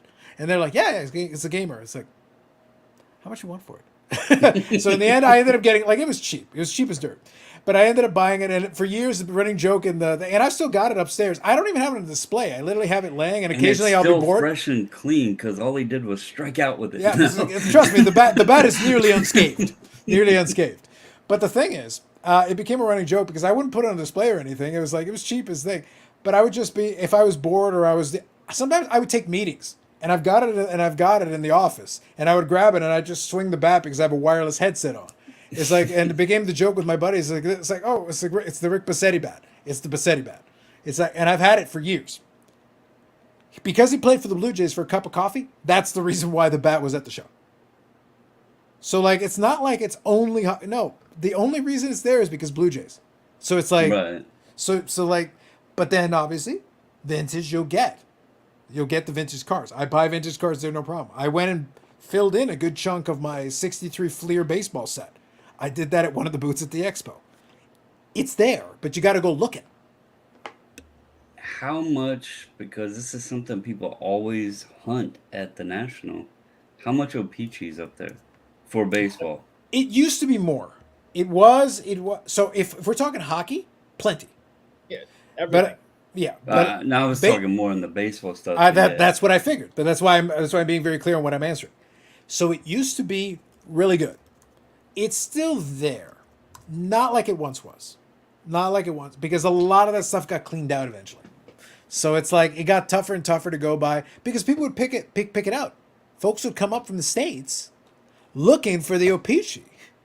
So they would take it down. So it's been expropriated out by the Americans buying the O-Pee-Chee in stacks. So is it still there? Yes, but it's getting more and more expensive as time has gone on because it's become less. A lot of our supply has been consumed. It's in sets. It's in people working on different projects and stuff. That's what I figured. So. Scott found 2 Clementes that he got. I was shocked. I was jealous he found them at that price. I don't remember exactly what the sticker was on them. They were cheap. So here's a question for you, Eric. Is that a Ron Francis bobblehead behind Eric? What's the bobblehead? I do not own any bobbleheads. I don't own one. Interesting. So no. I was going to say, then there you go. I've lost count how many bobbleheads we own. There you go. What about Crusades in 24 karat? I haven't seen too many. I've seen a few. But like I said, what I'll say is this. I know that with a lot of these shows, a lot of those 90s inserts are getting gobbled up, man. They're getting gobbled up. It's one of those things, like, they disappear. Because as people realize that it gets tougher and tougher. Run for the Cup is really tough. It used to be easier. For years it was available if you paid attention. It got tougher as time went on. Sleeper right now is SP Authentic Spectrum Cold out of 50. If you want to make David, in my opinion, would be huge. McDavid out of 50. He's a player. Like I said, I don't watch modern hockey too much. I did watch McDavid a little bit in this playoff. I was extremely impressed.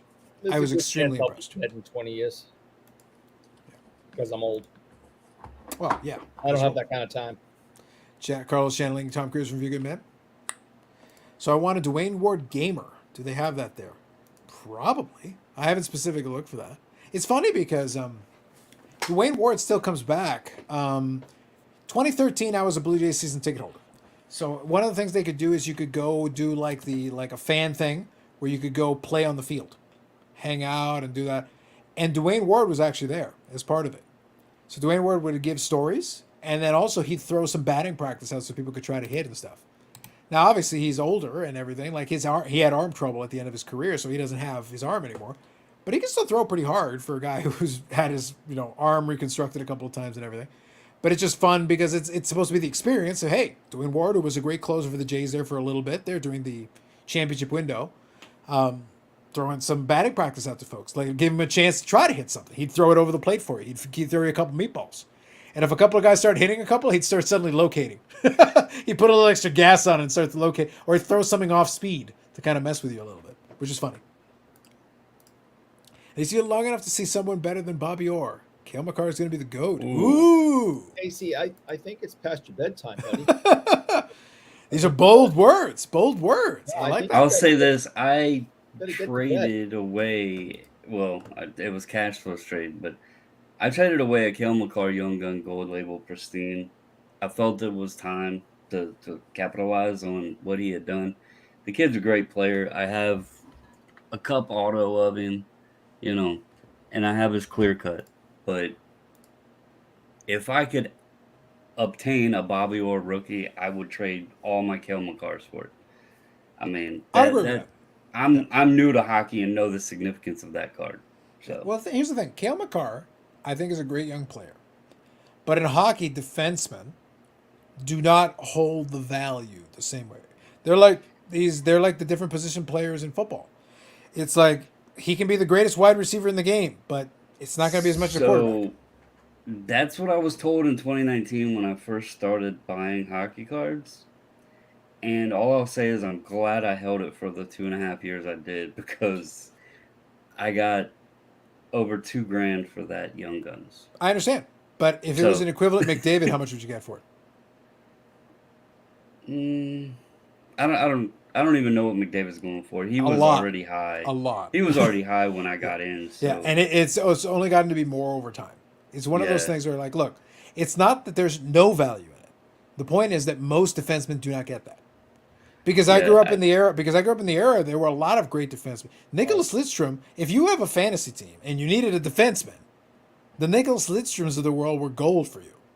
Like, they were great. They were great, consistent, always be able to produce, able to play. So you respected them, but it's like value-wise, Nicholas Lidstrom never held any value. Again, different era and more mass produced. But even today, a Nicholas Lidstrom, what would he get? He should get more, but probably not as much. What about? So here's a question, since he brought up Cale Makar, and I know Makar is great because of his offensive talent as well as his defense. But what happened to the Adam Fox hype? And the Rangers have a pretty solid, talented young team there. Is Fox somebody that's going to end up blowing up like Cale Makar if they were to go on a run like Colorado did? I think Fox is already a star. He's already won the Norris. I think, I really thought the Rangers had a shot at getting to the finals. They had the best goalie on the planet. Yeah. They have a Norris Trophy winning defenseman. They have offensive talent. I was surprised that they didn't get that far. So I think, and I haven't been paying much attention to the offseason moves. I don't know if what they've lost or gained, but I would be looking at the Rangers to make a run with what they have. And Yeah, I mean, Lafrenaye's getting think better. Fox Capo. and, I can't pronounce his name. The goalie's Russian, but between Igor. yeah, well, they're all named Igor. So I think the Rangers really need to be looked at, and I think it starts in the back with their goalie and Fox. Yeah, I'm just doing a little scanning. I'm just looking here. Okay, so let me scan over here. Casey really Well, likes that's the reason why I wanted to look. Cale Makar's different. He's not most defensemen. He's insane. He scored 86 really points. good. That's really good. He's unbelievable. He's great. Nicholas Lidstrom is a 4-time Stanley Cup winner, Hall of Famer. He also won the Conn Smythe. He did basically what Cale Makar did for 20 years. Bobby Orr won every single trophy imaginable except the Vezina. Yeah.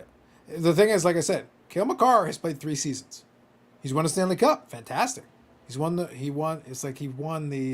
Conn Smythe. Fantastic. Yeah. It's like he said here, basically. It's like he won the Conn Smythe as a D, unheard of in today's game. Lincoln System did that. Yeah, I don't even want to Like he say did about that. Bobby Like, Orr. he literally did that. He did that. Bobby Orr also won a scoring title as a defenseman. Yeah, if Bobby Cale Orr Makar scored 86 points. That's really good. Like, let's not pretend that's really, really good. the kid's He scored awesome. 28 goals. That's really good. I'm not bad mouthing the kid. Yeah. But to put him in the same category as Bobby Orr is just stupid. I mean, if Bobby Orr decided to take a year off and become a goalie, he would have won the Vezina, and then he would have won every single trophy the NFL has ever had. Or settle down. This is why you denounce hockey, because of nonsense like what you just said. But Bobby Orr redefined that position. He was a difference maker in that position. Like I said, I'm not saying Cale Makar's bad. I think he's been extremely impressive. But the thing is like he's 3 years in the league. Settle down. He's literally 3 years in the league. Settle down. Like, I don't care. As a defenseman, most of those guys drop off. Even if they show that kind of offensive talent. Great. He's special until he's not. Until he's just another defenseman. Next Show me, question here. give me another 15 years, and we'll talk about it. Does Calgary benefit or hurt Jonathan Huberdeau? Well, from a hobby perspective, Calgary is a dead zone. Now, if he performs at like high enough level, it really won't matter. McDavid's in Edmonton, so it's not like that killed him, because he's performing and he's impressing and he's showing off and he's a highlight reel and he's got all those things going for him. Obviously, if they won something, it would be bigger. So fine, let's see that. But it's about performance predominantly. Like, you can make a lot work. If he performs at that level and he wins something in Calgary, then it's fine. But if he doesn't, then being in Calgary will hurt him. If he's just really, really good, being in Calgary, it's not going to be good enough. He has to be exceptional. He has to be transcendent. It is funny how the hockey stuff works. It is definitely past my bedtime, and I have no idea what comes out of my mouth at this time of day. Lord knows, you have no idea what comes out of your mouth most times. Agree. 100% agree. Ignore anything that comes out of my mouth. Yeah. I'll see you in 2037. That sounds about right. Yeah. But yeah, it's the way I would put it this way, Bobbles, is that markets are weird. Like, look, and this would be the way that I would answer it. And maybe this would be helpful. Maybe this would be educational. Canada is a hockey nation, but it's not an NHL nation, and it's not an across the board hockey nation. So we're more fragmented than people give us credit for, and I think people don't fully understand that. And I've had discussions on Discord that also play into this as well, also for the CFL, because I like to make fun of the CFL. Making fun of the CFL is fun for me. It's sport. There are passionate CFL fans, but it is a niche. But it's a passionate niche because they can get 1 million viewers. So in a million viewers here, again, we consistently have to put it into perspective. 1 million viewers and change for a regular season game is 10 million viewers for an NFL game. And NFL can get that. But I'm not just talking about Monday Night Football. They can sometimes get 1 million viewers for an average game against two teams out west that most of the East doesn't care about. Most of the Eastern teams don't care. We have weak teams in the East who barely draw. The West is actually doing most of the drawing, and they've got less population. So that's 1 million viewers, predominantly Western folks. So imagine if the whole country gave a crap about it. Obviously, it'd be much stronger viewership. But going back to hockey, there are cities that are passionate about their hockey teams. The Toronto Maple Leaf fans are irrational and ridiculous. That's its own thing. The Montreal Canadiens fans, when they're playing well, they're irrational and ridiculous. That's its own thing. Calgary and Edmonton, they're passionate, but they struggle nationally. Nationally, no one cares about Calgary. Nationally, no one cares about Edmonton. Connor McDavid is so good that they give him the credit. They give him the props. In Calgary, you'd better be great. Iginla was great in Calgary for years, but it didn't matter. He was playing in Calgary. They didn't win anything. He would win Maurice Richard trophies, and it didn't matter. He's in Calgary. Somebody who goes out and succeeds out in Vancouver, no one cares. It doesn't make any difference. It's got to be a big market, and the problem is the big markets really are Toronto, maybe Montreal, but not anymore. Like, Montreal hasn't really won anything in years. It's been 93. The same year the Jays won, it's the same year Montreal won. That was the last time a Canadian team won the Stanley Cup. But when the Stanley Cup finals come in, the Canadians will watch. Go ahead. The Canadians went to the finals last year, and thank God they lost. Yeah, but they really weren't. They weren't like real threat to win that. Like, they got there. They had a Cinderella run. It happens sometimes. The team will play over its head, and they got there. The Stars got to the Stanley Cup final, and like a run is like, this team kind of sucks. I was watching it. It actually kind of sucks. But they ran the table for most of the playoffs, and then suddenly they ran into a Tampa Bay Lightning team, and they allowed Steven Stamkos to score on the only shift he played in the Stanley Cup Finals. And I'm like, well, we're not going to win this if you let Stamkos score in the only shift he plays. Not great. So it happens sometimes. It is what it is. But that's the weirdness. So Bobbles, to answer your question, that's the weirdness of the Canadian market, is that we will not tolerate outsiders making fun of the Canadian teams and things, but we will ridicule them without mercy here. We will show disrespect to Calgary and Edmonton and all of them if you're outside of that market. And if you're out west, Toronto sucks. In accordance with the prophecy. That is how it must be done. It's understandable. I get it. And Montreal cheated. There you go. But that's the reality of it. Toronto only cares about Toronto. That's it. They don't care about the NHL. They only care about the Maple Leafs. So the entire rest of the league could fold, and they only care about the Maple Leafs. They're like, so does that mean we win the cup? No. That's all they care about. That's all that matters. Was Jeff Wilson going through TSA already dressed? Yes, it was. Jerome won a cup. Did he? Towards the tail end? How? When?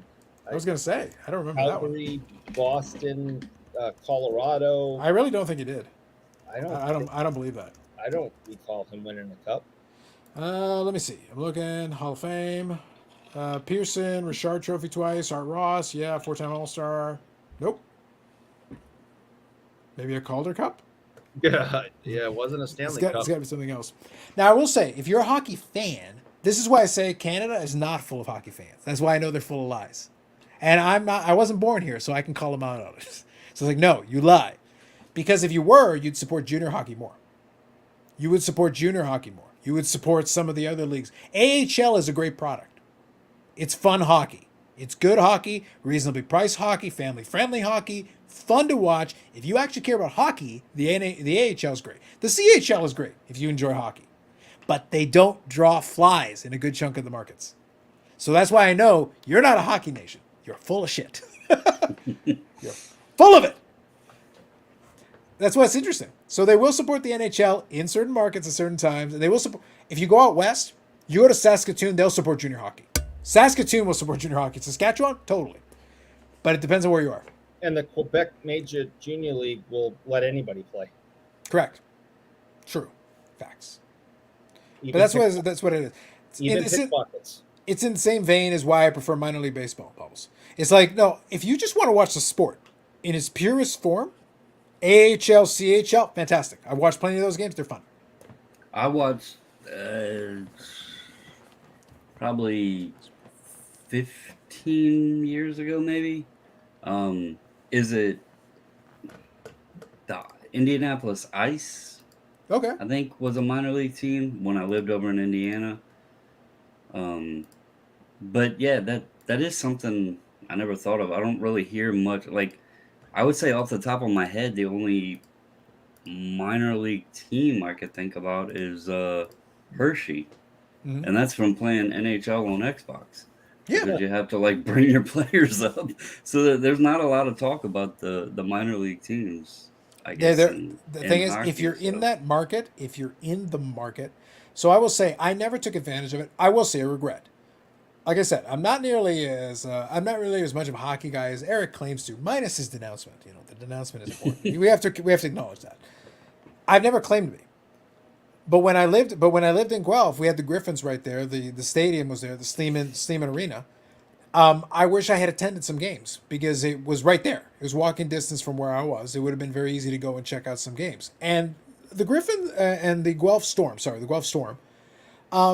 they're fun. They're a fun little arena. It's a fun little team to go check out if you got some time and you want to go and do it. And it's right in the community. You can go check out the games. It's great, and the price is reasonable and all that.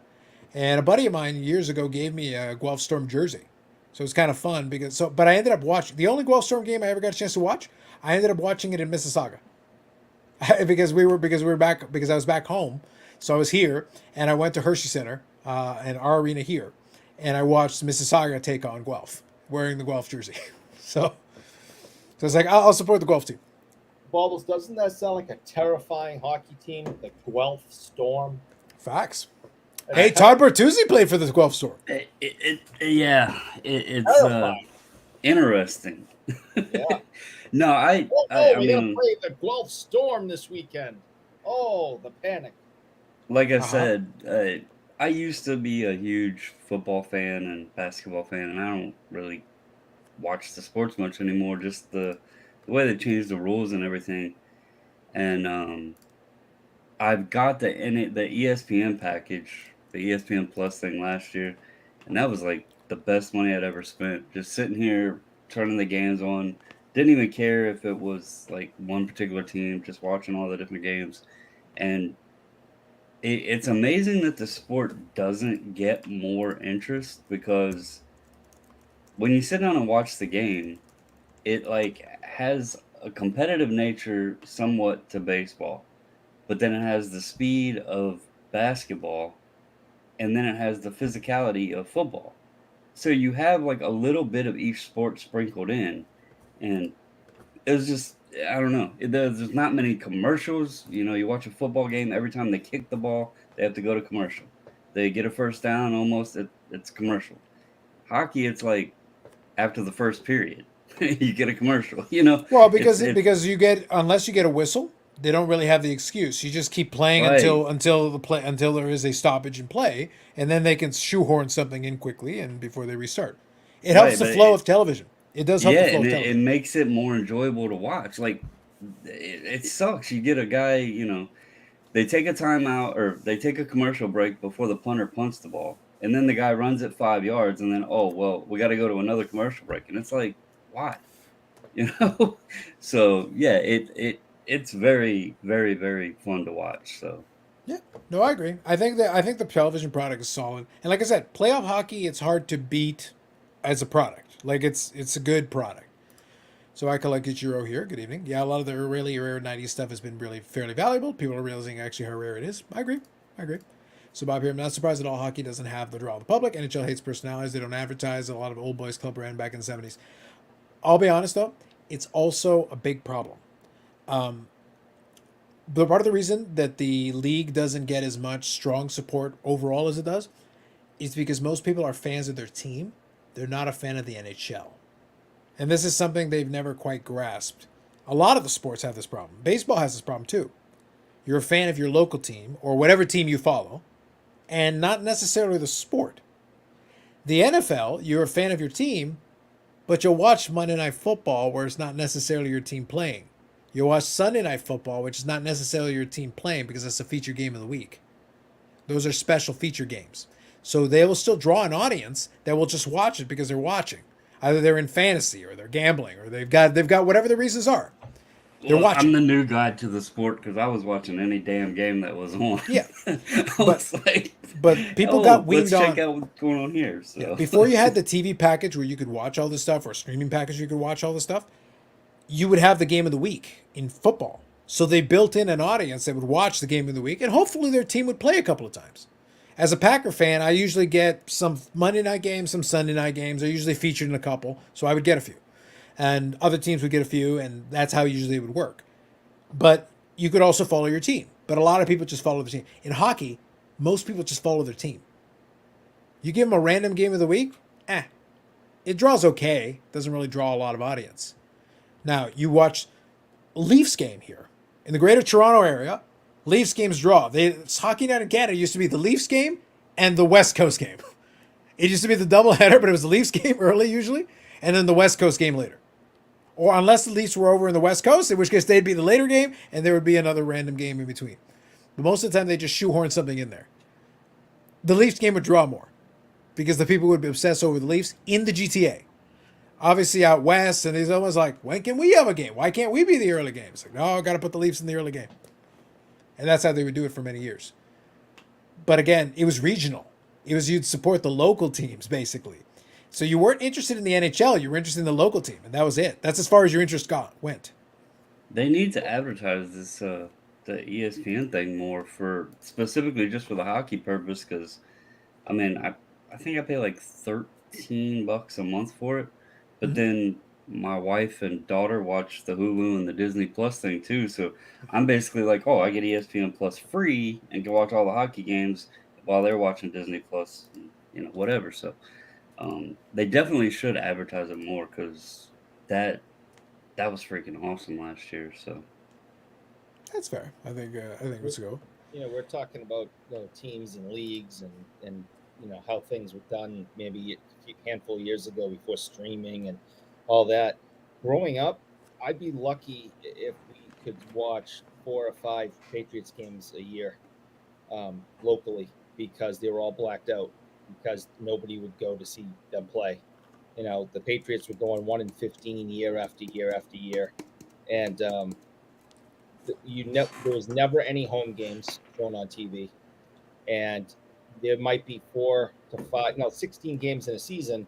You might get 4 or 5 away games that were televised because the away team, sold enough tickets. If we were playing the 49ers or Green Bay or something, the stadium would be filled, so we'd be able to watch it back here. But yeah, here's your home team. You can't even watch it on TV. Mm-hmm. It's completely blacked out. So I grew up watching very few Patriots games because they were so bad. Yeah. I think people forget the impact of not having access to the television. It is important. It helps a lot in building a generation of fans. But like I said, some of the culture, some of these games. The reason why I gave that analogy about the culture of the different leagues and the way they do their thing. There were a lot of folks that spent a lot of time, years, arguing. Oh, we should get the NFL in Toronto. We should get the NFL in Toronto. And I'm like, the NFL in Toronto would fail, even if you could find a stadium, even if you could finance it, even if you could get, because you're not allowed to own it as a corporation. It has to be an individual. So you need someone with enough money to build a stadium, a couple $1 billion, buy a team either through transfer or through a new team, play the franchise fee, billions of dollars. So you're billions of dollars in the hole before you even started. Billions of dollars in the hole. And you have to try to figure out. Here's the problem. There are NFL fans in Canada. I know this for 100% certainty. The problem is they're distributed. I follow the Packers because I enjoyed watching Favre in the 90s. Somebody else will be a fan of the Patriots. Somebody else will be a fan of this insert. We got the Bills near us. There are fans for the Bills. There's like 15,000 season ticket holders that are from Canada. They cross the border to watch the Bills. The Bills is the closest thing we have to an actual fan base. But if you put a team in Toronto, because probably that would be the most logical place for you to drop the team, they'd struggle to draw enough to make it worth their while. Because the fandom is so fragmented, you wouldn't. Folks out west aren't going to care about a Toronto NFL team. They're not. All the way in the east, if we go all the way east, they're not going to care about an NFL team in Toronto either. And the people in Toronto barely care about an NFL team in Toronto. So it's like, you're done. You're done before you even started. Where's your fan base going to come from? Good luck. Let me know how that turns out. There's a reason why it hasn't happened so far. And I don't think it's going to happen. I don't think they can ask for it a million times. It's like, it's an expensive starting point. And where's your fan base? Where are you going to draw it from? Doesn't the CFL have a non-compete thing somewhere? The NFL could buy the CFL for like a rounding error. Yeah. Like if that's what they wanted to do, it's a rounding error. Weren't they in discussions at one point, or maybe it was just rumor of kind of partnering to use the CFL as kind of like a minor league instructional type league for the NFL? So there have been talks off and on for years of doing something like that. They even the CFL has been so desperate. They even talked to the XFL about a partnership, about doing some kind of thing. The CFL has a niche. Out west, it's strong. In Saskatchewan, it's strong. In Winnipeg, it's strong. In Vancouver, it's transient, depends on the direction of the wind. Toronto, it's basically dead. Not completely, but it's dead. Montreal, if the team's good, it's good. The team sucks now, so it's not so good. They're trying to get a team in Atlantic, Canada. Lord knows why. So they keep trying to shoehorn it in. It's a league that is designed trying to get Canadian content in there. They have bylaws where they have to mandate a certain amount of Canadian players, which means you can't get the best players. Automatically, you can't get the best players because you have to get a certain amount of Canadians in there. Well, what if an American becomes a naturalized citizen? That's their workaround. Their workaround is if you live here long enough, you could be a citizen, and then you'd count as a Canadian. Really, good job. So the thing is, salary-wise for QBs and stuff, they can compete with some of those rando secondary leagues. They're okay. The other players are making a living ish. The football's okay, but you really got to be into it. If you're not into it, you're not into it. It's a different style of game. Because it forces the Canadian thing into it in order to maintain the Canadian Football League thing, it doesn't make it as interesting for some. In Toronto, it hasn't been embraced. The last time the Argonauts drew well was the 70s. But they could draw 40 to 50,000 a game in the 70s. Nowadays, if they draw 15 or 20, it's a good year. I think it's really amazing that football is the one sport that has 4 or 5 different leagues, but they all play the game differently. I agree. Yeah. Well, I would say it's like the only sport like that. Well, it was funny because so Bobbles, you know Jeff in the Discord. It was funny because he's Canadian, but like I had to educate him in the CFL. I was like, dude, I don't even like the CFL, and I know more about the CFL than you do. Clearly, it's not that complicated. The CFL is a close offshoot of rugby. Both sports are an offshoot of rugby. The NFL decided early on that they wanted to adapt it to make it more offensively friendly. So they went to a fourth down. They adjusted the size of the field. They did that in the 1912. Literally in 1912, they said, okay, we want to make this offense. Forward pass is allowed, unlimited forward pass inside of like near the end zone. We'll make 10-yard end zones on each side. We'll make the field from 110 yards to 100 yards. So they made a lot of those rules in the early part of the 20th century. The CFL didn't. The CFL stuck closer to the original rules. That's the reason it's a different game. That's the reason it's 3 downs instead of 4. That's the reason it's a larger field. It's a throwback to the old I'm even rugby. talking further out than that with the XFL and the arena leagues, and like there's just so many little branches of the game of football. Yeah. You might have like a 3-on-3 league for basketball or something like that, but Sure. Overall it's just interesting of how many different leagues come about with the game of football, and most of them have different rules. So yeah, it's one of those things where, look, the way I like to put it, and part of the reason I like to make fun of the CFL is that I joke with my buddy that I've earned the right because I've watched enough CFL games. I was a season ticket holder to one of the two different CFL teams, one for 2 seasons, one for 1 season, and the reason is I wanted to get access to the tickets to the Grey Cup. So in the CFL, I've watched preseason games, regular season games, playoff games in every level of playoff games.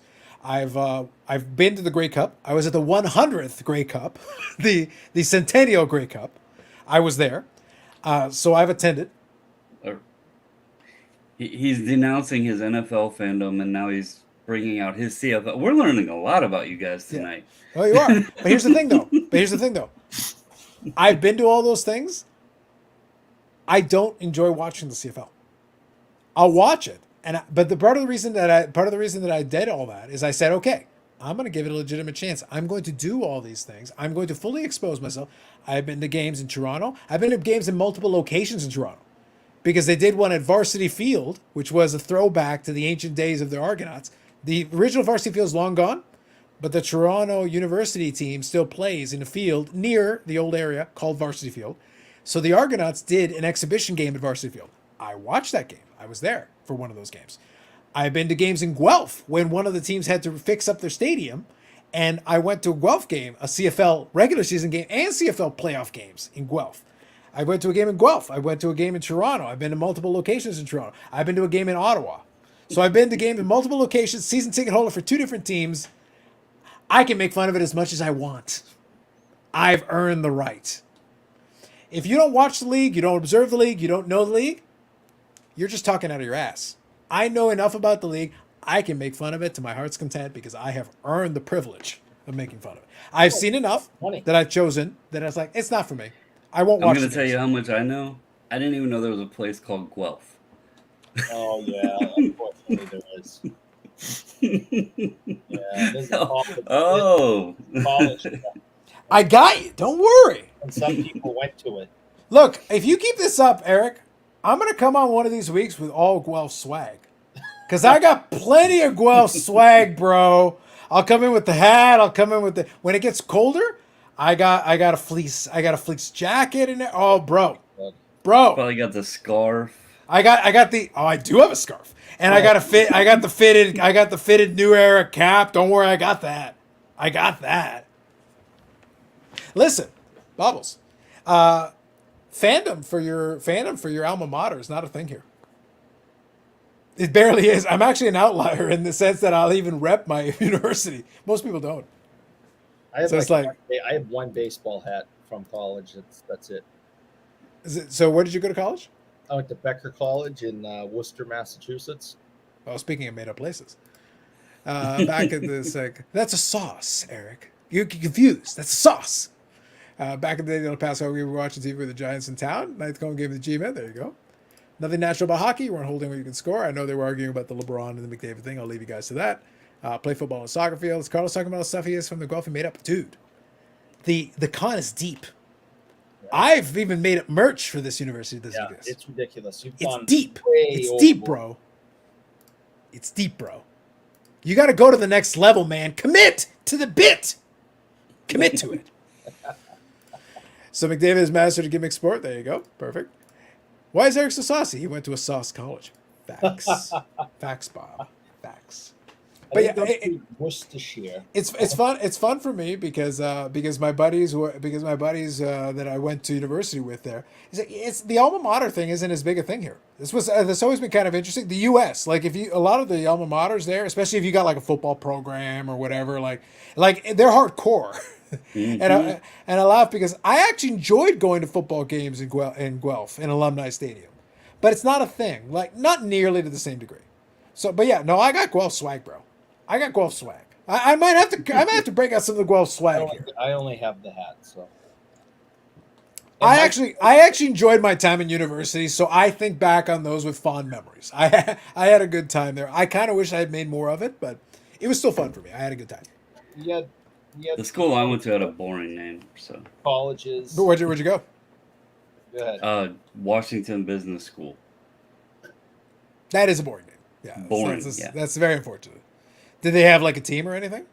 A couple of teams? No, it was just it wasn't like a university or anything. It was more. Well, it was a business college, but it was more technical. I guess Okay. it would be like a tech school. Yeah. So, Well, I did attend. I attended a year. I attended a year at Sheridan College, which is more along the lines of what you're talking about. So yeah. it was designed more. I did that a little bit post grad. I did some of that. Obviously, it's not the same. Undergrad was where undergrad was a good time. Undergrad was a lot of fun. So both of us being in the age range we are, Hmm. do you ever look back on that? Because I know, like, obviously going to a business school, Mhm. I learned now today, well, not just today, but what they taught me then really carries zero over in today because all of the programs, computers themselves, the internet, all of that stuff is so much further advanced than it was in the late 90s that Yeah. everything they taught us pretty much doesn't mean anything. I agree with that, but here's what I'll add, and I guess your mileage may vary. So here's what I'll say about it. Part of the reason that I am a backer of the university as much as I am is that I was a history major. So if we talk about what I studied, I work in tech. I work in tech these days. Like I literally administer systems. Like I'm tech support. I'm system analysis. I am configuration. I run projects on that. Could not have anything less to do with what I studied in school. That's why I always joke whenever they ask, "Oh, where did you learn to do this stuff?" I say, "Oh, I had a very technical history degree." But I will say this: when I came out of high school, I wasn't super comfortable with explaining a lot of things, group settings and presentations and all those things, which, by the way, are things I have to do for my job today. So the university time that I had there, you had a lot of opportunities to do that and be around people that you don't know and be in an environment different than that. The value I got out of it had nothing to do with the classroom. It was forcing me into an environment where you could do that other stuff, which then I was able to use later. So the skills that I got in everything around the university experience, I was able to use that and carry that over. But the individual stuff I did in the classes, it is irrelevant in the grand scheme of things. It's all outdated. It's not of any use today. But it was a good environment to be in at that time. And I finished university 1 year before the iPhone, which was perfect timing. It was exactly the perfect moment to get out because it would have been different after that. As it was, I was able to do it like where, yeah, we had phones and we could call each other, but it'd be called, "I'll meet you there." Yeah, I can text you, but it's going to take me a minute. Hold on. Let me do the T9, let me send a message. It's going to take me a second to do this. Small messages, quick things. You're not really looking at your phone for internet and stuff. Like, you got it, but it's not very good. It's junk. A little tidbit since you mentioned the iPhone and Eric's a Boston fan up there, Patriots fan. It blew my mind, and you don't really think about it, but Tom Brady has been playing football longer than the iPhone has existed. It's arguable Tom Brady has been playing football longer than time has existed. Are we sure? Are we sure like time didn't get invented after his career started? Like, are we completely sure? It's been a long time, but you're right though. You're right though.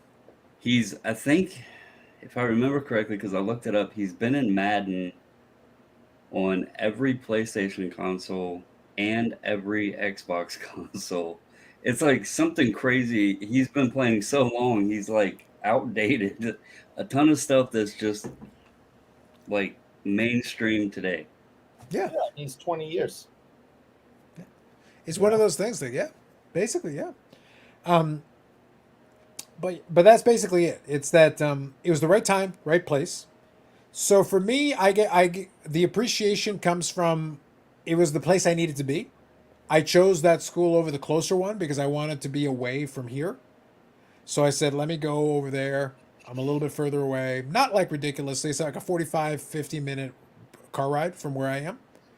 But because I spent the rest of my lifetime basically here. In this neighborhood, I've been here since 92. I've been in this neighborhood for 30 years. My parents are a couple blocks down the road, and I live in this condo over here. But I've been in this neighborhood for the better part of 30 years.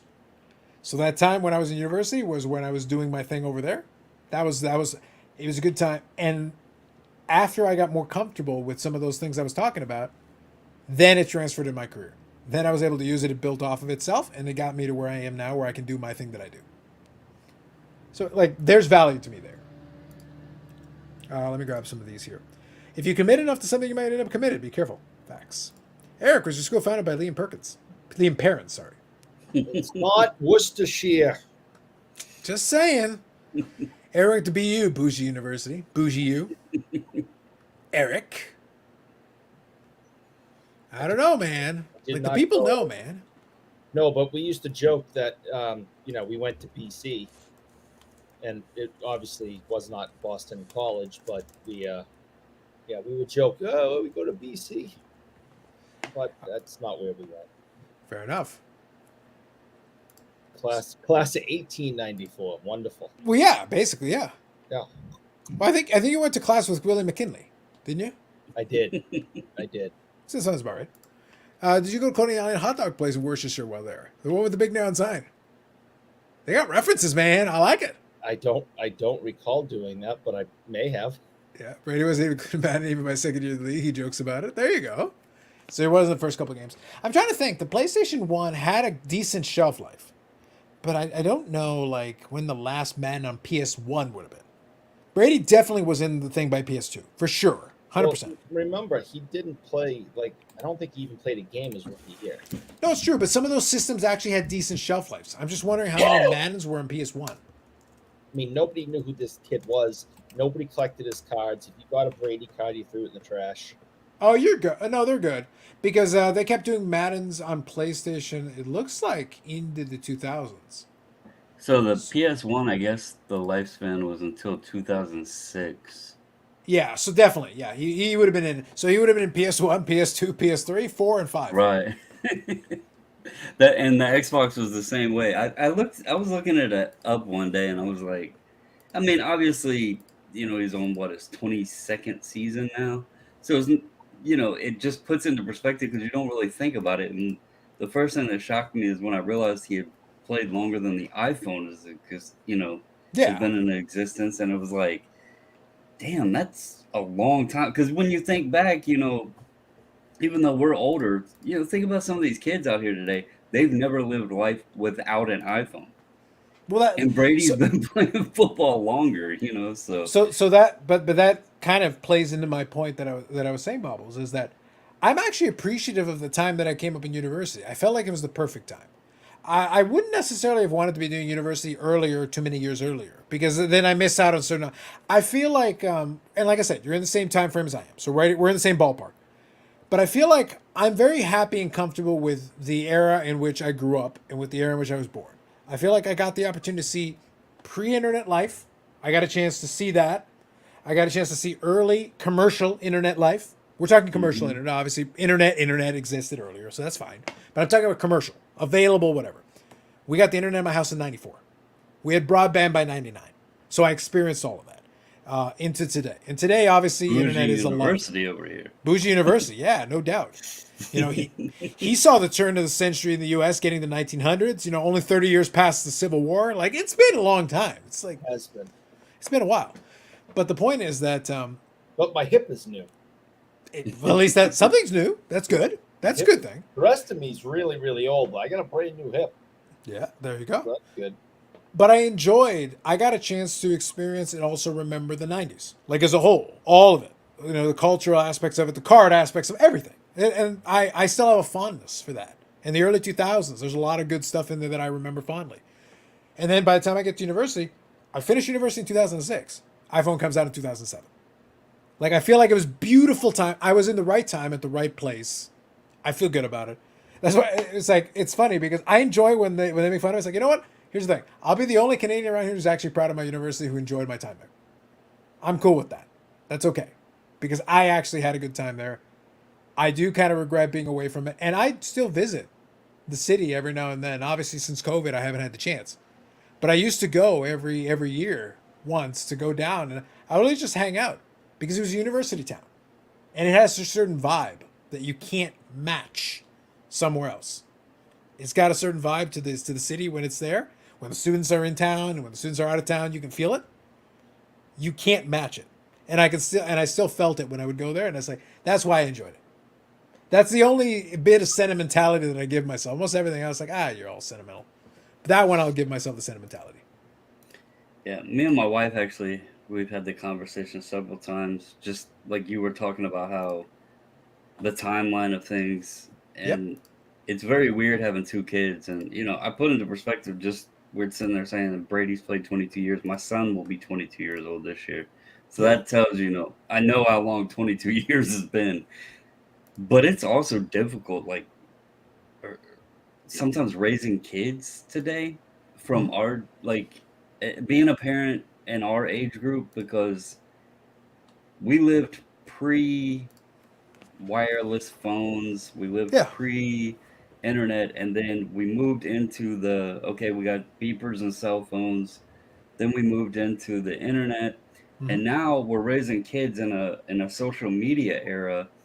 And our parents raised us essentially on almost the same roots that they were brought up on, with a few exceptions, like, guys are talking about the video games and stuff. The Nintendo came out and that sort of thing. Our parents didn't have that when they were kids, but outside of that, it was a pretty simple lifestyle, and they raised us on the similar principles that they had when they were younger. We're trying to navigate our kids with Instagram, TikTok, Twitter, all this other stuff, and we're like, you got a 16-year-old that's like, oh my god, Susie Q is talking shit about me on this, and you're like, I don't know what to tell her. We didn't have to deal with that. It's weird today. Yeah. So it's turn a phone off. Yeah, but easier said than done. That's the lifeline. It is, because then that freaks them out. Yeah, but that's the reason I made that distinction. I basically got to participate in the last generation. Literally, the iPhone changed the game. The smartphone era changed the game, and I was in the very last class to graduate right before it hit. Like, that timing could not have been more beautiful, because it's one of those things, and kind of playing into that point, Bobbles, is that I like the modern era. I will allow myself some nostalgia. I still appreciate nostalgia. I'll still think back fondly in some of those days. And there are moments in those days that I would happily go back and revisit. Like, I had a good time. It was fun. It was a good time. And I wish I had capitalized on it more. My only regret, if anything else, is that I wish I had capitalized on it more, realizing how special that specific period in time was. And it worked out great. And it's like, I kind of wish I had squeezed a little bit more out of it. But that said, I don't regret the era that I'm in. I enjoy technology. I enjoy the modern era. I enjoy these things. I like the options that I have today. But I like that I knew what it was like before I had them. Because it gives you a certain appreciation for the options that I enjoy the options that I have today because I knew what it was like without. I knew it was like when I didn't have them. I knew it was like with dial-up. I knew it was like with all these other things as well. It gives you a different flavor. Like, there's pros and cons to both. It's amazing where we are at today and how, this is a perfect example, we're sitting here talking to each other live, in real time with other, I don't know how many people's watching, but with other people watching and chatting and joining in. Yep. When we were growing up, we thought we were cool because we had dial-up internet and could connect at 48 kilobits per second.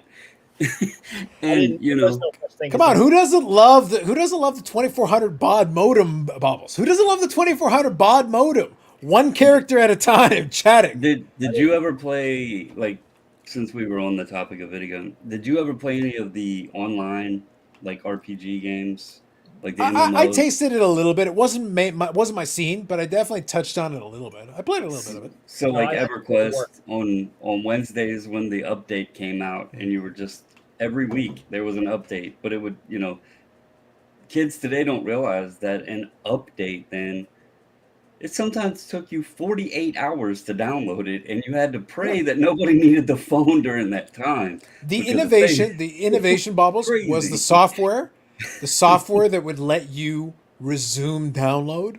Yep. When somebody came up with a piece of software that's like, so I can start downloading, do it for a couple hours, and then pause and resume. What? But Because you you had to needed it. pay It you took so had to damn long that you needed a pause.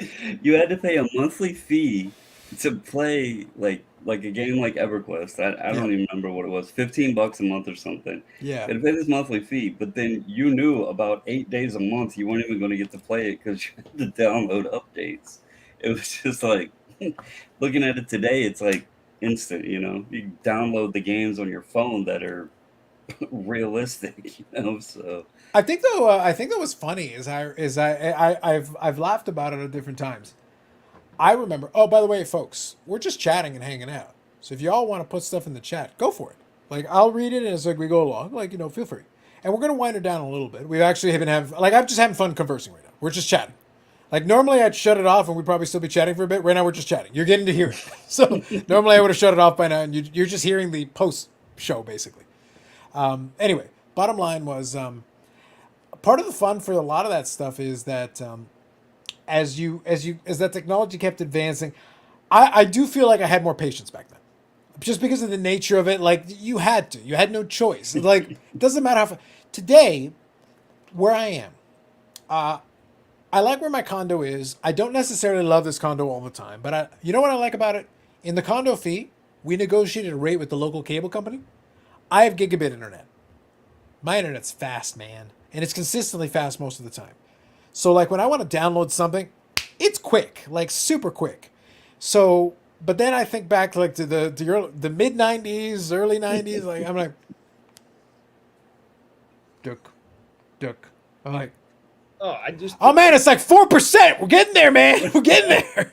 4%. and then you'd like go and do stuff and come Yep. back and check on it. You'd have to like. There's no That's point in even what we staring want. at it. There's no point in staring at it. It's moving like, dick, dick. And today it's like, oh, it's a gigabyte. It's like, why isn't it done yet? Jesus, come on, man. Let's go. Download. Just don't have yeah, the everything patience. is instant now. I mean, It's so it's fast. just interesting. It's kind of cool, like our age, to know that we've experienced it and seen the entire progression of it. Because kids today, when you explain something to them, they don't understand what it was like then. And we actually have gotten to live across, several different. It's like Nolan Ryan. He played 4 different decades. We've lived through several different decades of technology. But It's just cool to be a part of.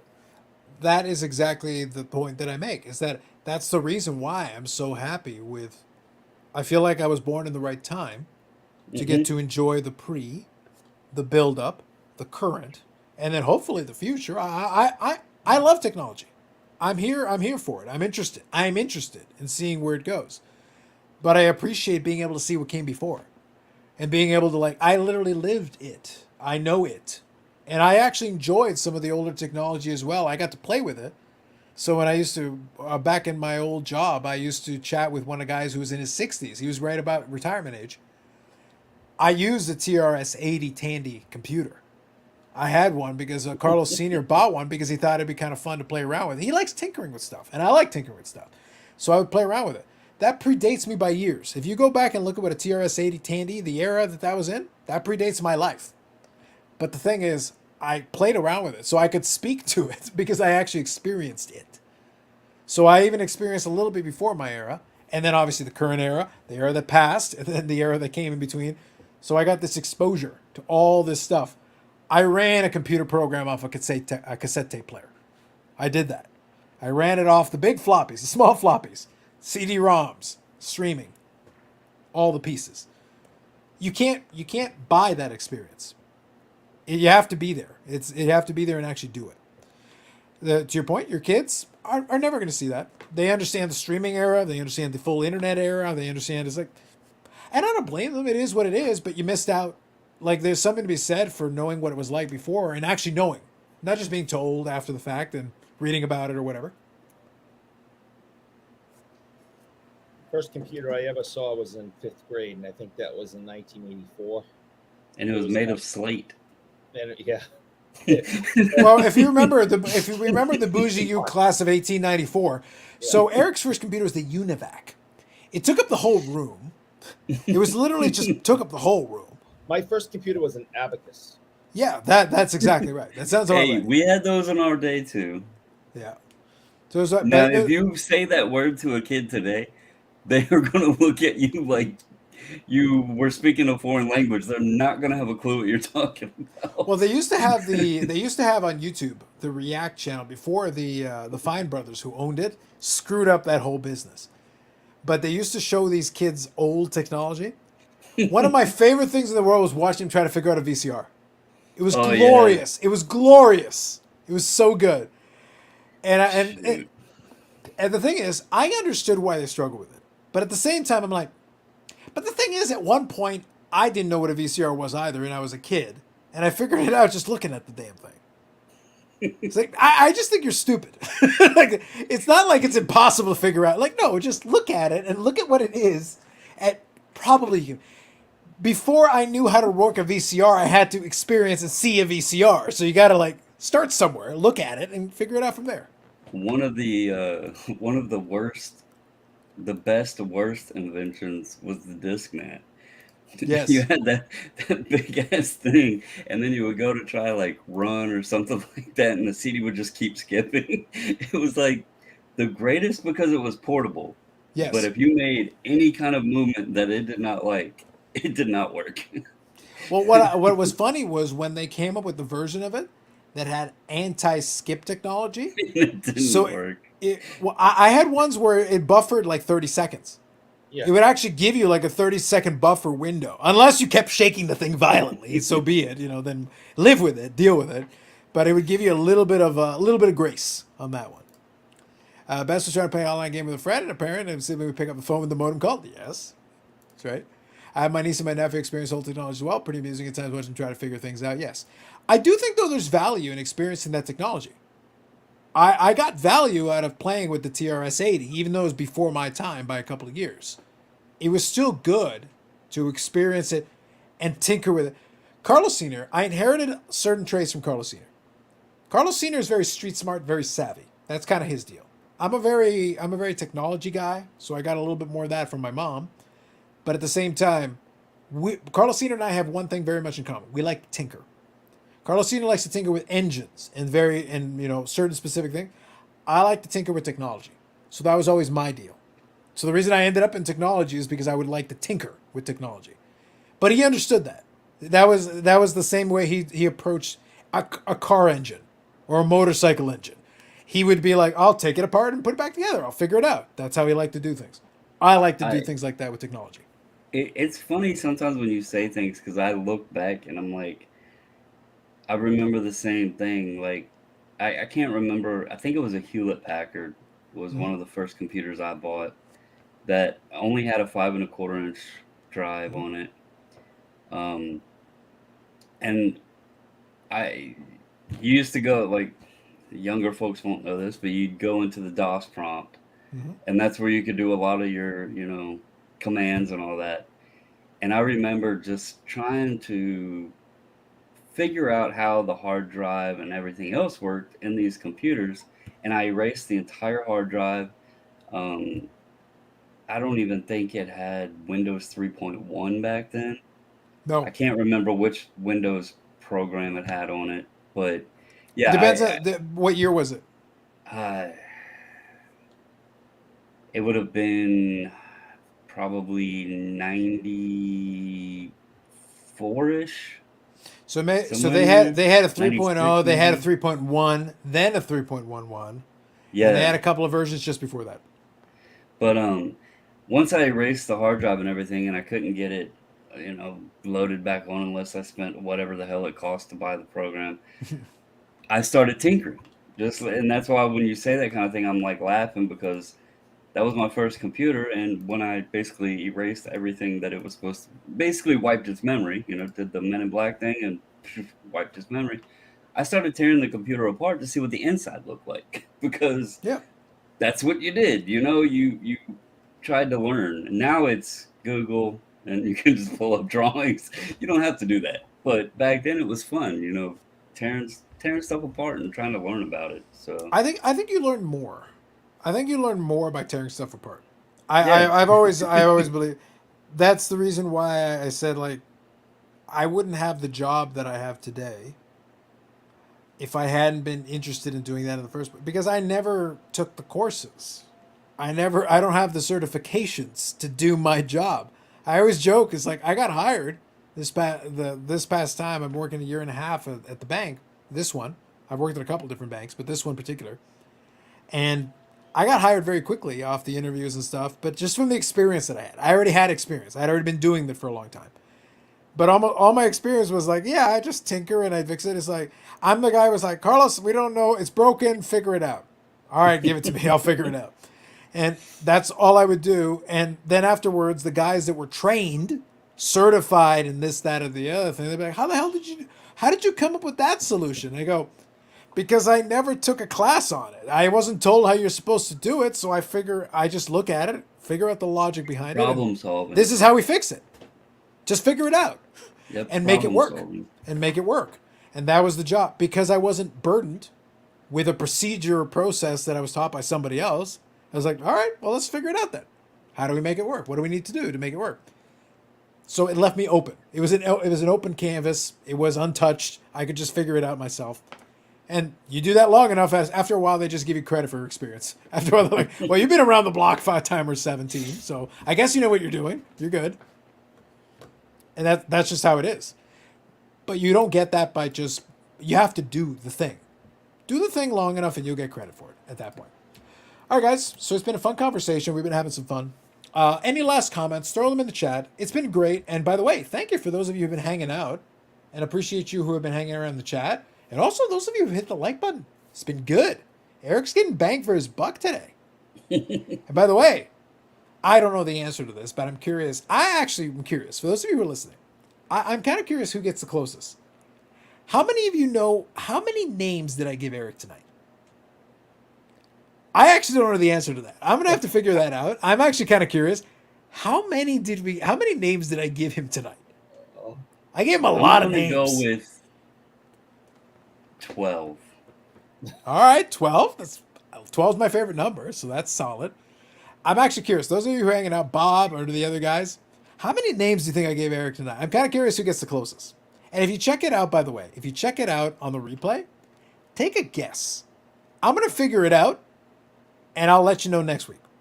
I don't know the answer to the question. I don't know the answer. I did it, but I have no idea. Lost track. I have no idea. There were a lot of them. I had my fun. No doubt. So Eric looks like he fell asleep. Yep. Hope the recovery is going well. There you go. Bob's giving you a little appreciation. Bob, things are going well. Over under 10. Lord knows. I'm taking the over. Yep. There you go. Sounds good. I didn't quite catch earlier when I was talking about the wallet thing. Mm-hmm. Did you say that Brad mentioned that he met me and Yeah. whatever? Okay. Yeah. I Yeah, we thought did. that's what you said. He was an awesome dude too. Well, the wallet thing is Eric's slander. It's Eric slandering Brad. It's kind of a thing that he does. So you have to understand the reason why we treat Eric so badly. It's the reason we treat him so badly is because he slanders people. And Bubbles, you know well, Brad's a chill dude. He's a nice guy. Max. And here's Eric being the bastard that he is, the masshole that he is, That's true. throwing shade, disrespect. Like, I don't know. Listen, I don't know where he learned this type of behavior, and it's very unfortunate. I'm not a big fan. I'm not a big fan of any of it. I'm not a big fan of any of the things that he's done tonight. I don't like it. There's another one. It's not appropriate. It's not true. It's very sad. It's a shame is what it is. True shame. How dare you? I think everyone here believes me when I tell them that Brad pickpocketed me, stole my wallet, and maxed my credit cards out going to a concert. Interesting. Interesting. Yeah, I did see him for a couple minutes, and we had a bit of fun. Took a couple photos on Carlos's request. Um, Look, I didn't ask for much. I don't feel like I asked for a lot. and, I and felt we like I was, honored your request. and I appreciate it. I do. I appreciate it. I do. But yeah, I went over to the trade night. I didn't stay over there very long. Um, the same night was the meet thing at the hotel with like those back pages and Mike, baseball collector, and all those guys. So I actually walked across the street to the trade night with Mike O. Mhm. Made a quick lap around. I could tell there was a ton of people in there, and I didn't want to be hunched over looking at cards. They were most of them were just sitting on a floor. Yeah, yeah. And I did catch that. I would love to see, like, I understood from a spacing standpoint. I would like to see more tables. Like, so it's very uncomfortable. I'll tell you guys something in a little bit about that. That might Do you want to say it? Do you want to say it before I hit broadcast, or do you want to wait after? I'll say it after so I can give you the full Yeah, that's fine. context of Okay, it. no problem. Yeah. So, guys, what we'll do is we'll wind her down. By the way, it's been great. It's like literally we pushed close to 5 hours. I'm not going to stretch it just unnecessarily. We're good. We're going to call it a night here. But thank you for hanging out. I appreciate you. We're here real quick. I'll say later, gents. Have a good night. John, good night. And padding the numbers. If you guys guess within two, I'll throw out the last two. The last two are me having some fun. I'll throw out the last two. I'll get the real number minus the last two at the end. But if you can guess close, if you watch this on replay, guess in the chat. I'm curious if you can get close. Because I don't know the answer to that. I genuinely have no idea. I came up with a bunch of them, but I genuinely don't know. Have a good night, Baz. Have a good night, Jeff. Absolutely. Thank you very much. Appreciate your support. As always, appreciate all your support. So thank you very much. On your way out, if you haven't already hit the like button, it is free tonight. Eric is paying for it. It's the least he can do because he's a asshole. It's the least he can do. Is there a table shortage because of AEW? Possibly. Possibly.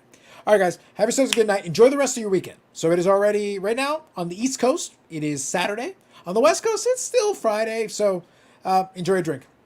Have fun on the West Coast. Take it easy. Have yourselves a good night. We'll catch you in the next one.